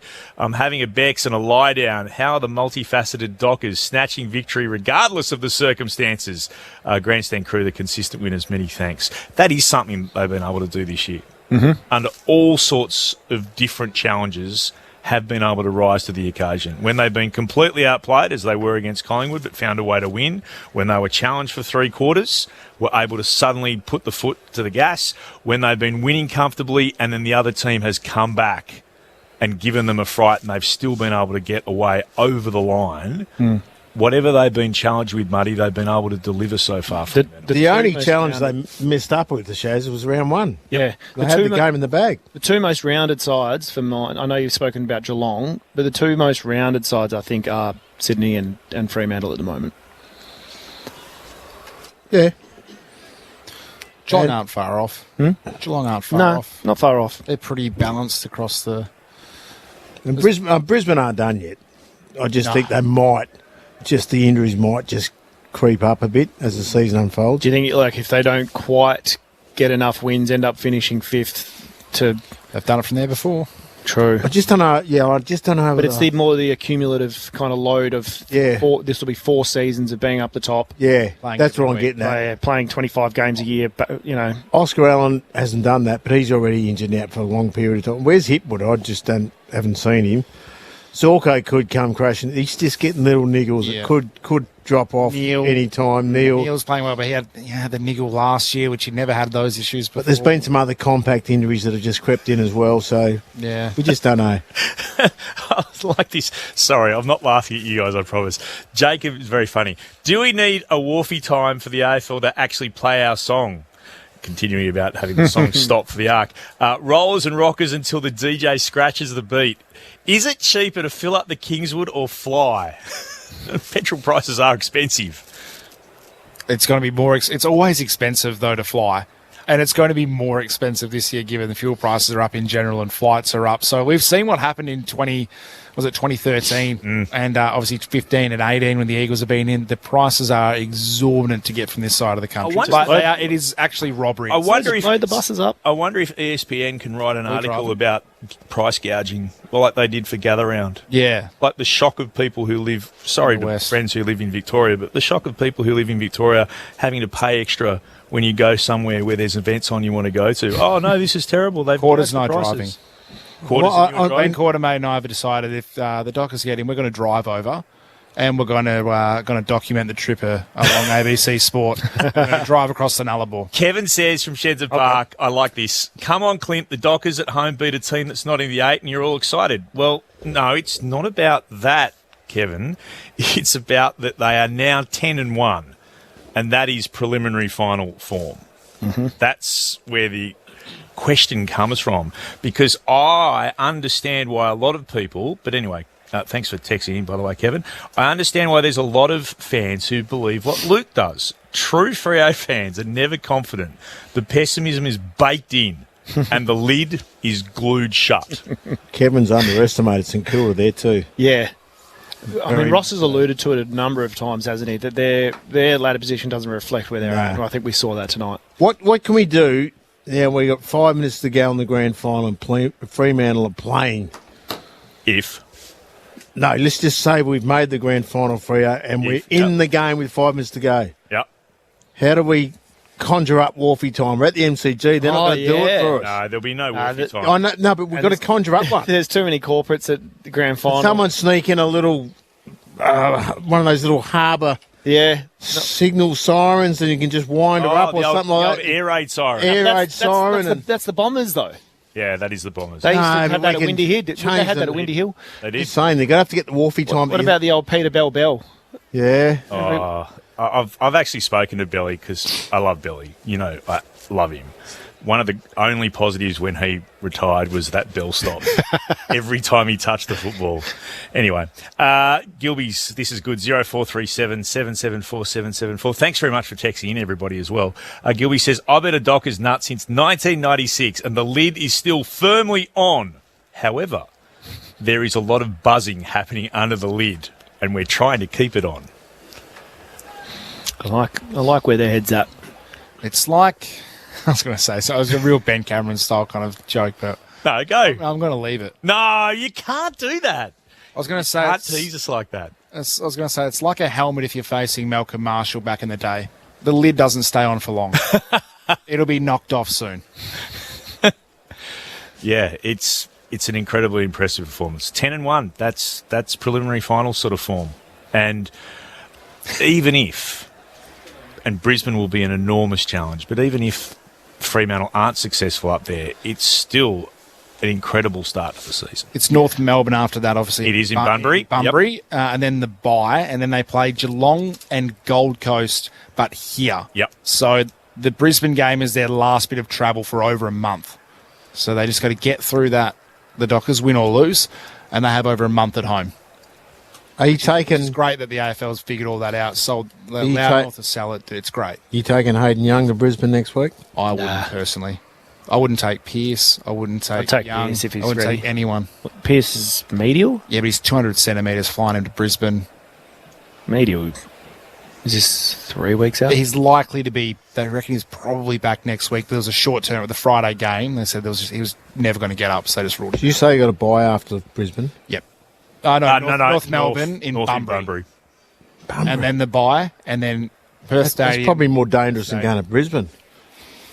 Why? It's a long way to Brisbane. It's a long way to Bunbury. He's 200. No, it isn't. We drove it last year. It's 2 I know. and a bit hours. It was It was a nice trip. Longer on the way back through Hungry Jack's drive-through. Yeah, where we had to stop and watch the Wildcats. The Wildcats final was on. Under out a phone. Oh, yeah? Yeah. So then we stopped on the way back and watched the last quarter.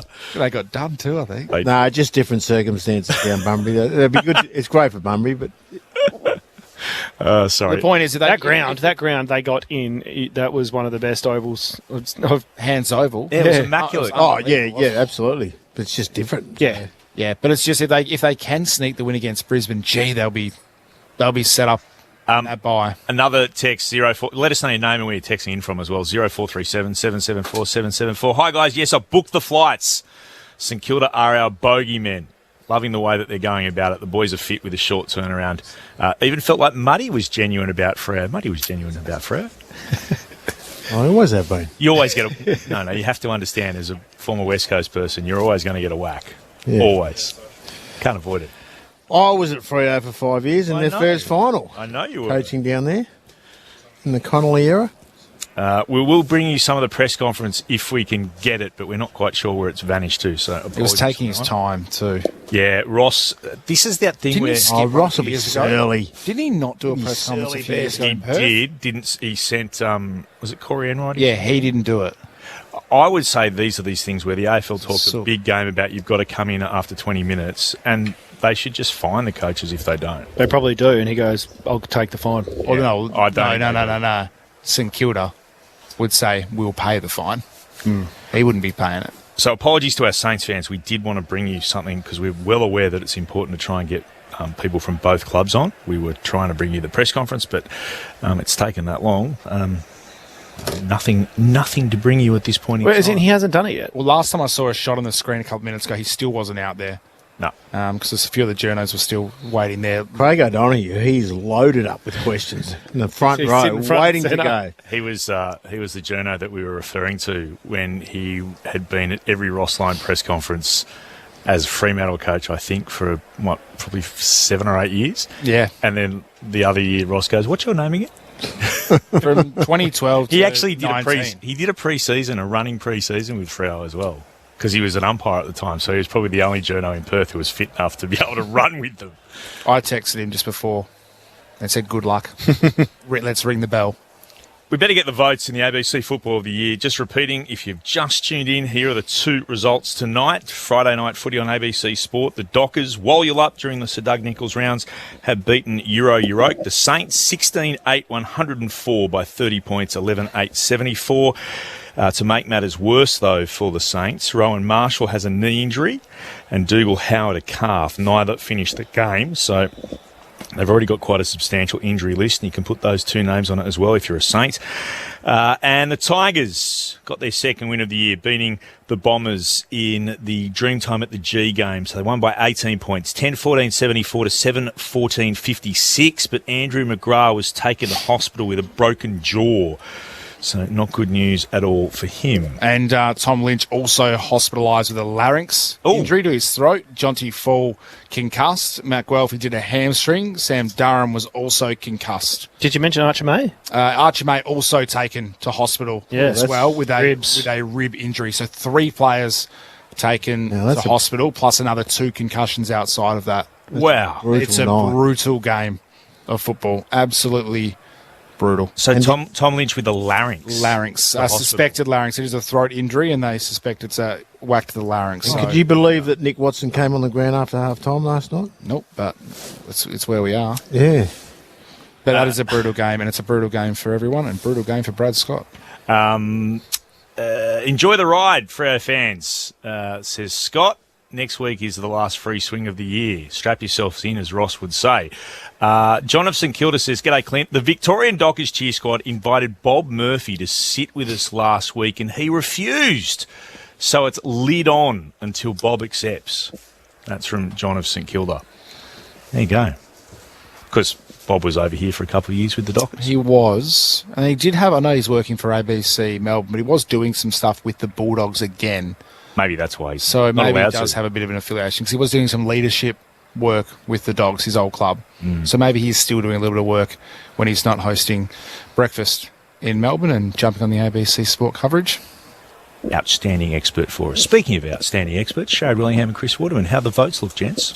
We deliberated long and hard, didn't we? You did. You took the cans off. That was deep in discussion.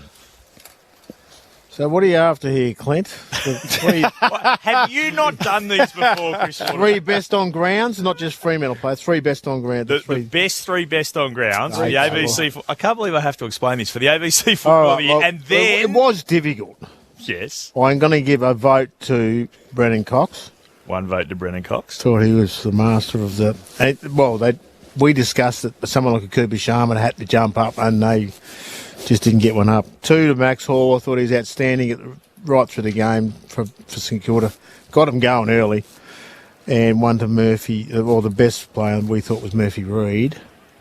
Okay. So, 1 vote to Brendan Cox of Fremantle, 2 to Max Hall of St Kilda, and 3 to Murphy Reid of Fremantle, which means for the Christian medal, which is for the best Docker or Eagle that we've been running for 25 odd years, 3 votes to Murphy Reid. Brendan Cox becomes the 2 votes. Who gets the 1 vote? Well, there's about 7. But because we've got a midfielder and a defender, I'll throw Jai Amos up with 4 goals. No Shea Bolton anywhere. Oh, yeah. Well, what about Luke Jackson and Nathan O'Driscoll? But Jai got 1 ripped off him.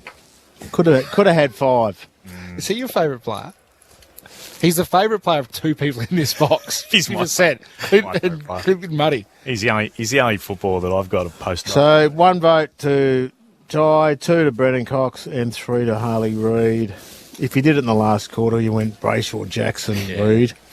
But it's over 4 quarters, you blokes. Me and Shaz know that. That's why we give the votes. I'll be sending you the coaches' votes when they roll through. No, you get it right pretty much every time. Absolutely. Royce from Redcliffe. Pretty much. The lid is the lid is on, but it's a babushka doll. That's good. That is good. That's very good. Our audience has been outstanding tonight. 0437 774 774. Mitch, can you run through just the other key numbers other than the score, of course, with the Dockers beating the Saints by 30 points to go back to the top of the ladder? I can. I was trying to get an update on that press conference, see if we get any of it, but I still haven't heard anything out of the St Kilda camp, so we'll wait and see. Maybe we can sneak 1 minute in. The disposal count, the team totals, the Dockers 394, St Kilda 351. Disposal efficiency 75 to 72. Both used it very well. Contested possession, the Dockers edged ahead by 16 in that area, but had 33 more in the uncontested possessions. The clearance count actually fell the way of St Kilda tonight. So they continue on that clearance dominance this year, 41 to 34. The tackle count was 55 to 54 St Kilda's way, so Fremantle, they closed that gap after quarter time. The inside 50s, 61 to 45 the Dockers' way. The hitouts, 33 to 31 their way as well. And in the end, as we say, people care about this sometimes. The free kick count was 14 to 13 the Dockers' way, so fairly even with the whistle in that sense. Individually, Murphy Reid 30 disposals, equal career high for him. Nathan O'Driscoll 27, his best return this season. Brayshaw, Bolton and Carl Warner, who's putting together a cracking year, 25 disposals each. Luke Ryan 24, Jackson 22. Sinclair had 29 for the Saints, 25 for Hall and Flanders, 21 for Wilkie, and then 19 to Phillippo, Wilson and Bradley Hill. Good point from Michael of Mount Lawley. And I thought about this in the build-up, but I didn't mention it post-game. The Dockers are undefeated when playing as Wallula. So they've had one draw and have won every other game. Does it shock you? The club that's probably lent into, Indigenous culture and playing Indigenous players for more than anyone in the last 31 years, and when they... Can you just keep that name for the rest of the year? When they honour the culture, they win. That's the point that Michael from Mount Lawley says. Can they play finals under that name? I mean, you can wear a gold number, so...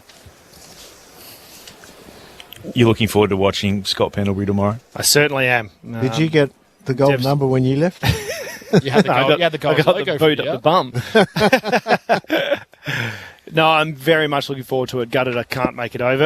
As you know, we've got West Perth tomorrow. But it's going to be a big day, isn't it? It's a great occasion. I agree. I'm really excited to watch it. How many boys are getting there from 2010's premiership side, do you think? Well, the thread's been suggesting that it's most of the boys who are going to be able to get there are going to be there. I think there'll probably be 4 or 5 missing, maybe. That's another excuse for a Collingwood premiership reunion. They do one every 3 weeks. That group gets together every 3 weeks. Swanee was over here last week, and I didn't catch up with him because he was on the tear. He was on the tear. He's playing down Rocco next week. No, he did last week. Oh, did he? Yeah. Heath Shaw's played a couple of games in Kalgoorlie. Like they're all I see Heath when he comes over, but Dane's a bit dangerous. Yeah, people don't turn up to sports talk when Dane was in town. Both of them. I think that was both of them. Speaking of sports talk, Sharon will be there tomorrow morning from 10 o'clock. If you're with us in the West, we'll be joined by Glenn Quartermain. We'll be having a chat, of course, to the West Coast Eagles and maybe a Fremantle Docker as well. And of course, don't forget, if you're on the East Coast, it's Saturday AFL with Corbin Middlemass, Luke Ball and Mick Malthouse. Always an outstanding show. And also SA Grandstand from 10:30 SA time. Let's have a little listen to some of the press conference with Ross Lyon.